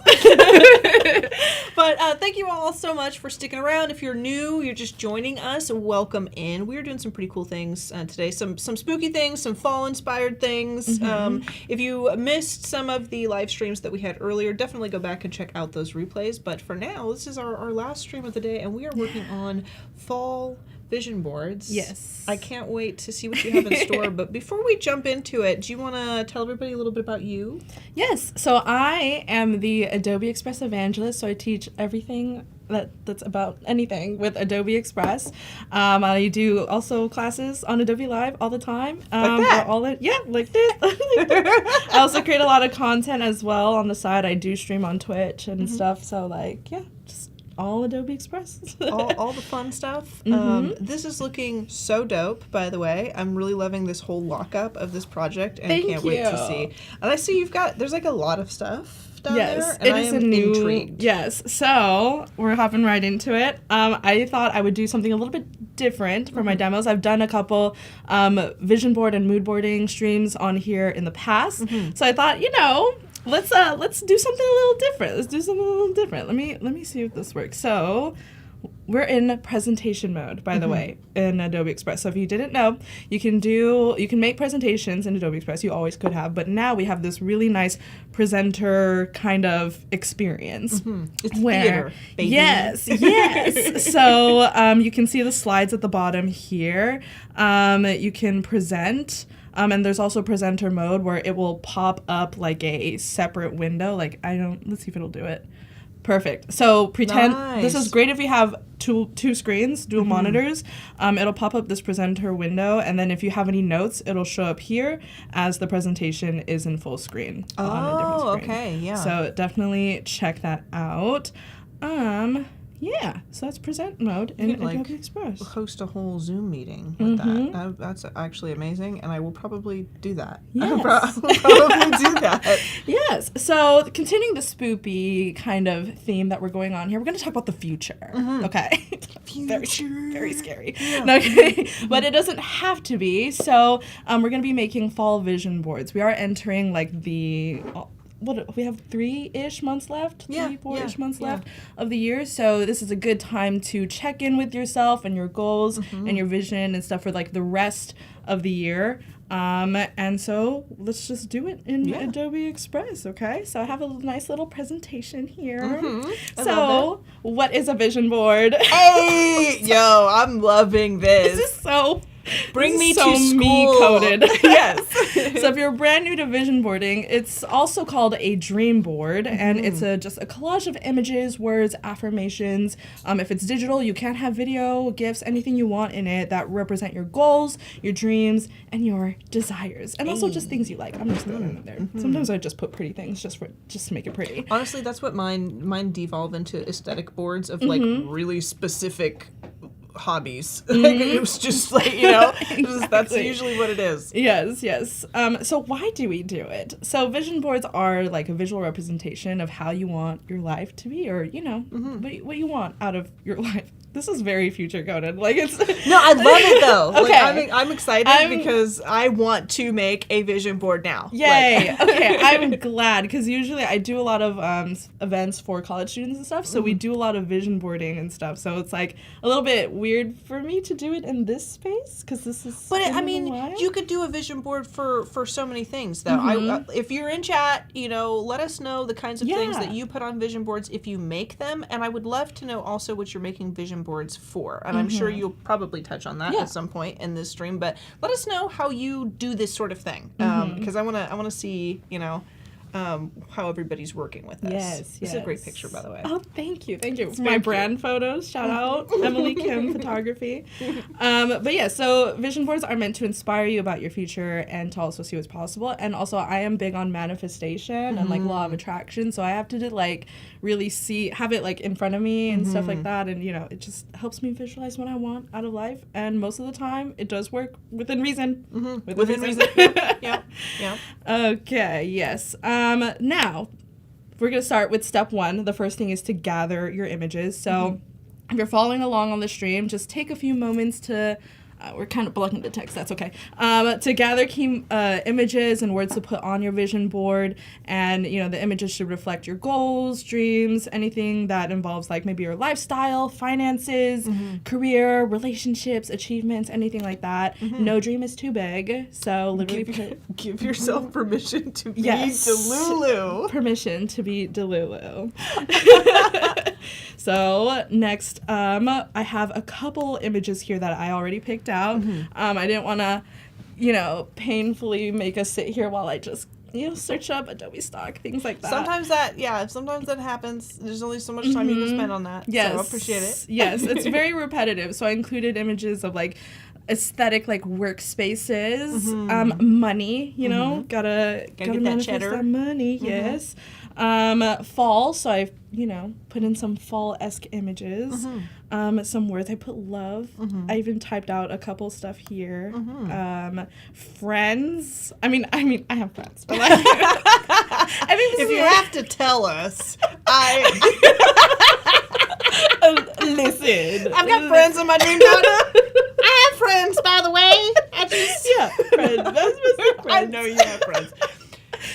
You were very well liked and adored. Okay, I'm sorry. Now it just making me feel better.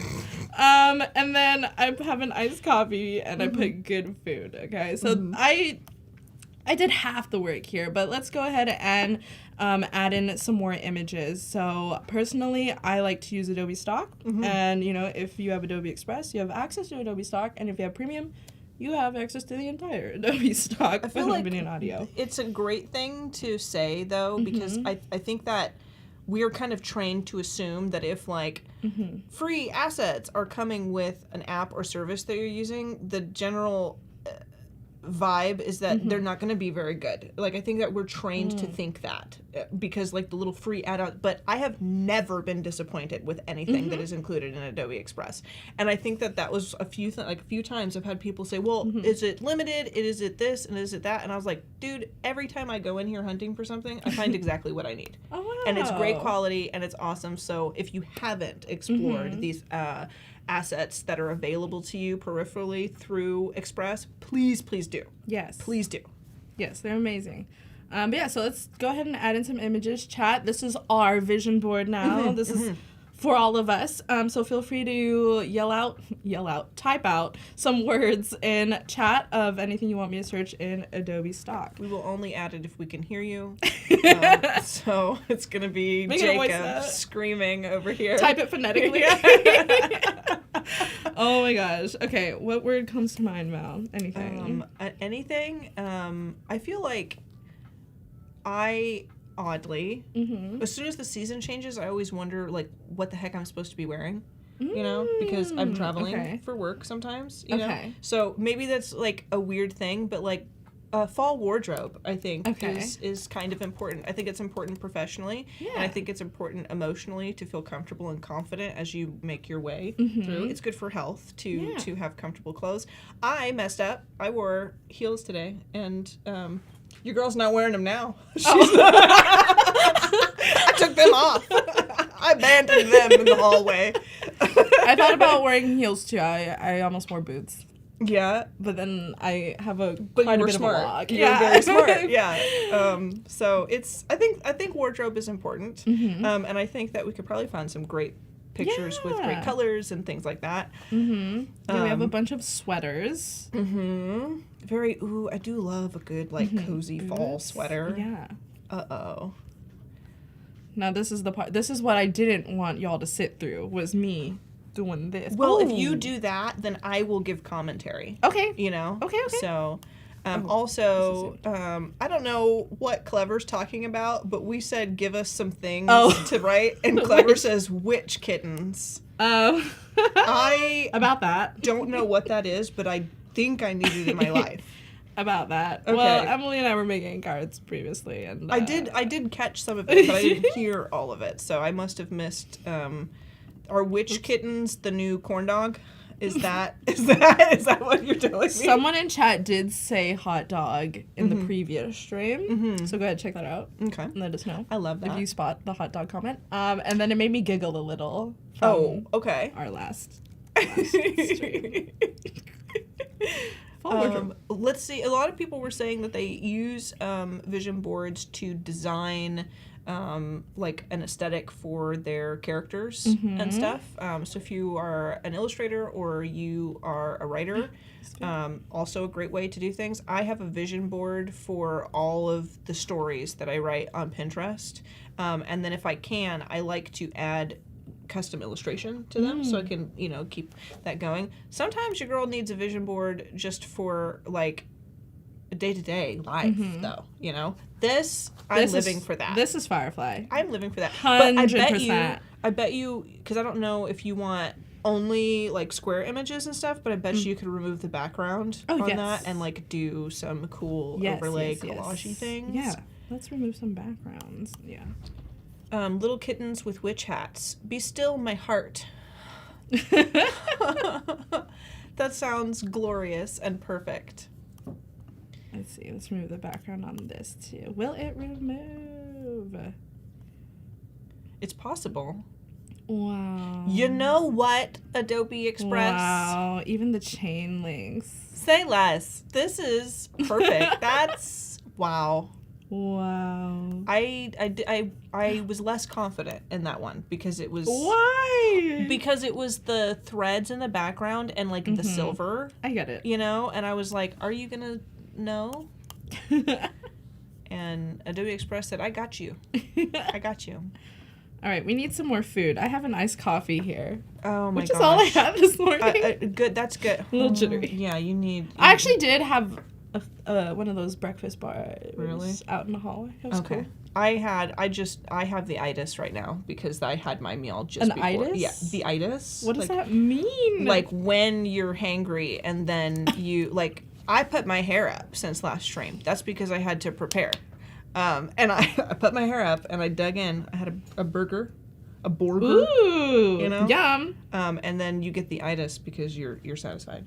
It's just I didn't know there was a word for that. I don't know if it's real. That's just what I call it. It's just so. That's a big ramen picture. That's delicious. Massive. I feel like it would also be good to put like. What are some fall foods? I feel like I am so down for like a fall cider with like the cinnamon stick in it. That's like a good fall beverage. And it could be anything. It could be like a nightcap beverage. A hot toddy. It could be a hot toddy. It could be something that's just like tasty cider. It could be tea. It could be so many drinks that are fall inspired, kind of have that vibe. Ooh. With the lights and everything, I'm keeping it. Oh, yeah. Is this Firefly, too? I think so. Yes. That's pretty good. Wow. Pretty darn good. I'll put it here somewhere. This is not the board, by the way. This is just my... Yeah, but we need, you gotta put all of our idea things somewhere. Yes, this is our brainstorm board. Okay. What Your else? hair looked amazing, Val. Looked, past tense. Let me take this clip out. Let me just. Wait, what? He's like, your hair looked amazing. Oh. No, I'm kidding. Keys.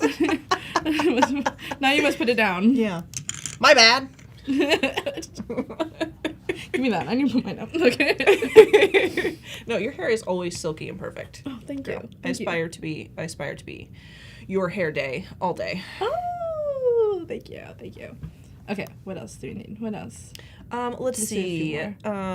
Friends. I feel like bonfire scene. You know what I mean? Like fall camping. I know that camping is usually like summer kind of stuff, but like I feel like a good fall camping trip is like really satisfying. Little backpacking. Yes. Hot wine. Yes, like mulled wine keys is also a good. Yeah, mulled wine is like. My grandma used to make it on the stove.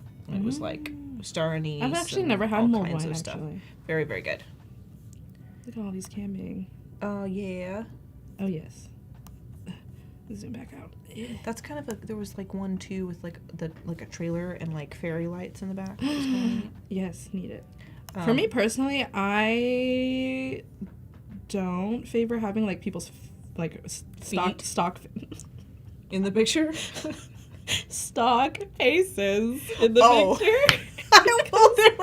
I I want to see stock faces in the picture because I want to envision that that's me. Feet. Okay. Looking at the photos and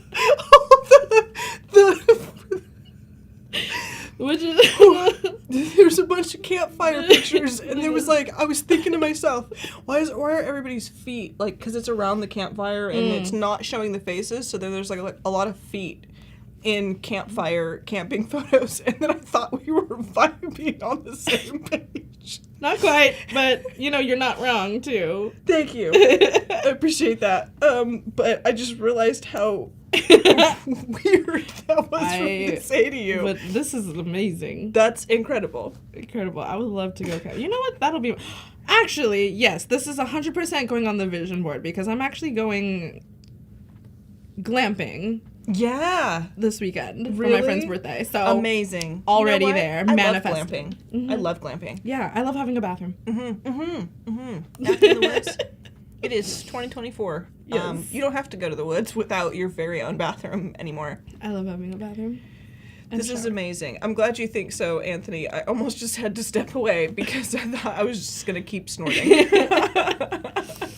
All right, so this is pretty good. We have a ton of images, so now we'll move on to the next step. Where's my next slide? Oh, okay. Next is deciding a layout. So there's different ways to lay out your images in Adobe Express. So you could do like a collage layout. You can totally do it from scratch, like how we kind of started in this board. Like literally this could become the mood board. We just keep, or vision board. So we keep adding stuff to it and make it pretty. But there's also grids, which is, if you find it over on this grids section, this grids tab, you can easily just drag and drop images. And then you can form a collage that way. Or there are templates for collages or vision boards in Adobe Express. You can search up mood board or search up vision board, or any something board, and then you'll be you will have a bunch of different options here. And yeah, there's so many cute ones. I love that they have, because I've done a few times myself, and I love when a mood board has like the little dots of colors, you know, and especially if it's arranged in like a very attractive way, like with everything. That's really, really cool. This is cool, and I don't think I've ever looked up mood board templates specifically. No, these are great for like vision boarding, or even like mood. Like sometimes I'll do like brand mood boards or like a style sheet. These are also great to use because some of them have like color swatches or things like that, or areas for text. I think this is also really, really great if you're working in the mobile app as well, because I would say like when I'm working on desktop, I like drag and drop, and I kind of like let it all fall together. But when I'm working on my phone, using like the grids templates and stuff is really great, because I just like thumb everything if I'm trying to do something more intricate mobily. And it really helps for, you know, so if you're not a grids user on the desktop, try it out on your phone. See if it doesn't make your life a lot easier.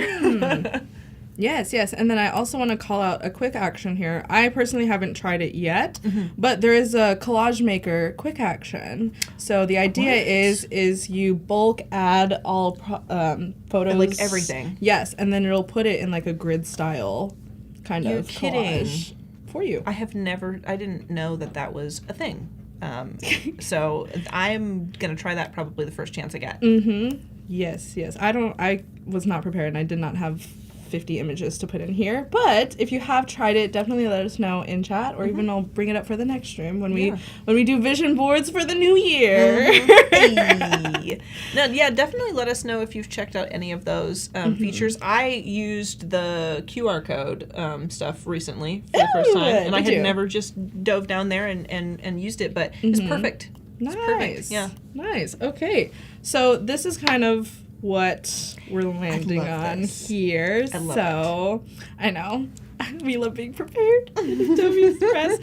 So here I just kind of like freehanded a bunch of the images here. I even put in 2 additional images. There's like a little sky in the back. And then I put like a little like reading coffee kind of thing. I don't know if you guys can make that out. But I just didn't want to do like a background color. I wanted it to be a complete collage. So I went ahead and did that and added some images. Is that you, by the way? Which one? A picture of you? No, it's a stock image. That is the stock. That's like this one? No. Yeah. Yeah, it's a stock image. That's crazy. I'm dude. just kidding.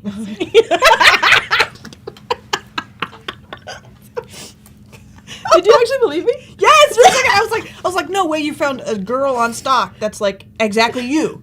And I was like, maybe I should be looking for me, because if I could do that, then I'd never have to take pictures of myself for social media ever again. I could You just might be able to. like, why is Val never looking at us in her pictures? She's busy. She's busy.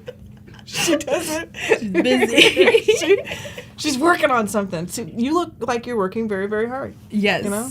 Yes. What is this? What is this? It looks like Notion. Oh, okay. Yes, it looks like Notion. Yeah, it's crazy. I think that's what it is.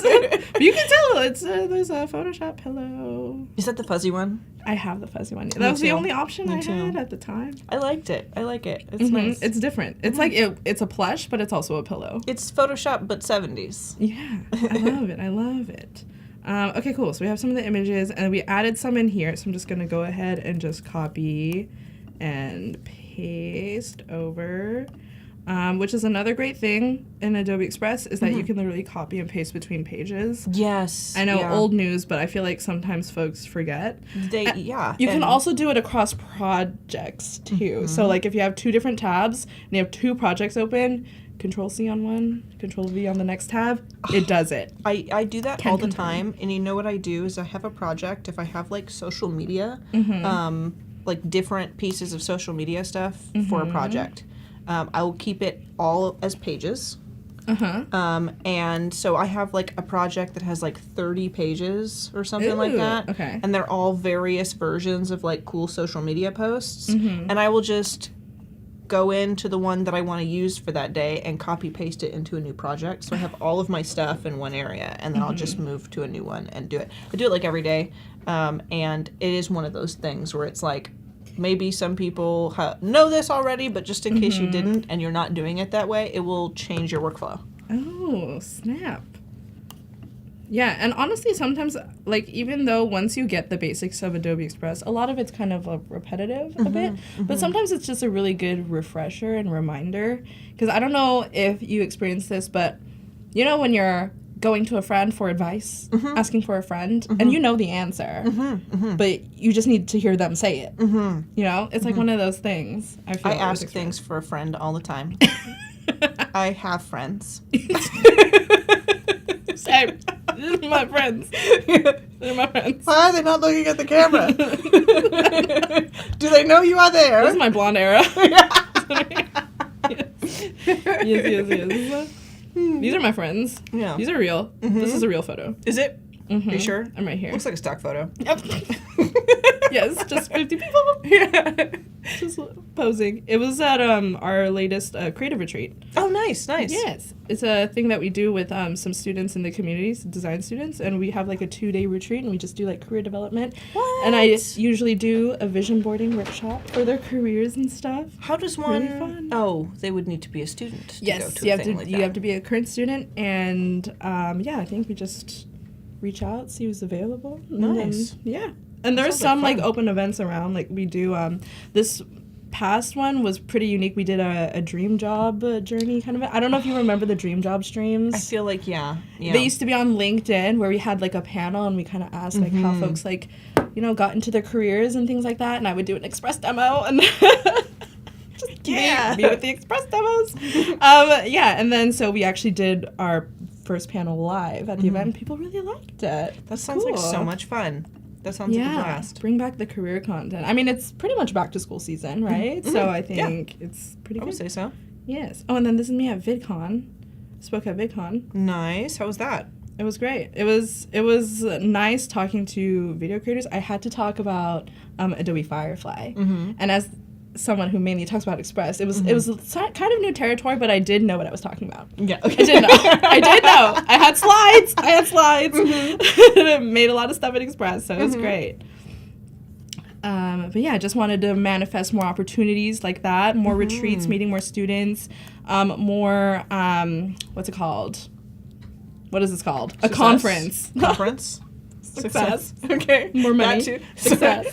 I'm trying. I'm trying, Katrina. And just speaking more also at like more conferences. By the way, if anyone's going to Vid Summit, we'll see you there. Oh. Vid Summit video creators, where you at? And then I want to manifest a silver play button. Yes. This year.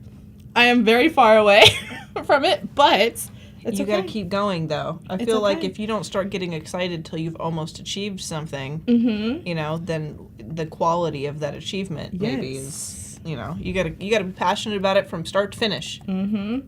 Yep. That is my my battle. Hey, sometimes it's hard to keep that energy going. Hard. It's hard. I mean, I feel like that's, you know, where a vision board like this can really come in handy, because sometimes, you know, you have your goals, you have those creative things that you want to do, the things that you're passionate about, and it's the desire for those things and those achievements, or the ability to like create a certain thing you've always wanted to do that never really leaves you. But I think something like this can really help you stay motivated and believe in yourself, you know, as you go through too. Because I don't know about you, but sometimes I'm like, I'm VooDoo Val, and sometimes I'm like, who am I? No, I feel that. I'm actually kind of going through a crisis right now, identity crisis. Yeah? Maybe you could help me Yeah. or something, or maybe chat can help Girl, me I too. got you. Yeah. Just let me know what you need. Yeah, in terms of my content, you know that awkward phase where you can kind of feel your content and interest shifting? That's kind of what's happening to me right now. So, yeah. I feel like that is... I had like a massive shift when I went from streaming video games to streaming creative art. And I was like, what do I do? Yes. So, funny story. Yeah. Same. Yeah? But reversed. No, what, you're gonna do like game streams now? Is that what you mean? I mean, I've been. Yeah, but like, I've been doing them a lot more on my Okay. personal channels. So I'm like, girl, we're in the gaming era. Gamer girl what's era. your Steam name? Let me... Let's play games. Yes, we will connect after. What was I doing? Oh, okay, so I laid out all the images from this one with the brainstorm board. And okay, cool, looking chaotic. Yeah. This image is sticking out. It's bothering me because it's blue, so it's like I not going wonder with the if you color. could just do like a duotone? Yeah, a dual tone. We could do an adjustment. This is kind of how I like hack a little bit. That's more clever I than what I will said. bring- Adjustment would be better. I will bring down the saturation and then turn up the warmth, Yeah. just so like it's, you know, I still have what the color was, but it's definitely toned down a bit. And then even like, or if this screen is like too bright or something like that, I will turn down highlights so like the whites aren't as crazy. Darkness. Dun, dun, dun. So I was This kind is of a just spooky fall stream. Yeah, spooky. So spooky. The future is spooky. Telling you guys about my my internal goals and struggles. Scary. I appreciate you doing that, though. Thank you. I really thank do. You. I feel like that makes me feel like I can have a conversation with myself about my own, too. You know? Wow. Yeah. I'm glad I'm inspiring you. You are very inspiring. You always have been. Wow, I am- I'm gonna cry. Yeah. I'm gonna cry. No. Love you. She said it. She finally said it. She said it like 12 times now, and I'm fine. No, I'm just kidding. I need to stop teasing you. You're good. You're good. You're good. You have, this is the only hour. You're allowed to, and I have to take it. No, that's not true. I'm lying. It was that was a joke. No, we're besties. We're besties. But yeah, I think that's also like what I'm going through is very like in the right time for this project, because like I said, like vision boarding is great, and even this season is great for checking in with your goals. We are in the last quarter of the year, so it's like checking in with yourself, seeing what goals are feasible, things that maybe you'll need to readjust, and you know, and stuff like that. And yeah, just really just I feel like life moves so fast. Like, how are we in spooky season already? Yeah. And it's kind of a weird quarter, too, like business-wise, because for some people, this means no work. And for some people, quarter 4 is like the busiest quarter of all. Exactly. Because Christmas and all that stuff. So I feel like it could mean different things to people, but no matter what, it always ends up rolling around way too soon. Yeah. Like, not that I don't, it's my favorite season. Like, summer just started. What do you mean? Yeah. I feel like I was just at the lake recently, and now I'm like getting ready to get chilly. Yeah. You know? Oh, yeah. Crazy. I noticed the sun is starting to get down faster now. And I'm like, where'd it go? Yeah. Where'd it go? So, yes, the year flies by so fast that sometimes we do forget to check in with ourselves and, like, what we need to do and stuff. And so, it's just a great way to stop and do it. And it's really cute. You know, it's just a cute visualization. I love it. Clever says, warning, contents may shift.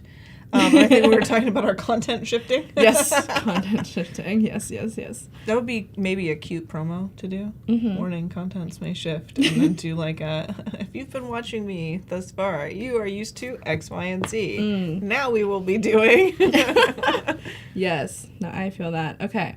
So the next part of it, we have all of our images in now and everything's kind of laid out. The next thing is to add your style. Go away, grids. Go away. And so why do like some people will just put all of like the stickers and stuff, images and stuff, like all in the beginning, but that just overwhelms me. If you're like a cluttered canvas, like really stresses me out because of all the layers and finding things. It's just easy to lose things. So as my last step, I will put in after like the base images are laid out, then I'll add in the bells and whistles and stuff like that, the different elements. We're gonna make it fall-esque, you know, and like stickers, anything branded, like the text, or sorry, the font, colors, anything like that. I'll like add that stuff at the very end. So in this next board, I have the assets board. So I will put all the stickers in one page. This is so type A, I'm sorry. No, this is beautiful.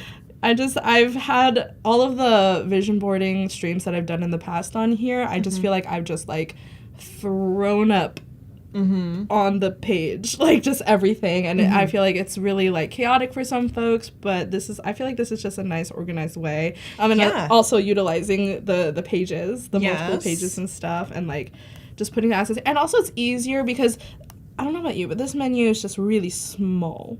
Yeah, and sometimes I think too, you know, when it comes to doing the live streams, like I think it's given that there's going to be like before and after steps or before and or after steps in the process, you know? And like it's not easy to jump on stream and like do a mood board and get everything A+ perfect the first time, right? So exactly. like I kind of do the same thing with illustration sometimes where I'm like, all right, we're going to draw this, and I always do way more to it than what you can fit in like an hour or a couple of hours or whatever. So this gives us like a more overarching, like comprehensive look into all the things that you really do. And I think in a way that's like just like even more authentic because then we don't feel bad if we don't finish it perfect in an hour, right? We see all the effort that you've gone through to like find all these great looking elements and what you're thinking about. So I like that we have pages and pages of the steps because this is very inspiring. Glad. I'm definitely way more organized these days about organizing assets and stuff. Because if I just had a blank canvas and I was just like put this, it's like. Yeah, and when you're streaming, it's if you don't put something down perfect the first time, it's easy to lose. Lose it and then spend 5 minutes searching through your layers. Everybody's watching. Yes, and also like vision boarding essentially is like the magazine collage making where it's like you cut, paste, you know, so it gets really repetitive. So even for the thinking about the viewer experience, you know, this is all part of the genius. So if you ever wanted to stream like your design process or anything like that, think with the viewer in mind, what would be visually more valuable and pleasing for the viewer. That's a good streamer tip. Yes. Very good streamer This is tip. now stream tips. Yeah. Welcome to Stream Tips. Stream tips and vision boarding. Anthony's, or not Anthony, but Anthony does want to know how you would describe your own style, but Keys is saying that you're trying to charm me with orange and purple. And it's, I don't know if that was your intention, but it is working. Is it? Yeah, it's definitely working. Those are my favorite colors. Oh, wow, really? I had no idea. I actually had no idea. This is a template. Oh, sorry, that's the end. Oh, sorry, that's the end. Oh, spoilers. This is a template. This is a template that I pulled from Adobe Express. I think I just looked up presentation. I love it. It's great. It was meant to be. Yes. Yeah. Yes. I believe in divine timing. Okay. Anthony does want to know how you might describe your own creative style. My own creative style. Okay. So, I have a confession to make. Mm-hmm. Personally, I have 3 different styles. Mm-hmm. For 3 different versions of me. Okay. So my own personal style, I'm very into neutrals and organic shapes, things like that, like this on this page. Mm-hmm. I love scrapbooking, all this stuff. Yes. When I'm on Adobe Express, I am Adobe Express. I am rainbows. I am craziness. I am organized chaos, like bright colors, everything. Very energetic. When I'm on stream, as degenerate me, have y'all seen my brand kit? No, let me see, please. Here's my brand kit. I'm very pinks, I guess. Pinks, purples, blues. I am living for this. Yes, these are my personal brand colors for stream and social, playful kind of fonts. These are my templates. I love assets, really fun, gamery kind of cute icons. I love kind hugs. of the kawaii, but the kind of the old 90s Windows kind of vibe. I live for that so much. Kind of the rebrand of Windows kind of stuff. Oh, yes, I still have Adobe Express icons. Oh, it's so cute. Not brand approved, but it is for my personal channel sometimes when I do drawing streams. But yeah, so I have 3 different styles depending on. I love it. The circumstance.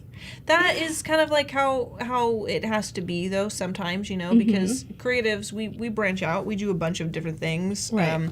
We wear a lot of hats, right? Yes. And I would say, I have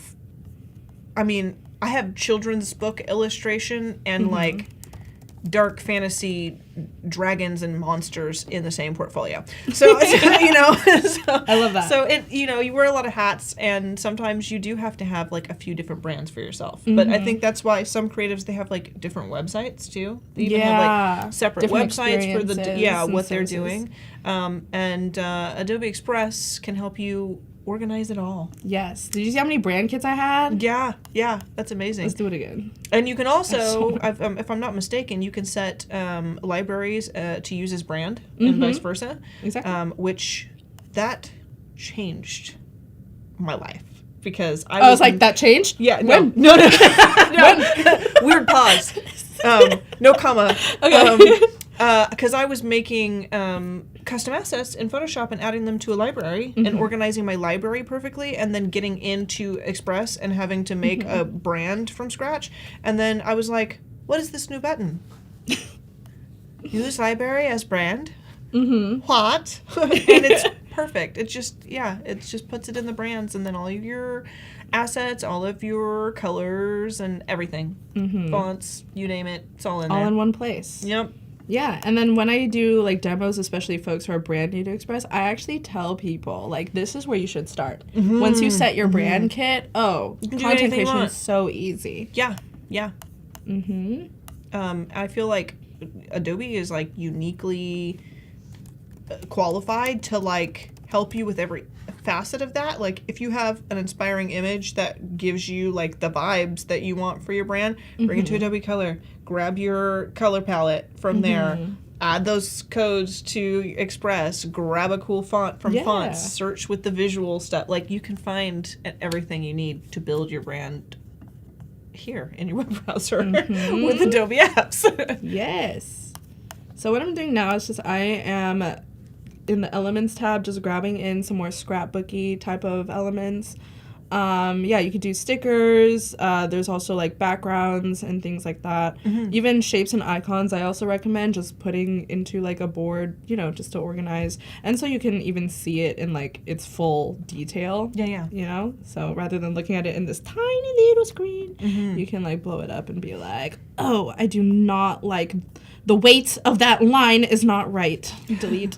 So that's why just visually you could just see things a lot bigger. But also I would take this time to like even add in maybe some text so I could just like copy paste things over or like pull in assets from my brand kit. Like if it was a brand mood board, I would bring in all the different images down here and stuff. And then it just makes it easier to copy and paste. I've said this so many times on stream, but I am quite not lazy, but like a little bit where I live for convenience. Yes. Okay. But I think that there's a healthy amount of laziness that great creators should have, because a lazy person will, as long as they're efficient, they will find like the best way to do something, right? So sometimes I'm like, yeah, I'm being lazy, and then sometimes I'm like, I think I'm working smarter, not harder. Yeah, I think, you know what I mean? And I think that work smarter, not harder can also be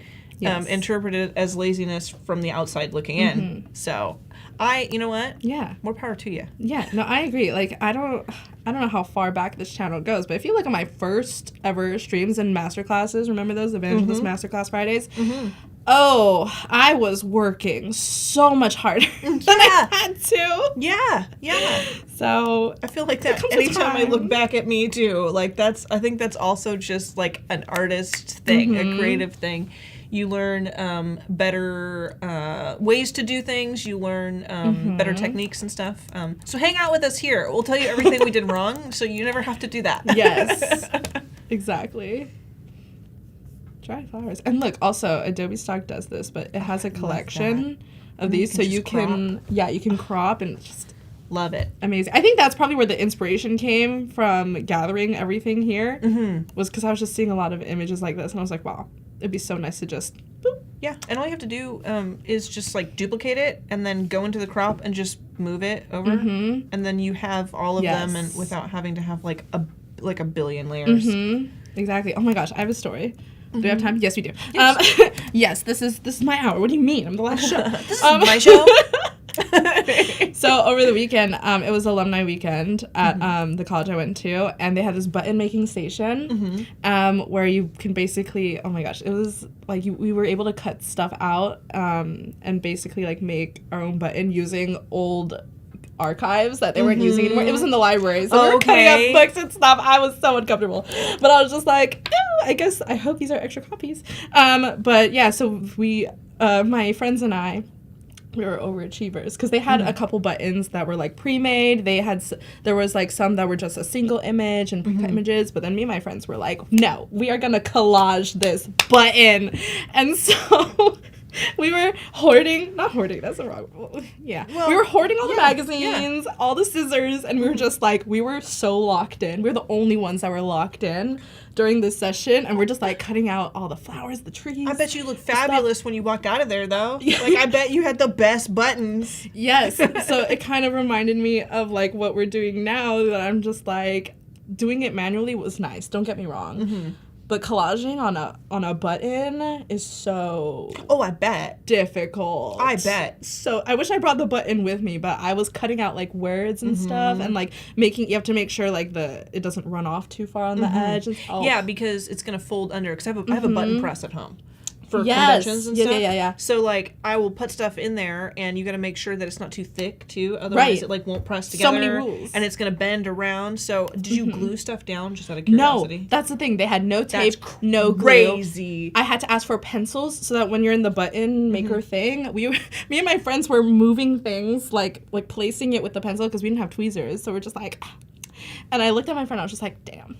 We're artists. That sounds like serious dedication. Yes. That's amazing. Yes, and then the reason why I brought it up is because I was like, dang, you know how easy this would be to Adobe Express. Where's my iPad? We're just collaging. Bring me my phone. Yes. So I'm having a great time right now. Oh, that's a gorgeous photo. It is. I love that. Dried flowers, Adobe Stock. Look it up. Remove background. Boom. Gonna remove it. Oh man, the tone and hue is gorgeous to me. So my favorite orange is burnt orange, and that I feel like the sun coming through that has kind of like that vibe. I'm living for it. Amazing. I love it. Okay, so I'm just gonna cheat and move this. Keith says, this is what? Keith says, for a lazy person, it's not about working harder or working harder, but working later. What do you mean? Like just later. Do it later. Yes. Okay, so I just moved over this thing, what we made, and then it just makes it easier for me to copy paste stuff over. So I just go copy, and then next page, paste. Now we have star stickers. And again, similar to what we did, just copying and pasting over. We were super prepared, so we're just... This part just makes it so much easier, you know? Yes, I love. Yeah. And this is what you were talking about of like, you know, let's do this, you know, putting all these tiny bits and bobs and things. Let's do that later because, you know, thinking about tossing all of this stuff in all at once, I would be like overwhelmed, even as the creator, you know, just like not... Like, I have so many moving parts. So it's nice to be able to kind of organize and do things in stages as you go through. Exactly. My thoughts exactly. And also, like, even just, like, thinking about the layers, too. Like, imagine, like, if I had put this little sprig in the beginning, it would be at the bottom of the layer stack. And if you remove the background... Good luck. Like, good luck. It's gone. Where's it at? I don't know. It's gone. Tell you. Yeah, it's couldn't tell you. It's gone. You got to find the right, you know, the right place for that little guy. And I feel like it's just easier to like move things back rather than bringing things forward. 100%. So if I want this behind my friends, we'll just move it back and boom, it's behind them. Woo. Yes. So we're just gonna do that for a couple of these. I love the strips of paper. I feel like it's like it looks like it could be masking tape or like a strip of paper, and it's like great for, I assume, like adding text and cool stuff too if you wanted to write something, or just have it look like there's a pile of, you know, textile paper. Things here. Yeah. Can you tell I scrapbook? I love scrapbooking. I haven't done it in a long time, but I love it. And then sometimes I'll use it to like break up images that are like kind of blending a little too much together. Like let's say like this corner right here. If I wanted to separate the image from the sweater, That's a great idea. I would just like bring this backward until I feel like it was like lifted from the background and stuff. Just like kind of like force that contrast to balance itself there. That's great. Yeah. Salim, welcome in. Thank you. Welcome. I'm glad you are enjoying this little adventure into the joys and I would say practical application of vision board. Practical application. I love that. Well, because, you know, you could do, like, some people would do it for hobby, do it for fun, but I feel like this could be a very serious step in your process for prepping for a new era of your career, you know? I agree. Very important. I definitely should do it more. I feel like what I would do for myself. Yeah. And maybe I'll do this and I'll tag you. Okay. But I feel like I want to do like collage vision boards like this that are like collaged around a word or a phrase, and those phrases will just be on my wall to remind me to stop doing dumb things. Like really inspiring and stuff, and it's like, drink water, dummy. Because sometimes I'd be like in my office and I'm like, what time is it? When's the last time I ate? I don't know. So nice reminders. Yes. And speaking of words, we need to add some. Let's do it. This is a good font for this. Thank you. It's my favorite font. I love it. Thank you. It's called Black Magic Slab Serif PUA. No, it's not called that. No way. Yeah. That's a beautiful font name. Oh no. I need it in my library. Yes, and we're going to add a shape behind it, so it could be almost like a magazine cutout kind of vibe. So it'll be like that, like a strip. And then yeah, love it. What are some things? I don't know. We'll put like cozy vibes, because I was looking at the top left image. Yay. Love it. You could put it here, and then We'll make it a little. Oh wow. Get We out of here. don't. Oh, and I'm moving it. Oh, I'm moving it. There you go. That's when it. I gotta get that Control Z, Command Z. Command I'm just Z, saying, that's where's it at? That's the only command I use. If only I could use this for eyeliner. Friends. That's so funny. Friends. I have them. I have some. I'm probably gonna message you that What? randomly. Which one? Just like in 2 weeks from now, I'll be like, "Hey, Katrina, nice to talk to you. Did you know I have friends? I have friends. I have plenty of friends." Yes, you got to prove it. Every time I take a picture. When you ask me for proof, I'm gonna send you the picture of me and you. We have a picture together? I think we do. Yeah. I think When? or at least somebody posted a screenshot of us posing from your Instagram story, or the reel you posted. I'm gonna reel you posted from last time. You don't remember? Yes. Oh. Yes. I guess you forgot. You were posting cool stuff, and I was in a picture that you posted on your story. I think maybe I posted it on my story, but I don't think so. The reel that I made from the day of my life? Yeah, I think one? so. Yeah, and we were like, I think someone took a screenshot or something and was like, "Hey, you guys look cute," and I was like, "Thanks." Nice. Money. Sure. So yeah, we can like add in words like this. So cute. Yes.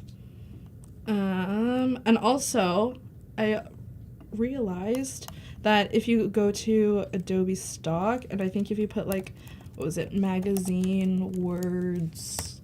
No way. They have like the They'll have letters. No way. They have letters, so you could like put them together. That is so cool. I had never thought to like just look up a stock photo of that, but now that you've said it, it makes perfect If sense. you wanted to, yeah. Oh, we could do so many cool things with that. What? It's amazing. That's dope. I should really put a guide together. Yes, please do. I feel like you're like, because there are things that like, yeah, you could search for these things and find these things, but like, I don't think to hunt for that. Here, please put together a guide. I'll put a guide. Hidden Things to gems. Yes, you things know? to look for in Adobe Stock too, like keywords and stuff like that. Yes. Yay! Okay. Also, just to remind you, we do have about 4 minutes. Yes. 4 or 5 minutes. We're almost left, done. so, Don't yeah. worry. Let us do know this if you have forever. any last minute questions for us, folks, in the chat, and I will relay those to Katrina. But yeah, let's dive into the last bit of this. Yes, there's more. But wait! The most important part of this, the point of this, is to make it visible every day. So don't just make the vision board and then like have it just be saved to your projects. You should also literally put it everywhere. A lot of people will put their vision board as their like iPad like home screen or like on their phone or anything like that. Just some examples what the mood board would look like. Yeah. Or if you wanted to just set this image, like you can print it out using the Zazzle, or you can even I don't know, save it as a wallpaper like on your desktop. Great ways to put it. But you know, for me, this could be, you know, kind of chaotic, right? To have as a background on your desktop. It depends on who you are, you know? Yeah, but like, I don't know, with the icons and stuff. Yeah, you're right. You with know, icons. it's kind of hard to see. But you know what? Boom. Here's another way. I love it. What? Do you have your folders over in the files area of the background? My folders are here, yes. So I turned this into a desktop organizer. There are templates for that in Adobe Express, so just search desktop wallpaper organizer. You'll get something like this. You could change the colors, which is what I did. I adore you, Katrina. This is amazing. Organized. I have a little. Don't be late for Adobe Live, That's but also try your best. Yes. And so I'll just put the mood board on the left side, just visually, just so it's there, but it's also, I can still see my icons. So I love it. I love this. Just ideas here. This is perfect. Done is better than perfect. I'm really trying to learn that right now. That's amazing. That's a hard one to get over. Yeah. To get through. You know how many drafts I have for my reels? And I haven't posted since our last stream. Tons of footage. Honestly, just in my camera roll, because I'm like, this is gonna be a great reel, and then I start doing it, and I'm like, I'm gonna need to do this 18 times before I realized that the first or second time I filmed it was fine. You know, like it can be a struggle. You know. Yep. So that's what I'm working on this quarter.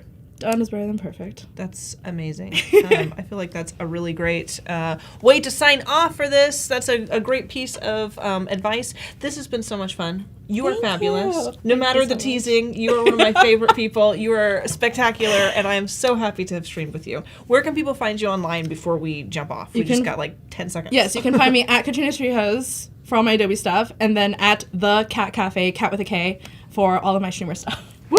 And Discord. Thank you so much. Give her a follow online, and we will see you another time, folks. Adios. Bye. That was fun.